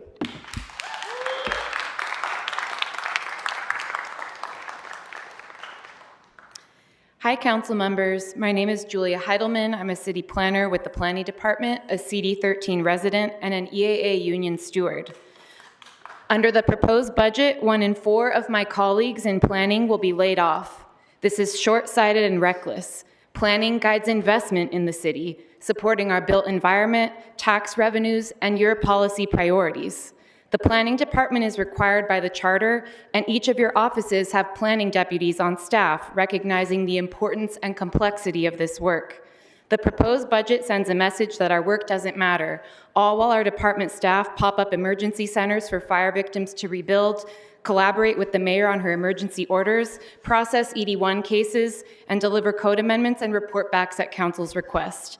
LA cannot afford the short or long-term impacts of these cuts. Don't let this council's legacy be that you balance the budget on the backs of civil servants, shortchanging the city's residents along the way.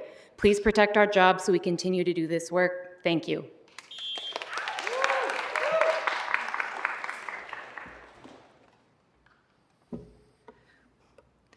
My name is Elisa Gordon. I'm a city planning employee with EAA Union. I'm here with my colleagues because I care about the future of the city, and we've been left with no choice but to speak up for our jobs under attack. Our department has built a talented and dedicated workforce that are now proposed to be purged. The city needs to find other ways to balance the budget and minimize liabilities. We should not be talking about layoffs. You've heard from residents and employees how we're not staffed enough, while we have so much more work to do. The proposed budget makes no sense because lack of adequate staffing will only lead to increased liabilities. If we don't change course, we're going down a path to a dystopian future, and we'll see more cuts to services, departments, and good union jobs year after year in direct contradiction to achieving our goals of eliminating homelessness and creating a city that all residents thrive. All this while the Olympics are quickly approaching. Don't follow the federal government with cuts to services, layoffs, or good jobs, and the destruction of core services. Thank you.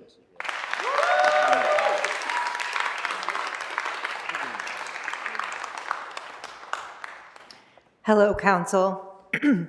I am Dr. Beth Weesey. I'm a harm reduction researcher with the Sidewalk Project. And this proposed budget cuts, they're insulting. Cutting funds to social services and public health while giving more money to LAPD will result in lives lost, not a safer city. The definition of insanity is doing the same thing over and over again and expecting different results. When has LAPD ever achieved what they've actually said they're going to achieve every year that they ask for more and more and more money? They don't achieve it. Police do not need more money. Social services need more money. Public health needs more money. Harm reduction needs more money. Housing needs more money. Department of Disability, HIV prevention, these programs need more money. We saw what happened when an underfunded social service program like the fire department earlier this year in the fires and how it ravaged our city. Cutting funds for naloxone distribution while overdose fatalities are just beginning to plateau. Speaker, your time has expired. Thank you. Next speaker.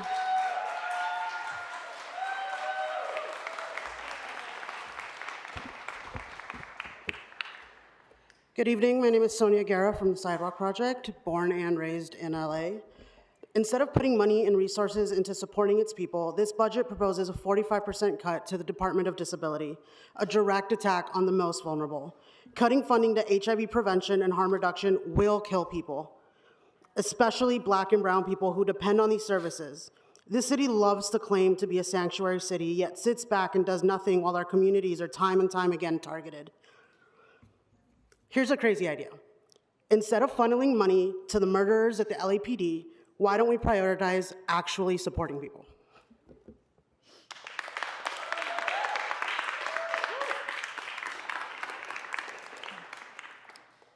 Good afternoon, City Council members. Thank you for going overtime, and especially thank you to those who are actively listening. For the few of you who are multitasking, I'd ask that you take a minute to listen to the people you're meant to be representing. My name is Shayla McPherson, and I'm here to speak out against the proposed budget cuts to our Los Angeles animal shelters. I'm speaking not only for myself, but also on behalf of my two rescue dogs, Riley and Marco. We are a city that prides itself on being progressive and humane. Slashing the budget for animal services is a direct step backwards. These animals and the people who work tirelessly to save them deserve better. I urge you to reconsider these cuts and invest in a system that reflects our community's values. This council has created a $1 billion deficit with idiotic spending, and it's inexcusable that these poor animals are asked to pay the price with their lives. Thank you.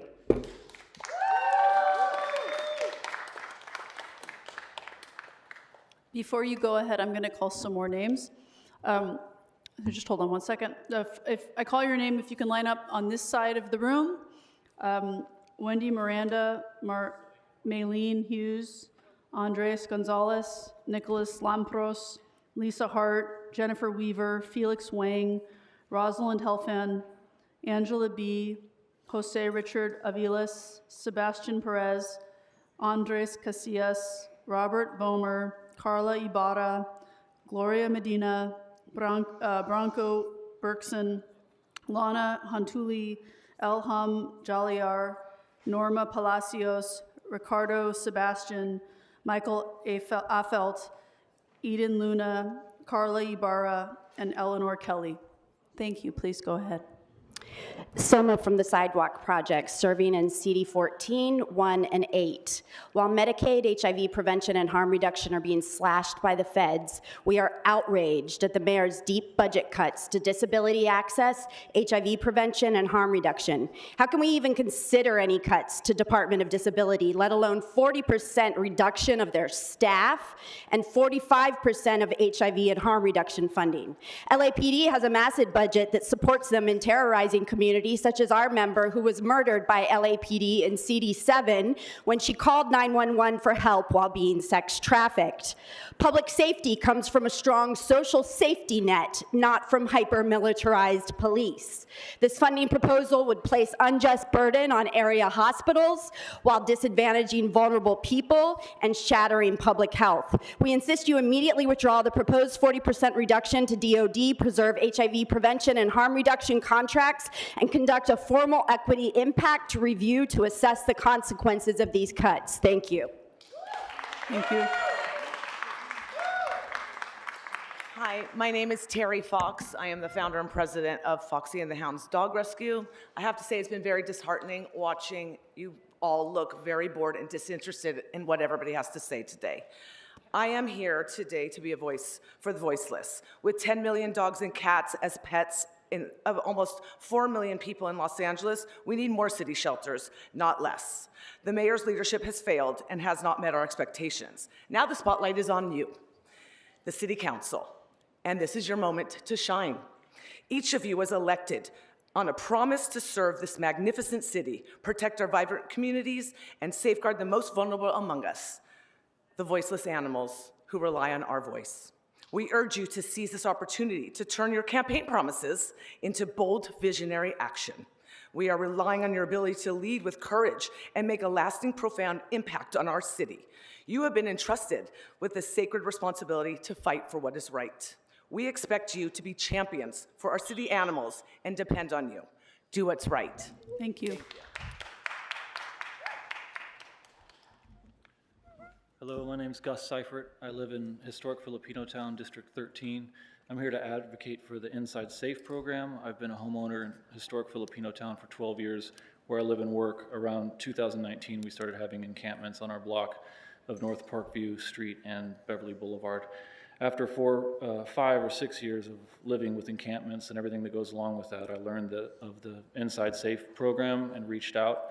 They showed up within a week and housed most of these people and got them badly needed medical attention while cleaning up our streets and restoring them to the neighborhood I moved into. It was great to see all these people get housing and have an opportunity to get another chance. Please continue funding Inside Safe. Thank you. Thank you.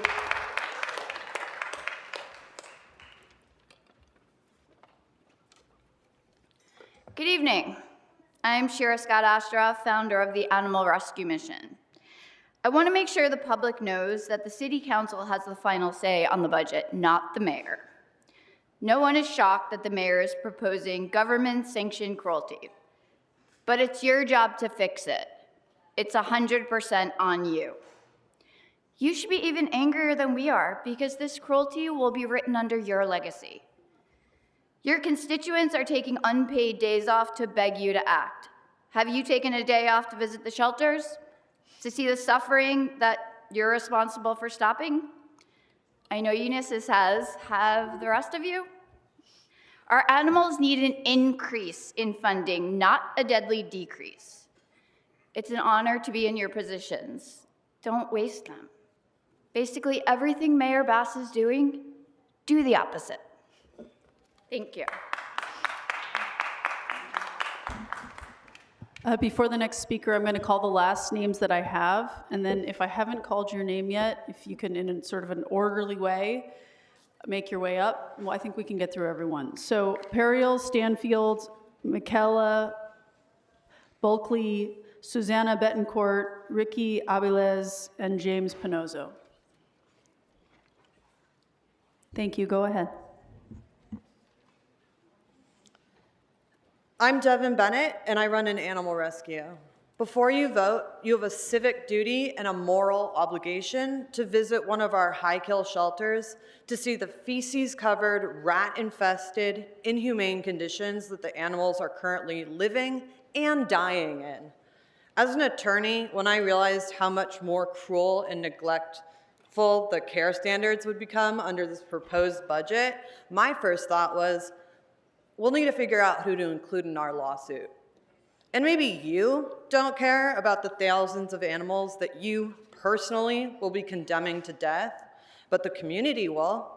The rescues here today have millions of followers, and we will make sure everyone knows all of your names. You will be remembered for having the blood of thousands of puppies and kittens on your hands. This will end your political careers, and I know I wouldn't be able to sleep at night if I were you.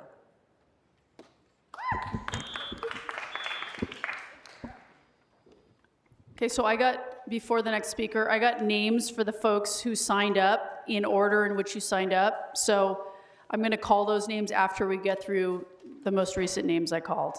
All right? Just to be completely fair. Okay, cool. Thank you. Go ahead. Good evening, council members. My name is Alex Jassett, and I'm here on behalf of Physicians for Social Responsibility Los Angeles and as a resident of CD1. I'm here to urge you and Mayor Bass to reconsider the budget proposal with respect to the Climate Emergency Mobilization Office. The mayor's budget proposal essentially zeroes out funding for the Climate Emergency Mobilization Office, an office whose mission is to work directly with impacted communities to co-develop climate solutions that are rooted in community. The last thing we should be doing in the wake of the devastating fires earlier this year is trying to dismantle the very office that is tasked with interdepartmental coordination around climate emergencies. This office has been crucial at moving forward community-centered work around building decarbonization and extreme heat, helping to ensure that the most vulnerable communities are not left behind, but rather have a seat at the table when decisions are being made. We strongly urge the mayor and council to reconsider this, cutting this crucial office and to fund it on par with at least last year's funding, if not more. Thank you very much.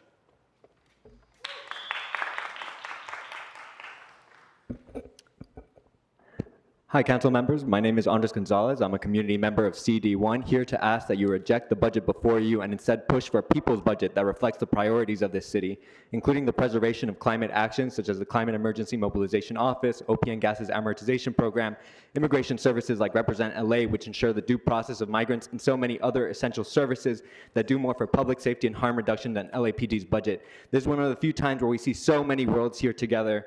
During a time of cross-cutting emergencies, this budget instead seeks to pit us against each other and doubles down on funding police at the cost of vulnerable populations, migrants, elders, youth, trans and queer siblings, and workers. Look at this current moment of climate and migration crisis.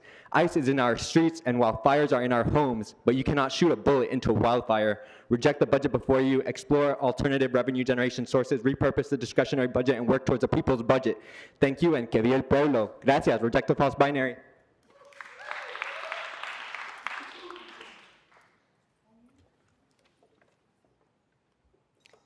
My name is Lisa Hart. I'm with the LA Neighborhood Council Sustainability Alliance. Please do not cut all our climate-related efforts.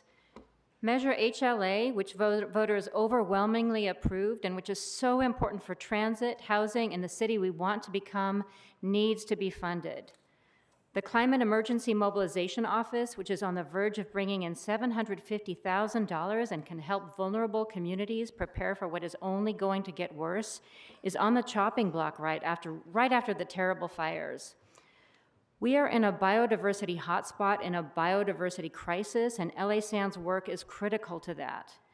We need to continue our building decarbonization efforts in BOE.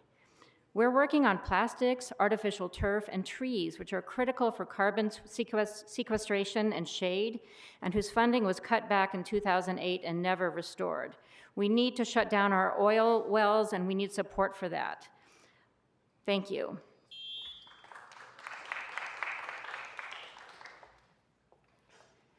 Good evening. My name is Jennifer Weaver. I'm a Los Angeles resident. Out of all of the important programs mentioned here today that need to stay, I also have to mention the LA Sanitation, Biodiversity, and Healthy Soils program. Don't we want a healthy, thriving city? Let's leave the dystopian future picture in the Hollywood movies. Thank you.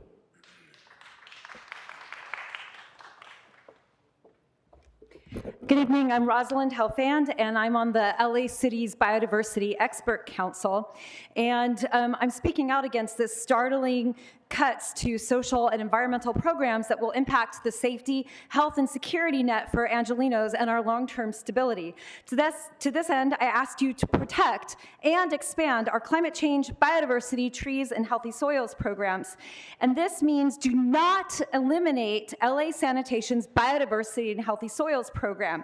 We need what they are working on right now, including convening the Biodiversity Expert Council, cross-departmental cooperation amongst LA City's departments on biodiversity, nature, and climate.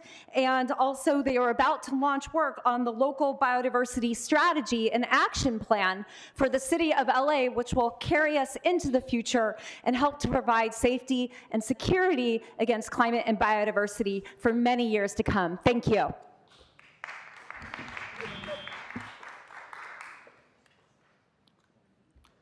Good evening, council members. My name is Sebastian Perez, State Affairs Specialist at APLE Health and a member of the statewide End the Epidemics Coalition, and I'm here to oppose a proposed cut to the City of AIDS Coordinator's Office, or ACO.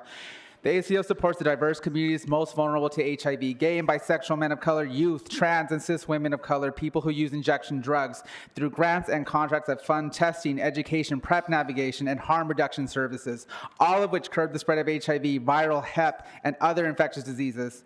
APLA Health uses ACO grants to fund our Women Together program, which offers social and service connection to women over 50 living with HIV, keeping them in care and virally suppressed. Our clients are mostly cis women of color who are at increased risk of HIV, but consistently overlooked. Prevention funding at the federal, state, and county levels are nearly eliminated through the skinny budget proposed. Sorry. This means that contracts for HIV prevention that directly fund the state and the county will be gone. Please protect funding at the ACO. Thank you. Council members, my name is Angela Bai. I am a resident of Council District 14 and a researcher at the Los Angeles Alliance for a New Economy. While I recognize the budget crisis we are in, I urge you to protect city workers' jobs and prevent layoffs, which would have devastating effects on the well-being of working families and LA's climate progress. Our vision is for Los Angeles to build community and public power and win real change for working class communities and communities of color. The city is a critical partner in this vision, and layoffs will obstruct that progress. Specifically, we would immediately feel the negative impacts of cutting programs and jobs that provide people with shade and safe places to go during extreme heat emergencies, childcare and children's programming that working families rely on, not to mention the ability of the city to plan for and respond to climate disasters, which is an important purpose of the Climate Emergency Mobilizations Office. In a time when there is already a lot of uncertainty and fear about access to federal support, the role our city can play in the collective well-being of our communities is more crucial than ever. Therefore, I urge you to prevent layoffs and avoid cutting social and climate programs. Thank you.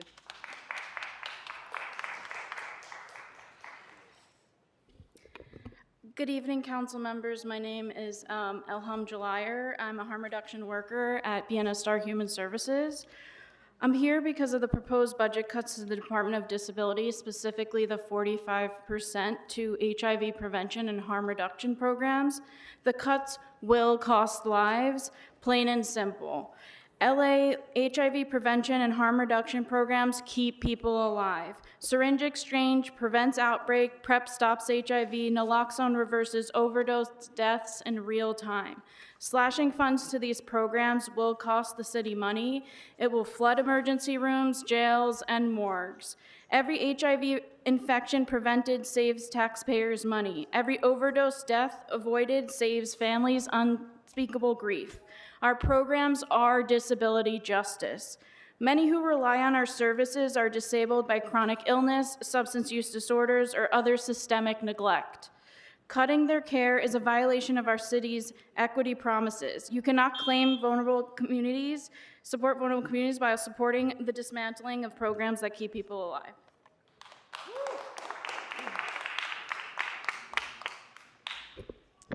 Good evening, council members, Madam Chair.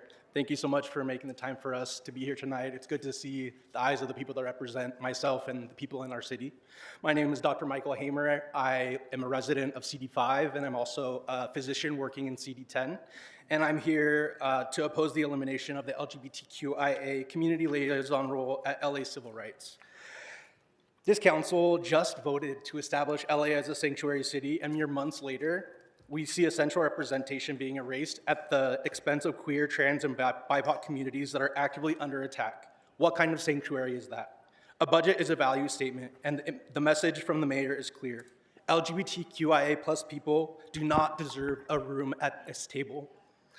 Representation is essential in a time when our communities are being targeted on multiple fronts, and especially our TGI neighbors and colleagues and family who have seen a 125% increase in anti-trans violence. This isn't just about saving one position, it's about making our city more equitable in practice rather than in theory, and not capitulating to fascist regimes. Thank you.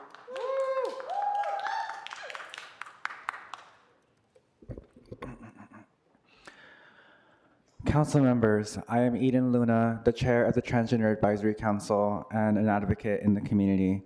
I'm going to keep it really brief because we have several people from our cohort who are here to speak against this issue. But I urge you to consider preserving the position for LGBTQ liaison in the Civil Human Rights Department. Without that position, we do not have a foot in the door or a conversation on the table. Without that position, you will see more homeless transgender people on the streets of Los Angeles. Without that position, you will see unemployed transgender people in Los Angeles. Without that position, there will not be a job fair for transgender people, the first of its kind in Los Angeles, a housing fair, the first of its kind for transgender people in Los Angeles. So I urge you again, preserve the position for LGBTQIA+ city liaison in the Civil and Human Rights Department. I yield my time.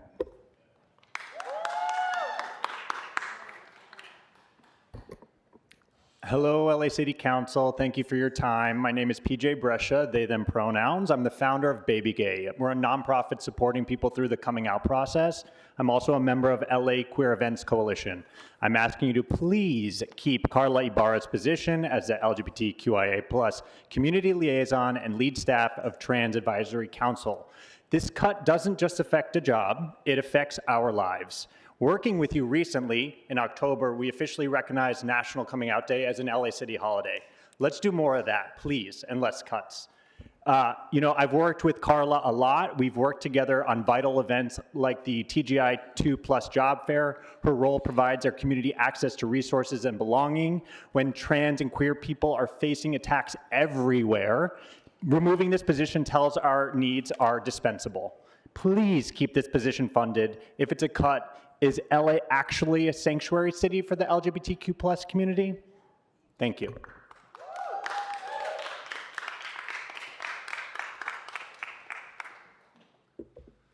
Hi, I'm Mike Affeltz. I'm an 18-year city employee, very proud of it. I love this city. I just want to say thank you for the extra time. I think everyone here really appreciates it.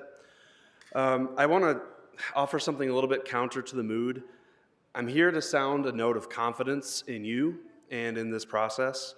I know that this challenge is serious and it's definitely scary, but I refuse to be pessimistic. I find myself confident in our ability to get together, to find in this tough moment a tenacious vision for growth.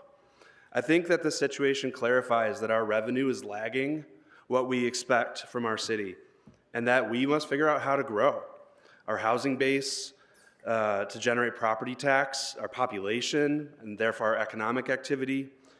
I'm confident that LA will not be beaten in the competition to attract families, talent, business.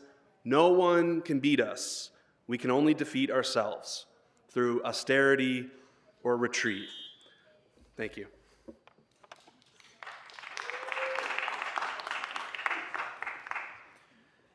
Good evening.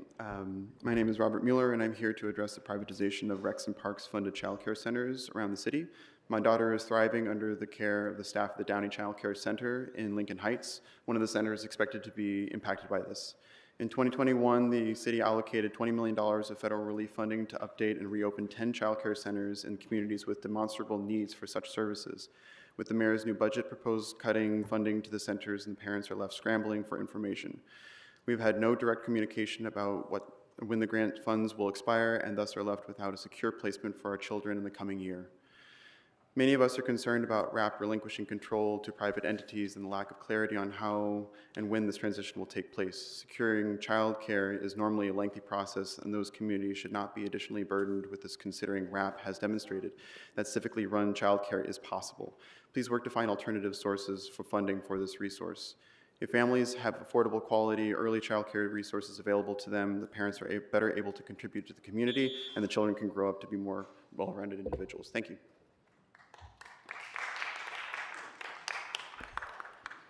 Good evening. My name is Chelsea Kirk, and I'm here on behalf of Strategic Actions for a Just Economy. No one here needs to be reminded of the destructive wildfires that tore through LA in January. The fires took 30 lives and over 12,000 homes. They were firestorms unlike anything this city has seen before. The climate crisis is here, the worst is yet to come, and yet the city wants to eliminate the Climate Emergency Mobilization Office. This is the only office focused on making sure the most vulnerable among us are the most prepared for climate change. So I'm here to urge you to protect CMO. Absolutely do not eliminate this office when we need it most. And also consider making LAPD responsible for paying the consequence of their own crimes. We should not have to bear the financial burden of their ceaseless wrongdoing. Thank you.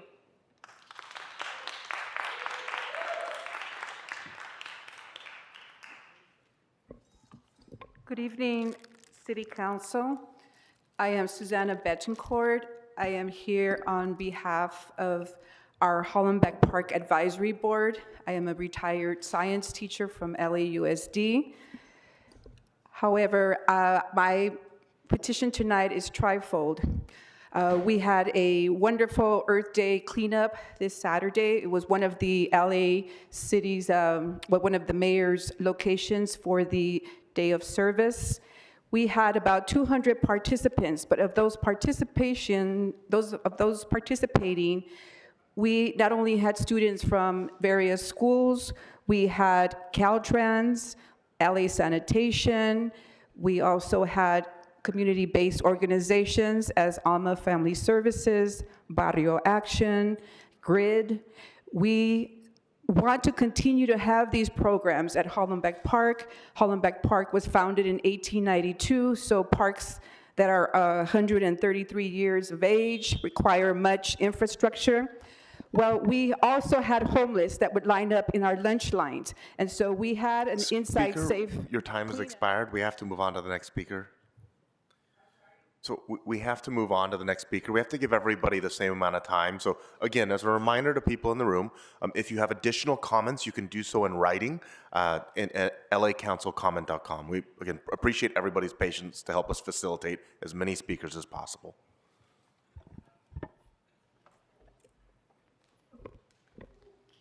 Hello, my name is Michaela Buckley and I work with Theater Commons LA. I live in CD4 and have been working in Los Angeles theater for 12 years. I'm speaking in strong opposition to the proposed cuts to the Department of Cultural Affairs. Councilmember Blumenfield, thank you for being a DCA supporter for all these years and congratulate you on the Canoga Arts Park Hub. The arts and culture are facing a funding crisis, federal threat, a $5 million state cut, and a proposed $600,000 reduction in county grants programs, all of this jeopardizing our status as the #1 arts provider. The city's proposed $516,000 cuts to the Department of Cultural Affairs grants and the $1.8 million cuts to programming would risk losing 55 grantees, 355 creative jobs, and countless cultural events across the city.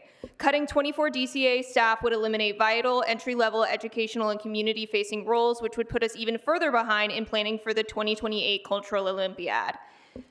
LA must restore funding, retain staff, and support cultural workers to remain a global creative leader. Thank you.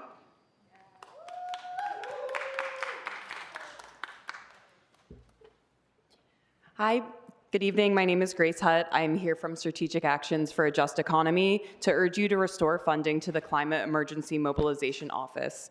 This office was created to advance climate resiliency and ensure frontline communities are at the center and heart of these efforts. Upholding this commitment is more critical than ever. The January fires made abundantly clear the climate crisis is here, and it will continue to have devastating impacts on our city. FEMA predicts that LA is the US city with the highest risk of natural hazards in the near future, especially extreme heat.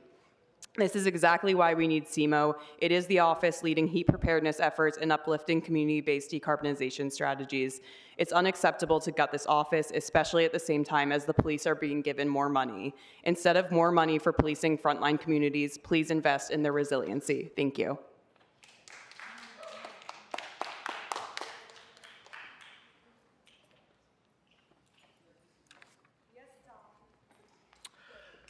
Hi, my name is Aziza. I'm a CD13 resident, a proud EAA union member, and I'm here for personal reasons. I am a transportation planner who works on pedestrian and bike infrastructure projects, improving safety and access for all Angelenos. One of the projects that I work on intersects 3 streets on the high injury network in CD1, so hi Ulysses. If we slash transportation planning jobs, we will have to pay more in settlements for unsafe streets, as Angelitos are harmed by traffic violence. On a personal note, I am a proud trans woman, and I know that the ongoing housing crisis in this economy affects our trans siblings particularly hard. These proposed layoffs will hurt our community. So I ask that you protect our union comrades' jobs. You want to protect the dolls? You've got to save our jobs. I yield my time.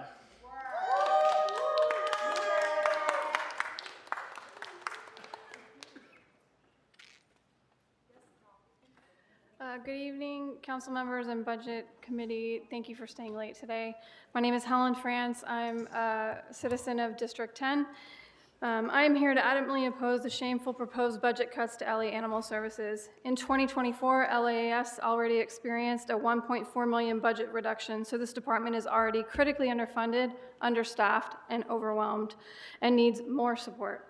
As a volunteer, I see firsthand the strain from overcrowding and staff shortages and under-resourced spay-neuter programs and ineffective enforcement of the breeding moratorium. The situation is dire, and staff and volunteers are stretched to their absolute limits, working tirelessly to provide even basic care to thousands of animals. The proposed $6.4 million cut would be catastrophic and jeopardizes over 60 vital staff positions. It threatens to shut down 3 shelter facilities and leave thousands of animals in the neighborhoods they live in at risk. This is both a devastating animal welfare crisis and a public safety concern. It will increase public health risks, legal liabilities, and community safety concerns. Our shelters and their staff and our animals are not disposable. Thank you.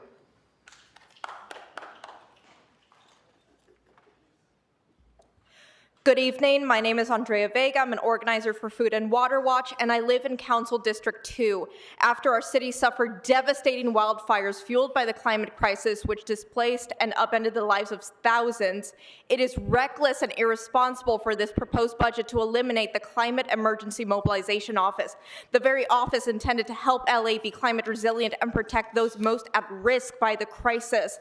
The budget also endangers clean energy investments, sustainability projects, air quality monitoring, and clean water programs. This would leave us more vulnerable to ever worsening climate conditions. Climate investments and programs are not a luxury, they are a necessity. Without them, our city will be unprepared for the next climate disaster. I urge you to protect our city by rejecting this budget. Do not set our future on fire.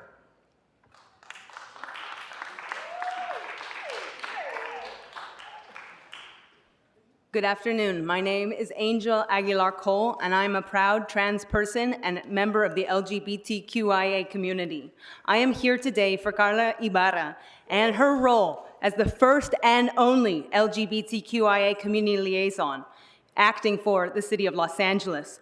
The current proposed budget aims to erase trans and queer lives. We refuse to let this happen.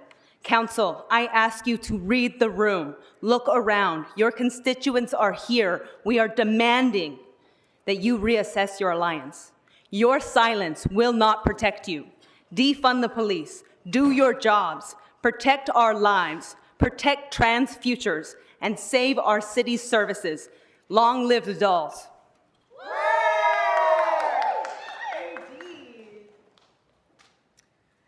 Good evening. My name is Christina Talleda, and I am the Development Coordinator for Rainbow Services, a domestic violence agency operating in San Pedro, Council District 15, for more than 40 years.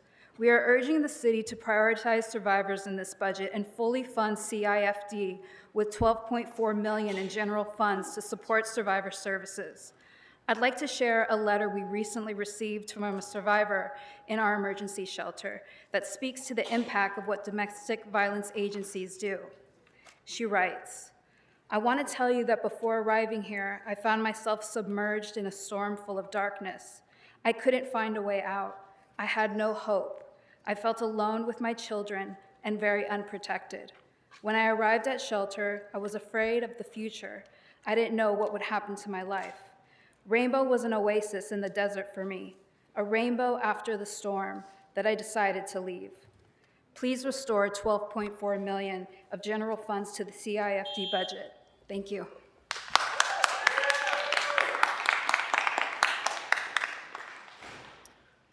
Good evening. My name is Caroline Seymour, and I am a GIS specialist for 2.5 years with BOE's GIS and Mapping Division and a proud EAA union member. My position could potentially be eliminated as part of the mayor's initial budget. Part of my responsibilities include maintaining, researching, and updating the city's stormwater database. These responsibilities are time-sensitive and affect planning and permitting processes of projects and the maintenance of assets all around the city. And BOE, GIS specialists, we don't only maintain data. We are responders. The GIS and Mapping Division supports the Emergency Operations Center when emergencies arise. And during the January fires, we worked a number of 12-hour day and night shifts, ensuring that public-facing and internal mapping could be executed to aid response efforts in the city. As a proud LA City employee, I know how resilient the city can be. Please consider alternatives to laying off valuable employees like GIS specialists who give it our all every day to help the city and those who live in it. Thank you.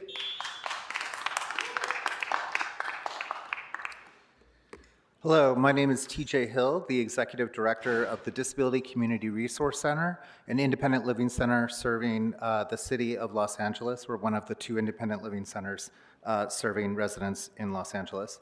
I'm here today to express our strong opposition to the proposed cuts to the Department on Disability. The proposed reductions to DOD, one of the most critical departments for people with disabilities, unhoused residents, older adults, and individuals living with HIV, are alarming and deeply concerning. These cuts threaten to dismantle vital services and the capacity of the department to meet the needs of some of Los Angeles's most vulnerable communities.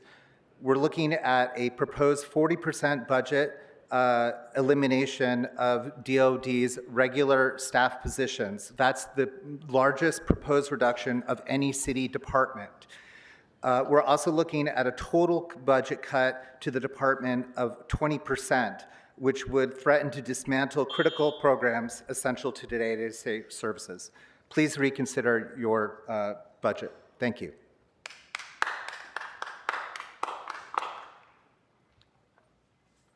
Good afternoon, good evening, council members. I thank you for your time. My name is Raymond Rios. I'm a 65-year resident of Boyle Heights, Lincoln Heights, and Hillside Village in El Sereno. Growing up in these communities, we were raised by our city's parks. The programs, the staff, the safety they provided for us as children was invaluable. Their positive influences and experience were crucial in developing our characters as adults. Today, we've become community and park advocates and work with many of the same parks that we grew up in. We recognize the extreme value that they serve for the youth of our community by offering viable sports and recreation alternatives in place of gangs or drugs. Our city's parks also provide so many benefits for our senior population, as they offer stimulating programming that leads to healthier lifestyles through fitness and recreation.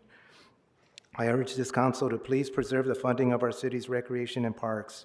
They've already have a history of being dramatically underfunded, so any further cuts would be devastating to the young and the old of our community. Thank you so much.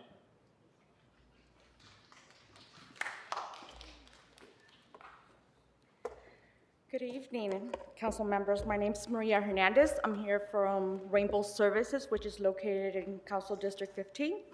And I'm here to talk a little bit about the cuts, the 12.4 million cuts for the CIFD. And I had written stuff down, but I'm going to talk from experience because 29 years, almost 29 years, working very closely with survivors and knowing that they go to shelter with their children and flee in a really abusive relationship and find themselves nowhere to go. These budget cuts will be devastating to those who are trying to flee and find a safe and confidential location for them and their families, which in our shelter, they're also allowed to and able to bring their pets with them. So if these cuts are, and they have no shelter, they will have nowhere to go. I have heard continuously from our participants that if it wasn't because of Rainbow, they wouldn't know where to go. So just reconsider and give us the money. Keep the funds.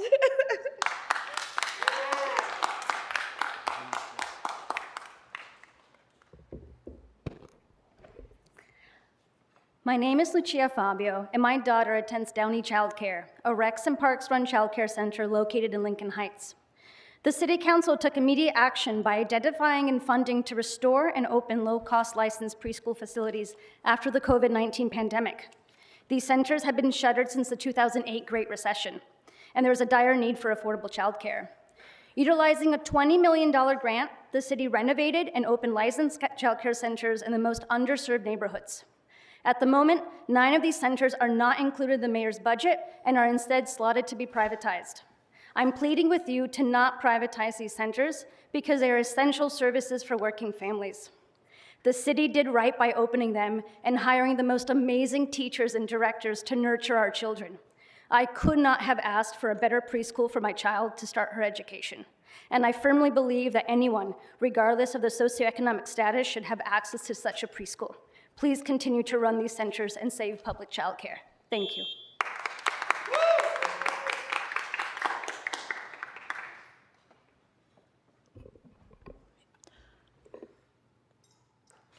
Good evening, council members. My name is Camille Elston, and I'm a member of EAA, and I work as a planning assistant in the Specialized Serving Division of the City Planning Department.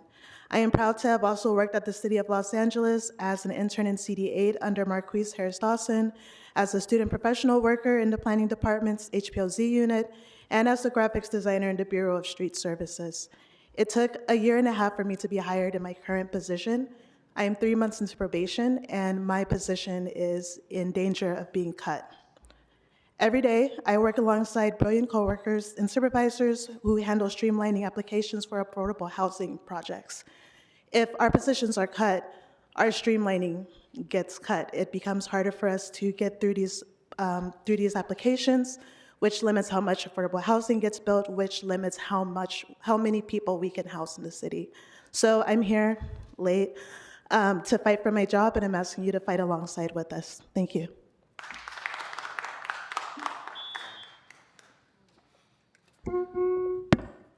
Thank you, council members.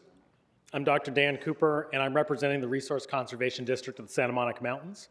I proudly serve on the city's Biodiversity Expert Council, and I'm one of the co-founders of the famous mountain lion, P22. Our district includes Sepulveda Basin and Chatsworth Nature Preserve, some of the most threatened natural areas in all of LA. I was honored to represent California at COP16 conference in Cali, Colombia, when LA's biodiversity and climate programs were truly at center stage. The work of a small but mighty staff within LA SAN and planning are truly being watched by the world, and momentum is strong. As LA hopes to shine on a world stage over the next few years, we urge you to continue to support the wildlife conservation programs that have been serving as a true model for cities around the world, and to support the climate programs that may well save our lives. Thank you.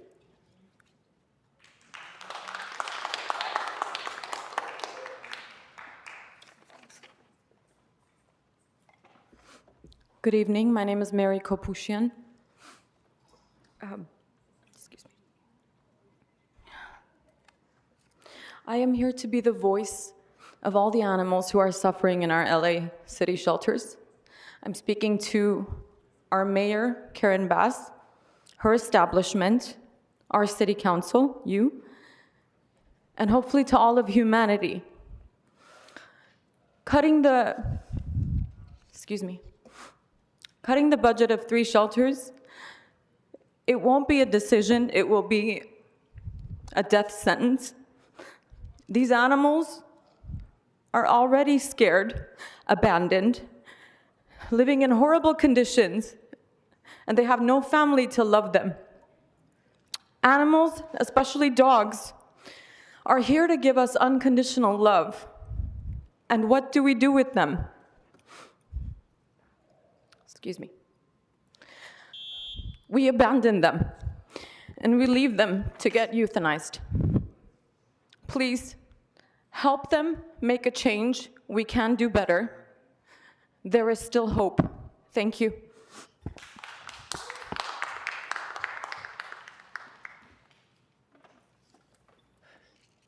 Good evening, council members. I'm Jamil Fuller, a resident of Council District 1. I urge you not to cut our singular LGBTQIA community liaison, a role held by the indispensable Carla Ibarra. In Los Angeles, our LGBTQ youth are in crisis. The fact that nearly 1 in 3 have considered suicide, coupled with the sickening 21.4% rise in hate crimes against them in 2023, demands more support, not less. Unlike many other marginalized groups, LGBT people often lack family support and rely on community programs, on their chosen families for survival. Carla Ibarra is an instrumental part of building and sustaining that vital support network. Investing in our LGBTQ youth isn't a discretionary item, it's a moral imperative and a vital investment in the future of our city. Preserving Carla Ibarra's position is essential to ensuring Los Angeles remains a sanctuary and empowers these young people to thrive, not just survive. You must protect this vital role. You must protect our most vulnerable communities. There are funds, just allocate them with data-backed compassion.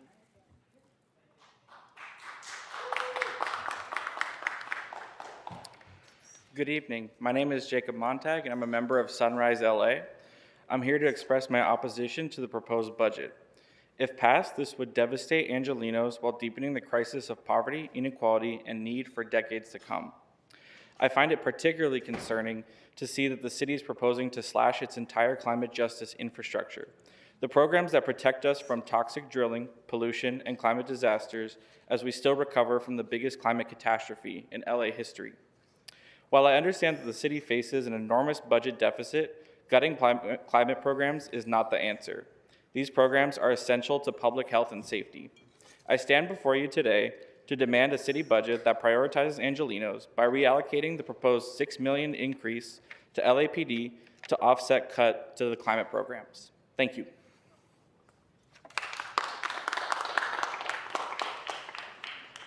Good evening, council members.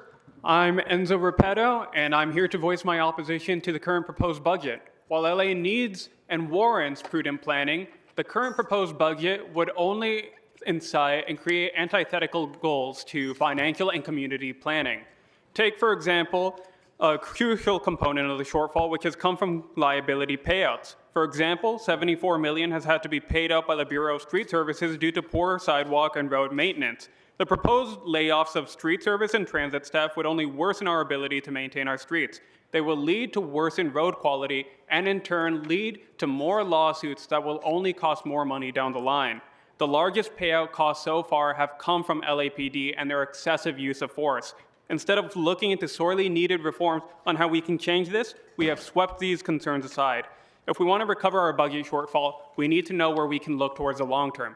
Climate justice initiatives and our street service initiatives go a long way to make sure that we reduce costs in the future, and we should look at reforms to fix what we currently have. Thank you.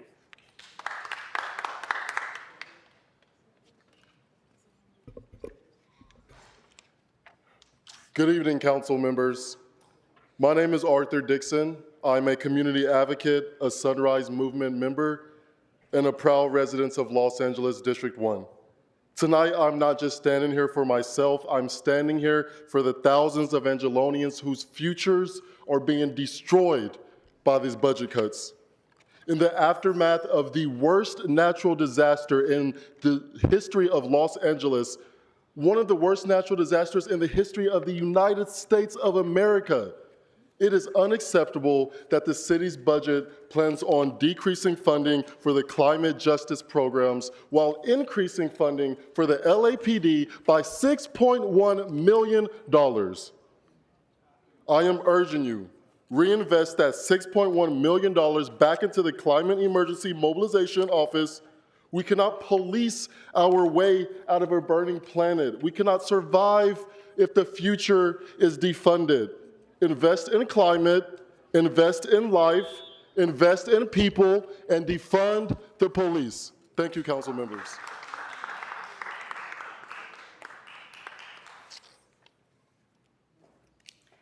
Good evening, council members. Thank you for being here so late. My name is Susie Kim. I've always taken pride in being a native Angeleno, especially because this city has been for a long time a leader in setting the standard on environmental policy and showing the world what's possible when a city puts its values into action. This is my first time speaking, but I felt compelled to come here when I learned about the proposed budget cuts, not only with the climate initiatives, including the Climate Emergency Mobilization Office, but also the services that support the youth, the elderly, minorities, and even animal welfare. These aren't just line items. These reflect who we are and what is needed to advance as a society. When we divest from social and environmental commitments, we don't just harm vulnerable communities, we also weaken the voice, the influence Los Angeles holds as a national and global leader. Please protect the city, the people, and remain leaders in environmental protection. Thank you.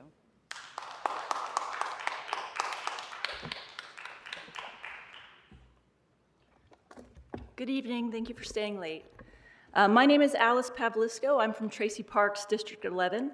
She claims her top priority is public safety. It's well documented that police make communities less safe. Their liability claims are the main cause of the city's $1 billion shortfall. It's unacceptable that police are getting almost 50% of this proposed budget, and vital city services would get cut. The police are violence workers, out in the street targeting Black and brown communities, anti-genocide protesters, the impoverished. There's nothing safe about them. Community organizers shared a Mayor Bass budget Q&A on their socials. She said she couldn't divert police budgets to other areas of the city because the city council, you, would never approve it. People need health care, housing, education, community resources, clean air, water, the basics. I'm urging you to tap into the early days of your career when you wanted to serve the people and reallocate those police funds to what people actually need. That's not more militarized police.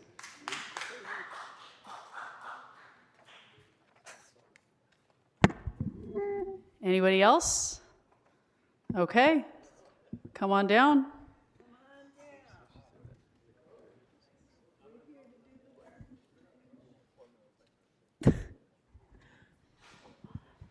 Hello. Hi, I think you're officially the last person. Well, that's good. I just want to talk some common sense here real quick. Thank you. 2026 municipal elections. Offices of 2026 elections include mayor. She's going to lose to Kenneth. City controller, city attorney, council districts 1, 3, 5, 15. There's also 7, 9, and 11. So if we're going to divert all of our money away from the city or the people of Los Angeles and give it to police, y'all going to lose your jobs. Thank you.